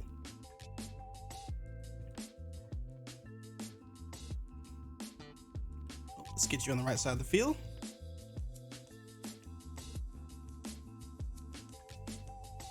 All right, for Yae Miko, Weavile and Hydreigon one more time. Same leads. Here we go with the Follow Me. We're immediately going to try and set the Trick Room here. This time I'm running Fake Tears. This is one of the reasons why I think this is a cool combination. Fake Tears plus Hydreigon is absolutely devastating. Pachirisu with the Follow Me though is going to save everyone a ton of trouble. As he's, but Weavile uses Night Slash to finish it off. Again, the Rocky Helmet is there, so it has to be careful. Dark Pulse into the Rabsca does a good chunk of damage as it sets up the Trick Room. Couldn't avoid that one. Palafin comes back into the field in hero form. Weavile goes out for Volcarona. Hydreigon again, gonna Terra Electric here. As Palafin uses Drain Punch into the Volcarona slot and gets burned by the Flame Body. Pretty crucial here. Heat Wave. Not very effective versus Palafin, and the Rabsca is gonna protect against it. Not gonna take the rest of its health from that. Weavile coming back in to take the Jet Punch, which can do pretty safely now thanks to that burn. Rabsca with the Revival Blessing, bring back the Pachirisu. Dark Pulse is going to finish off the Rabsca though, the cost of that. But now the Pachirisu can come back at a certain point and save its partners a little bit of grief here. Hydreigon going to exit the field as Goldingo comes in. Oricorio is now the slot. Fake Out onto the Palafin, prevent it from getting any chip damage on, but Goldingo is going to use Make It Rain, KOing the Weavile and bringing Oricorio really low. It's an incredibly frail Pokemon, taking that resistance and still brought down to 30% health. Alright, Volcarona, gonna try and salvage the game. Oricorio is gonna use Protect. Am I seeing a Quiver Dance? No. Just gonna do a double Protect. Kind of try and scout out what the Palafin's gonna do, what the Goldingo's gonna do. Might have been an opportunity for the Quiver Dance though, and to get a special attack drop on the Goldingo, potentially helping Oricorio survive. Maybe, don't know yet. Goldingo's gonna switch out into the Pachirisu though, as the Fiery Dance is aimed into that slot. Volcarona gets a special attack dance, and the Oricorio is gonna follow up with the Dancer ability, also getting a Fiery Dance into the Pachirisu, also gets a special attack boost. Revelation Dance is electric and is going to be super effective against the Palafin. With that boosted damage, gets an immediate KO. Now all that's left is the Goldingo, who takes the Fiery Dance and gets KO'd for it. Even if it didn't, Oricorio with the Dancer ability gets to follow up with it and get the KO. Very well positioned for this particular strategy. Normally you see it as like a turn one thing, but they were able to maneuver into it in the end of the game. Let's see what they do when the set is on the line. Volcarona and Oricorio. Just as I say that, just as I give props for that, here we go, leading into the Volcarona Oricorio, since it did so well at the very end of the last game. Meanwhile, we see an adjustment here from the Rotom and Palafin lead. Volcarona is going to Terra into Grass. Do we get to see the Quiver Dance now? There it is. Oricorio can still use the Dancer ability behind to Protect, so you get a free boost while defending yourself when Volcarona does this. Flip turn into the Volcarona. Not going to do a ton of damage to Volcarona thanks to that Terra, as Goldingo comes out. Hydro Pump, same thing. Not going to do a ton versus the Volcarona. Very crucially though, Volcarona no longer resists the Make It Rain. Doesn't matter. Fiery Dance clears Goldingo off the field, who refuses to Terra. Well, they have Terra Steel, so it doesn't matter too much there. Well, Oricorio, the Fiery Dance into the Rotom, thanks to that Dancer ability. Gonna use Revelation Dance. Does a good bit of damage to Rotom, but not enough to knock it out, even with the +2 special attack boost here. Volt Switch, gonna lead into the Rabsca. And all you have left here is the Palafin here.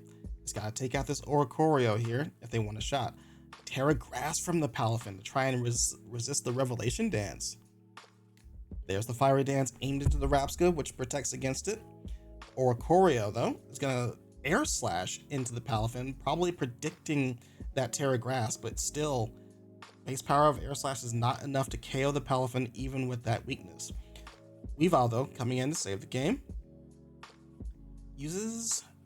We see a Fiery Dance into the Rotom there, and a Night Slash to follow up. Undeterred by this Palafin thing, because that Terra Grass is just not really allowing it to worry about too much, except an Ice Punch, which didn't get a KO crucially here, but it didn't get a burn on the Palafin either. Fiery Dance from Volcarona into Palafin finishes it off. And Night Slash from the Weavile into Rapska. They may want to reverse the targets there, get the finish off the Palafin with the Ice Spinner and use the boosted Fiery Dances versus the Rapska, so it doesn't have a chance to get this Revival Blessing off. It may not matter at the very end of things, but we're gonna see here if it does. Does get the Trick Room up though, so it gives it a shot. Fiery Dance into the Rapska finishes it off. Palafin still has an uphill battle versus this particular team. Also uses Follow Me, very crucial as it does use the Drain Punch. It was already aiming for that spot, but Mousehold has the Chople Berry in expectation of that anyway, and the Giga Drain lands on Palafin and KOs it, and that's the game. That's a win for the Dancer combo. It's something I kind of downplay a lot when I talk to people, but like, Yae Miko found a position on it and was able to cleanly play the game and close out the game with it versus the squad. Good stuff.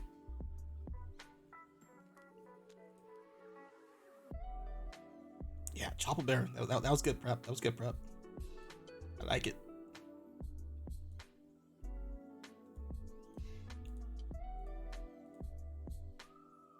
Closing in on the end of the road, peoples.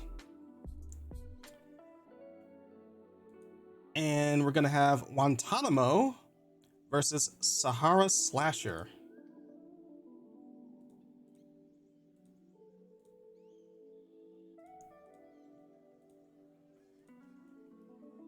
Wontonamovs. Yeesh. What a name. Or SaharahSlasher. On the bottom of the screen. This is a very colorful squad on both sides. Florges, Brooksish, Flamigo.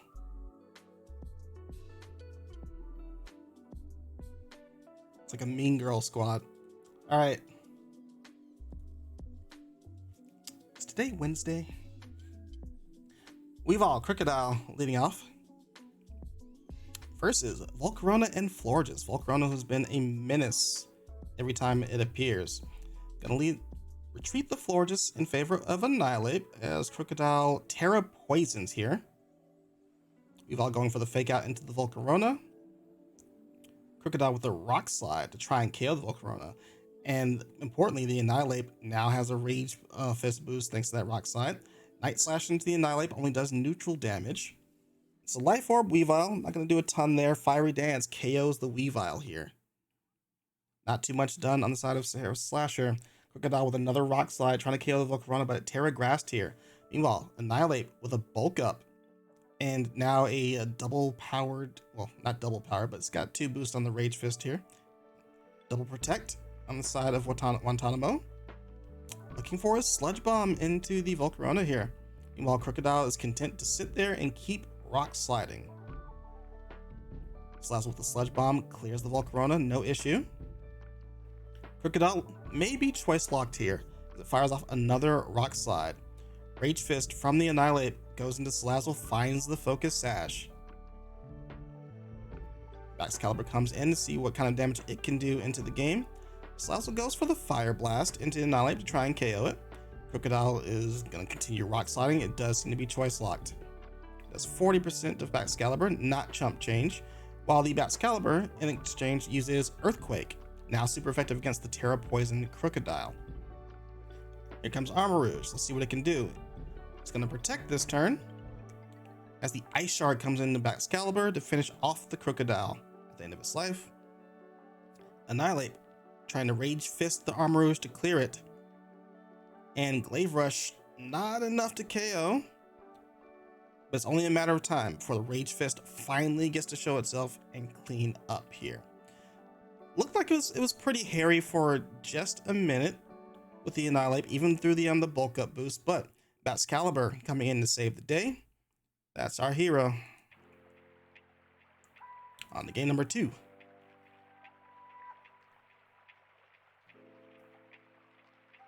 Flamigo Salazzle coming in versus Annihilate Florges. This time just leading off with the Annihilate so they can get the bulk ups in safely perhaps.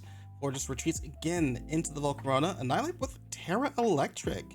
Salazzle fakes out the Volcarona here. Brave Bird fends off. Brave Bird against the Annihilate is fended off by the Terra Electric. A good defensive Terra there. Gets a bulk up for free. Salazzle with the Terra Ground. Volcarona's going to protect. Another Brave Bird by Flamigo, this time into Volcarona. Terra Blast from Salazzle. Not enough to KO the Annihilate. While the Rage Fist KOs the Flamigo. Thanks to all the hits it's endured so far. Weavile coming in, another fake out user. Having the two fastest fake out users on your team is broken, by the way. Weavile with the fake out into the Volcarona, not afraid of burn. Salazzle trying to sludge bomb the Annihilate to finally finish it off. Volcarona's got some work to do here.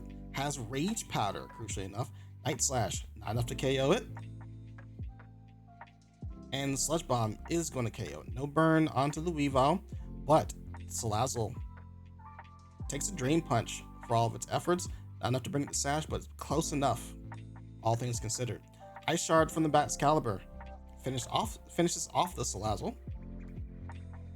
Night Slash from the Weavile is a Life Orb version, but it's not enough damage to really do enough to close out a 2-hit KO on Bat'scalibur. Meanwhile, Drain Punch from the Annihilate is going to close out the KO onto the Weavile. Now it's all up to a Crocodile. Can it get lucky with these Rock Slides? Get the flinches that it needs to try and make it back. Ice Shard going to come in. With a reduced attack, it keeps it above 50% health. Rock Slide KOs the Bat'scalibur. Does it get the flinch? No, it doesn't. And loses its life to Drain Punch. Annihilate showing some dominance in these two games. We haven't seen that yet. It's mostly just been some final gambit stuff when we have seen it. But don't forget that this is a thing, especially if you got it with the mouse hold. Fortunately, I don't think one person did, but they didn't show it off, curiously enough. All right, gonna give you a choice. Next on the list is actually my match. I can either save it for the last one. It's not really exciting, so you don't have to, or go over these other two matches first, which are actually probably gonna be more exciting. What do you want? Because if I talk about my match, I'm gonna go into some details.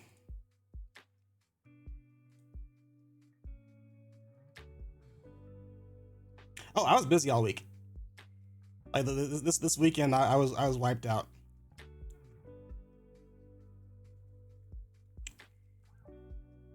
I usually don't post it in that chat too often either. Yeah, like up until like the day of, I didn't prep because I was doing other stuff.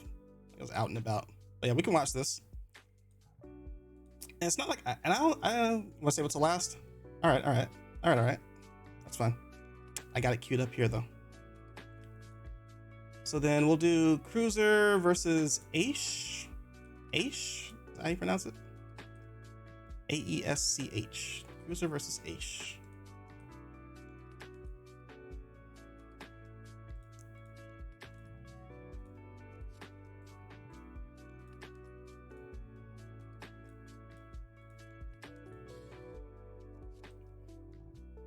Alrighty. Oh, would you look at that? It's another Volcarona. That's another Annihilate. That's another Mousehold. Also, Magnezone is super sleeper. Magnezone is super sleeper. I like this squad a lot from Cruiser. Alright, let's go. Mousehold, Magnezone. With anime names. Okay, cool. Versus Titan and Pachirisu. Titan's gonna immediately Terra Ghost, expecting the population bomb heading that way, but it uses Follow Me. Belly Drum comes in. We're using Follow Me, but we used Terra Ghost here. I'm not sure what that was about. Either way, Flash Cannon goes into the Pachirisu. Alright, and then the Pachirisu gets to switch out into the Flamigo, who copies the Belly Drum stats here. Earthquake from Titan KOs the Mousehold. Sturdy from Magnezone allows it to live on 1% HP, free Focus Sash there. Flash Cannon, though, is going to finish off the Magnezone. Excuse me, Flash Cannon is going to finish off this Titan. Alright, here we go. With the Chainsaw Man himself, low kicks. Pachirisu is going to force the Follow Me. Sucker Punch is not going to land as a result. Brave Bird from the Flamigo. It's gonna not KO the low kicks thanks to the Focus Sash. Thunderbolt is also not gonna find a target on the Flamigo thanks to the Follow Me plus Volt Absorb. It's gonna be a protect from the low kicks, expecting an attack in that direction, but Liquidation just goes into Magnezone instead. Pachirisu sitting pretty up there, full health. Here comes Annihilate with Terra Electric to try and resist the Brave Bird here. But with Belly Drum, not gonna happen. Not going to happen. Shell Bell is an interesting item. Haven't seen that one yet. Strong showing from Aish here, leading us into game number 2. Make sure we switch sides here. Wait, no, I was on the right side. There we go. Just as I was praising the strength of this particular team, at least from my perspective, comes Pachirisu, Titan Flamigo destroying the game. And they're going to lead the same thing on Aish's side, but they're going to switch out the Titan, not having faith in the Belly Drum this time, what with Volcarona on the field, not wanting to waste Terra really that early either. Meanwhile, Volcarona firing off with a Dazzling Gleam as the Pachirisu nuzzles into the Espathra. Not going to do too much for the speed boost there, as it protects to try and get another speed boost and get back to its normal speed. Shadow Ball fails as a result of that protect.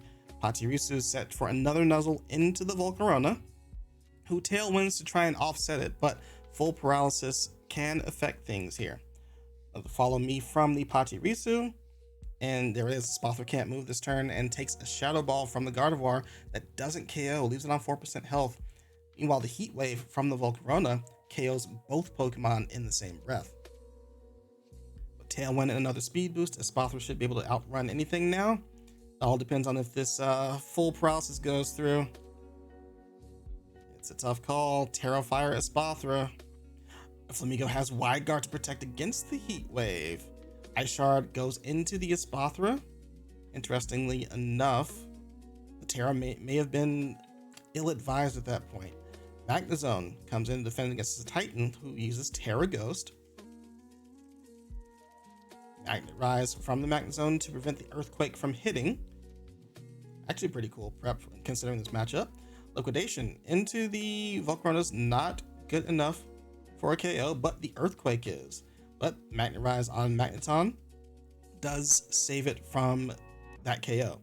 Annihilate coming in to see what it can do for this game here.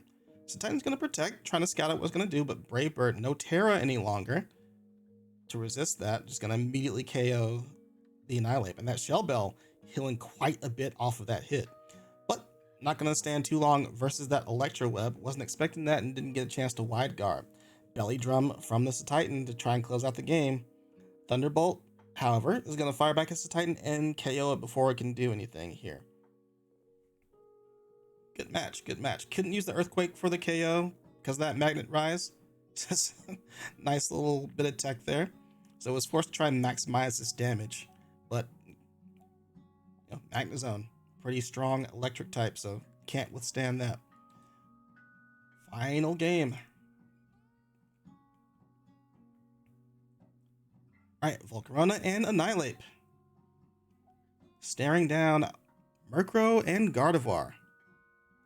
Alright, this time we're going to use the Terra Electric, probably expecting a Moonblast or Brave Bird, either one. Tailwind going to go up from the Murkrow. Haven't seen that entire league, at least on my end. Heat Wave, going to find Murkrow, and the Rage Fist double up from the Annihilate is going to knock out the Gardevoir pretty easily and safely here. Now you have to deal with the Flamigo, though. We've seen this matchup earlier. It's Terra Flying this time. Rage Powder forces it to Brave Bird into that slot. Doesn't mind getting KO there. It has Cobra Berry and just barely saves it and gets the burn on Flamigo. It's the perfect sequence of events for Cruiser here, as it Ice Punches to get rid of the Flamigo as well. That was pretty crucial. 2 knockouts and no return knockout for Aish on this side. Kilowattrel, though, has a chance to make a comeback here. Let's see what it can do. Using a Rage Powder, forcing the foul play into the Volcarona. No burn this time, as Annihilape goes for another Ice Punch into the Kill the Watchful, hoping to get a quick knockout, knowing the Murkrow can't do too much here. And Magnezone. Magnezone's actually going to be the savior, because the Kill the Watchful can't do anything to the Magnezone here. Murkrow can foul play the Annihilape, that'll KO it pretty quickly, but the Ice Punch into the Kill the Watchful is going to KO it pretty easily. Yeah, they were just stuck there. The Terra Electric Annihilape actually putting in some work here. They'll get a Constellation kill with the foul play, but Thunderbolt from the Magnezone, absolute demon, absolute champion, underrated in all aspects, closing out the game pretty freely. Nice job to Cruiser.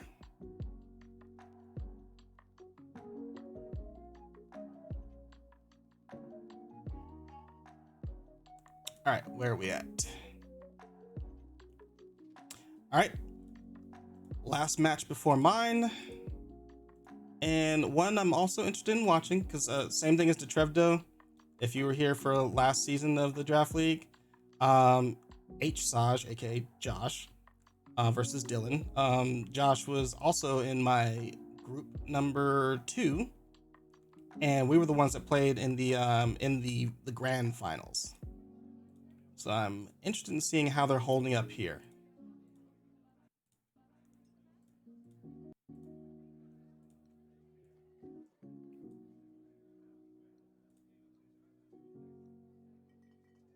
Oh, did I grab the wrong ones? Wait a minute. I think I accidentally grabbed the wrong ones. Hold on.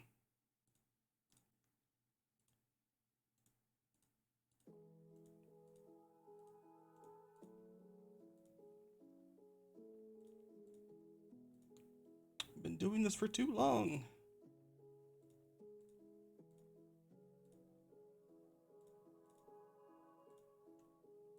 All right, here we go. Josh versus Dylan.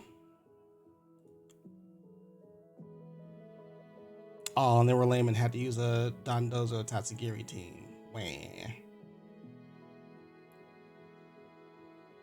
But they're using Frostmoth, so all is forgiven. Oh, but Dylan's using Talonflame and Serena and Umbreon, 3 of my favorites. Don't know which way I can root for here, but I'm gonna have fun with it. Here we go, Josh with the Drifblim and Dunsparce. We haven't seen this one at all.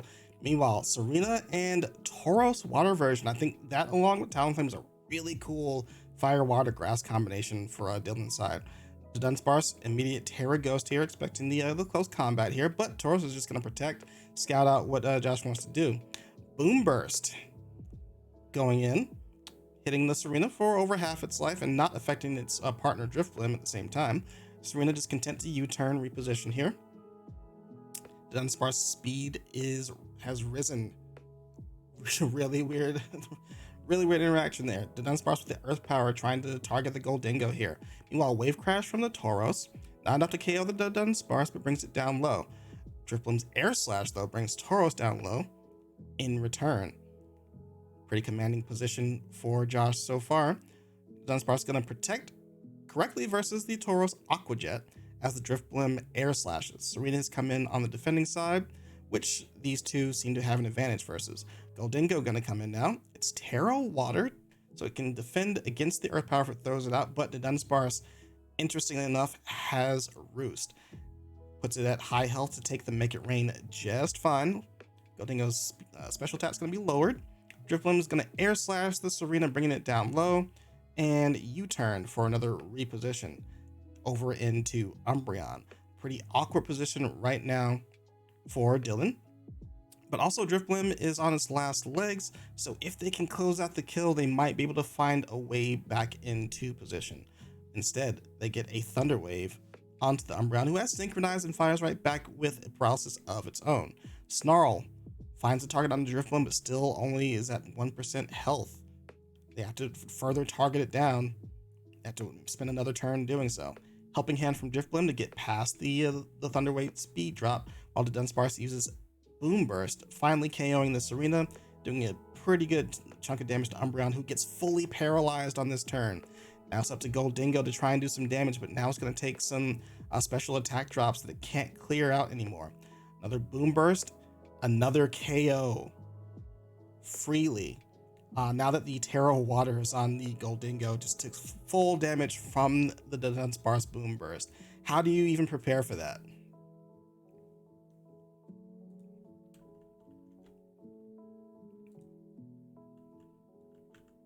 Rattled Boom Burst. Legitimately, how do you prepare for that? All right, game number 2. That's definitely a monkey wrench.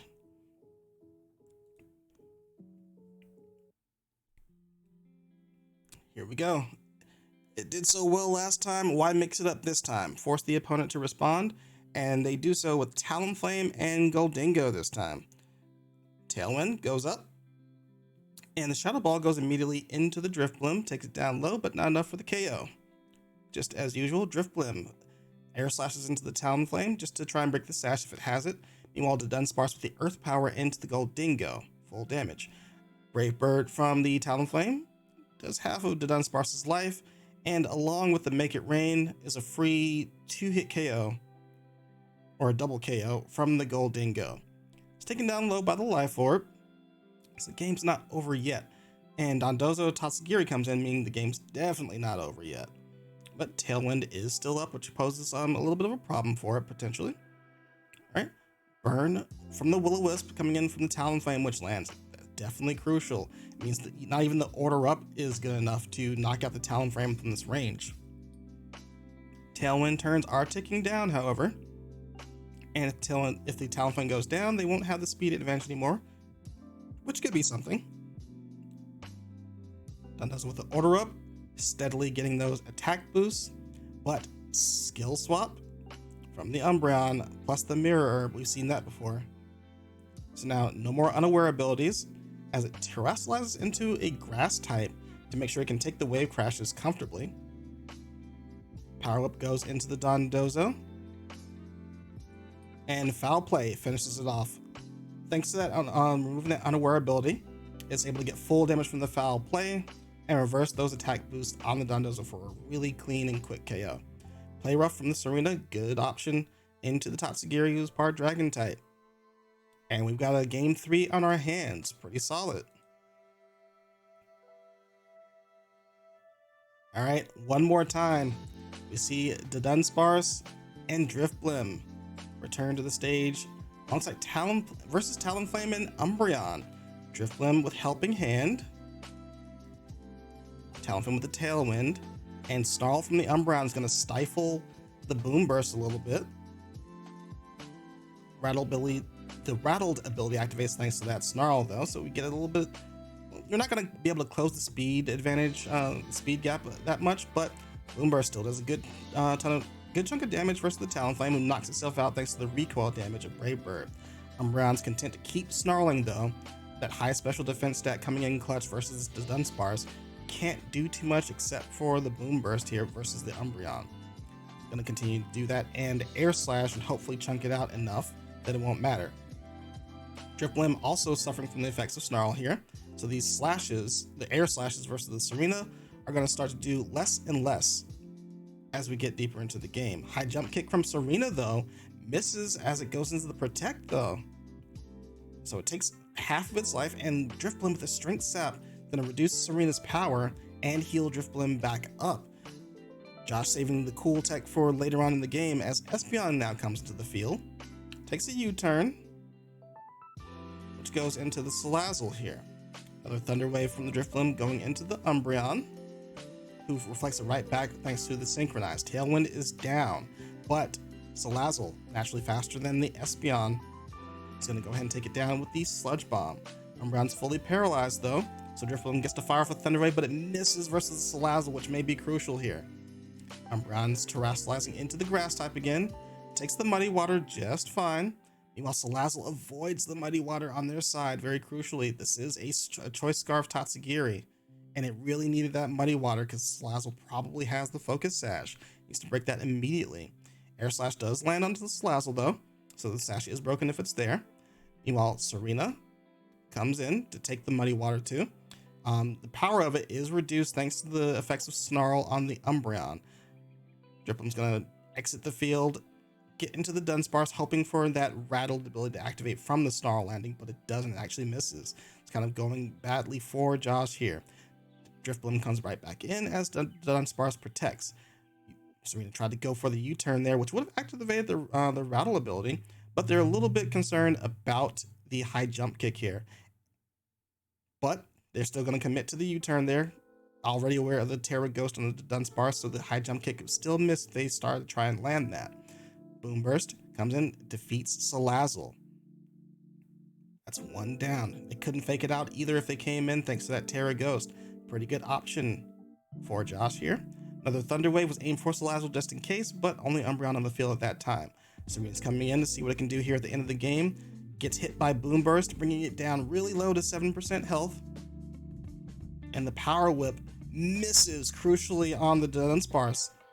Snarl activates,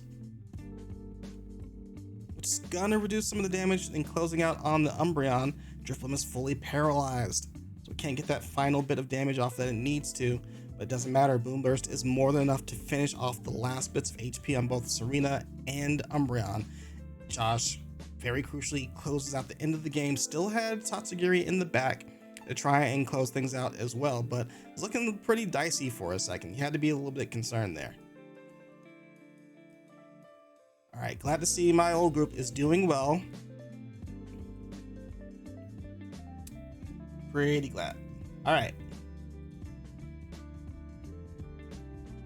And now, most boring match, or at least it's not as exciting as you hope, was my match from this week versus I'm not sure how to say their name either. It's the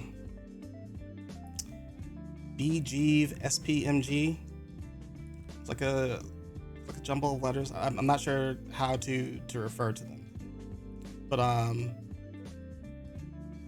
BG. Well, I'll say BGE is my opponent here. So I'm not gonna give any excuses. I mean, this matchup I didn't prep until the day of, like the morning of. I was busy doing stuff. Not really an excuse. I think I still brought options that I liked to the table. How it plays out, however, let's take a look.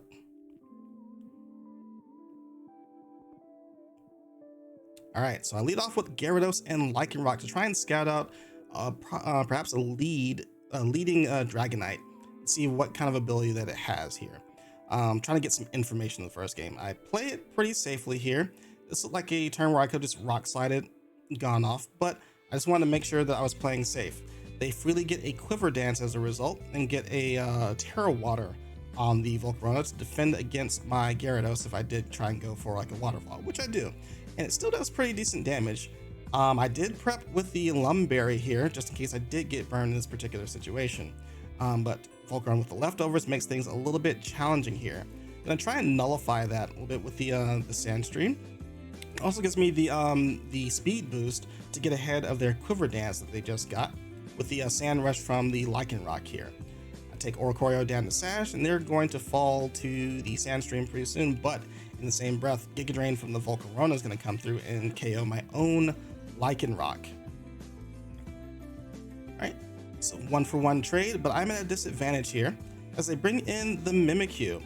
Now, my Hydreigon here, crucially for this turn, I use Terra Fire on the Hippowdon to resist the Giga Drain, but I'm expecting to be faster than the Mimikyu because the base speed is higher. However, I'm running Modest, not Timid. Meanwhile, this Mimikyu is most certainly Jolly. However, Hippowdon has enough damage to KO the Volcarona with the Earthquake and bust Mimikyu's Disguise. Alright, so another 1-for-1 trade here, still at a bit of a disadvantage. Alright, I've got Gyarados in here, and we find out that it is an Inner Focus Dragonite here. Also, we have to scope out, which I failed to do so, that this is a Choice Band Dragonite based off the damage it just did into the Gyarados here. I use Ice Fang, don't really get that high of a roll onto it and miss out on any kind of KO here, which is crucial because this Dragonite is going to Extreme Speed here, which closes out the kill onto the Gyarados. And my Hippowdon is choice banded, so it's locked into that earthquake. The Dragonite is taking chip damage from the Sandstream. However, Sandstream's just about to run out, just shy of getting the residual damage KO. And I, of course, can't switch to another move. So unfortunate game one there. It's meant for information. So we have to make adjustments over here in game number 2. This time I go for a little bit of a weird lead. During some prep, we decided, okay, maybe Magnezone is a potential threat here. Let's try and see if we can find an angle where we bring Pikachu along. Also still provides fake out and nuzzle pressure here. However, they lead Ditto, so I can't even use Nuzzle.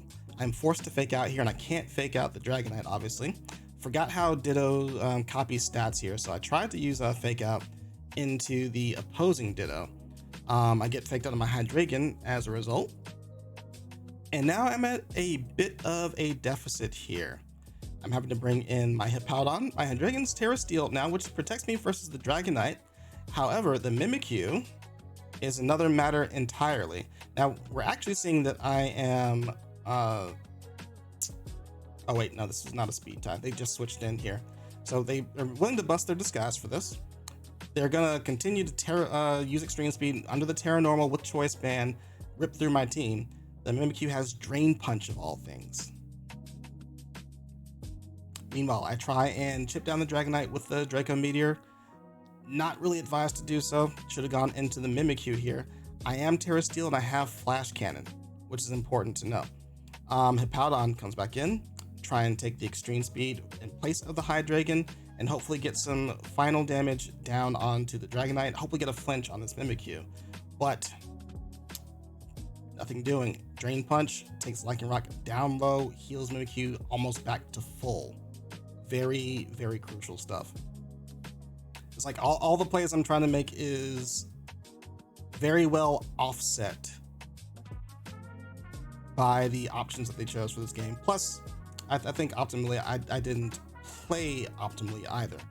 Mimikyu with the Shadow Sneak finishes off my Lycanroc, while the opposing Ditto takes my own Draco Meteor and uses it against me. I fight back with Flash Cannon into the Mimikyu, but I'm not going to be able to get past this Hydreigon. Nor am I going to get past this Volcarona. Also very crucial. GG's to my opponent. Yeah, the game one was like slightly unlucky, but like in general, my team selection was really awkward. So let me grab the paste. Like, I think the prep I did was fine. I think the prep I did was actually fine. Like, I have all the options necessary to deal with their team. Even like some cute ideas here and there, like the Pasho Berry from Cerulege, because I'm predicting Terra Water onto the Volcarona. Well, very likely with Terra Blast, right? I'm using Ice Fang on both Hippowdon and Gyarados to cover for the Dragonite, because I don't know if it's multi-scale, I don't know if it's inner focus. I have to kind of scout that out. I'm predicting that Volcarona is a potential threat, so I'm running AV Hydreigon, just in case it's running like Bug Buzz or something, right? I want to have a little bit of a buffer there. The Pikachu was mostly like a recommendation from a friend. I figured, okay, I'm not really feeling too much else, like except maybe Weavile, but that's more like a comfort pick rather than anything like objectively that I want to do. And then of course, like Lycanroc with the Life Orb, I need the bonus damage from like either Life Orb or Choice Band onto it. So I went that route. I think the and then of course Choice Band Hippowdon. I thought that was really cool. Nobody really, whenever I've used Hippowdon, no one's really messed with this mon like a lot. And the times where I do get in position, it's like it's the damage is not where I want it to be. So I said, okay, let me just run Choice Band Earthquake version and I'll be set. And I think it worked out well, like overall, right? I'd say if I had to change anything, like if I had like pick one thing that I want to change with the team, right? I would say I'd go Quick Guard over like Taunt on Lycanroc. Like I'm using Taunt because like they have the potential to Will-O-Wisp me with both Volcarona and Mimikyu. I can kind of like guess that they're not going to do it with the Volcarona because they're running an Oricorio team, right? I'm not sure about the Mimikyu. I kind of want to stop the Trick Room, but a further look into their entire squad, and they're probably not going to run Trick Room. So I was thinking a little bit too deep in the pocket there. So if anything, I'd say for starters, just running Quick Guard here. But like as far as my team selection, this is a game where I could have just led Lycanroc and Hippowdon both games. I have Terra Flying on the Lycanroc. I just bust that and spam Rockside Earthquake and force them to respond.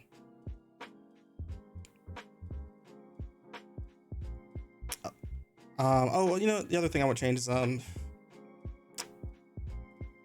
don't see Jolly Mimikyus all the time. So like, I was thinking Modest would be fine, but apparently not, and I need it Timid. So there's that. But mainly, like, I think my team selection going into each game was a little bit too cute. Like, I'm trying to scout out opening turns with Gyarados using Intimidate to see what kind of ability it has and drive my choices from there. When all I really have to do is just go on the offense. Like, the way they have to respond to Lycanroc's Rock Slide is really awkward. Like, we even saw, like, when I brought in Hippowdon, Oricorio went down immediately. But by me waiting a turn, they got a free Quiver Dance off because they used Terra Water. Figured they're very safe. They're not at threat of getting KO'd, right? If they do lead the Dragonite, I still get I get like a Rock Slide Ice Fang off, as a matter of fact, right? There's so many routes where I can go that like with just like Quick Guard on Lycanroc, and if I just rely on Lycanroc and Hippowdon, the match looks a little bit different. Like even Clodsire, they bring that in, Choice Band Earthquake does the job. But I didn't see that. I'm trying to think a little bit too hard. Plus my success with Sand in general has not been there. So I was trying to rely a little bit more on Gyarados and Hydreigon, and it didn't really pan out my way.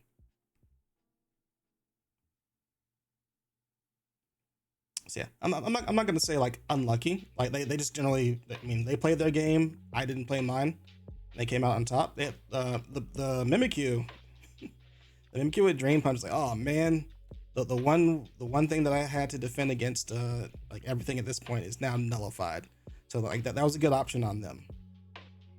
I really wanted to go like either Swords Dance on Ceruledge or Dragon Dance on Gyarados, but in watching their matches, I knew they liked using Ditto, and I didn't want them to get an opportunity to get like any free boost from me.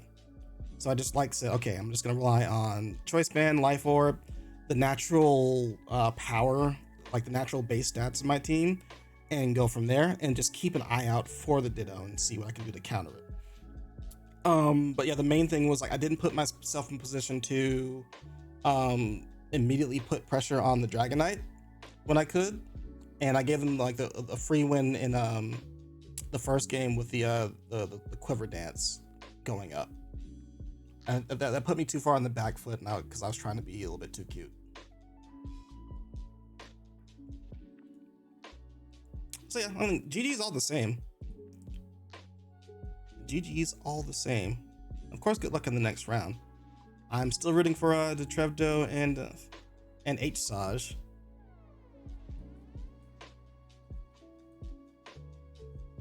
But yeah. Alright, that's all of them. That's 31. That's 31 matches. That is 31 matches. All right, so what do you think? We can do this again for top 32. 16 matches are much easier to do.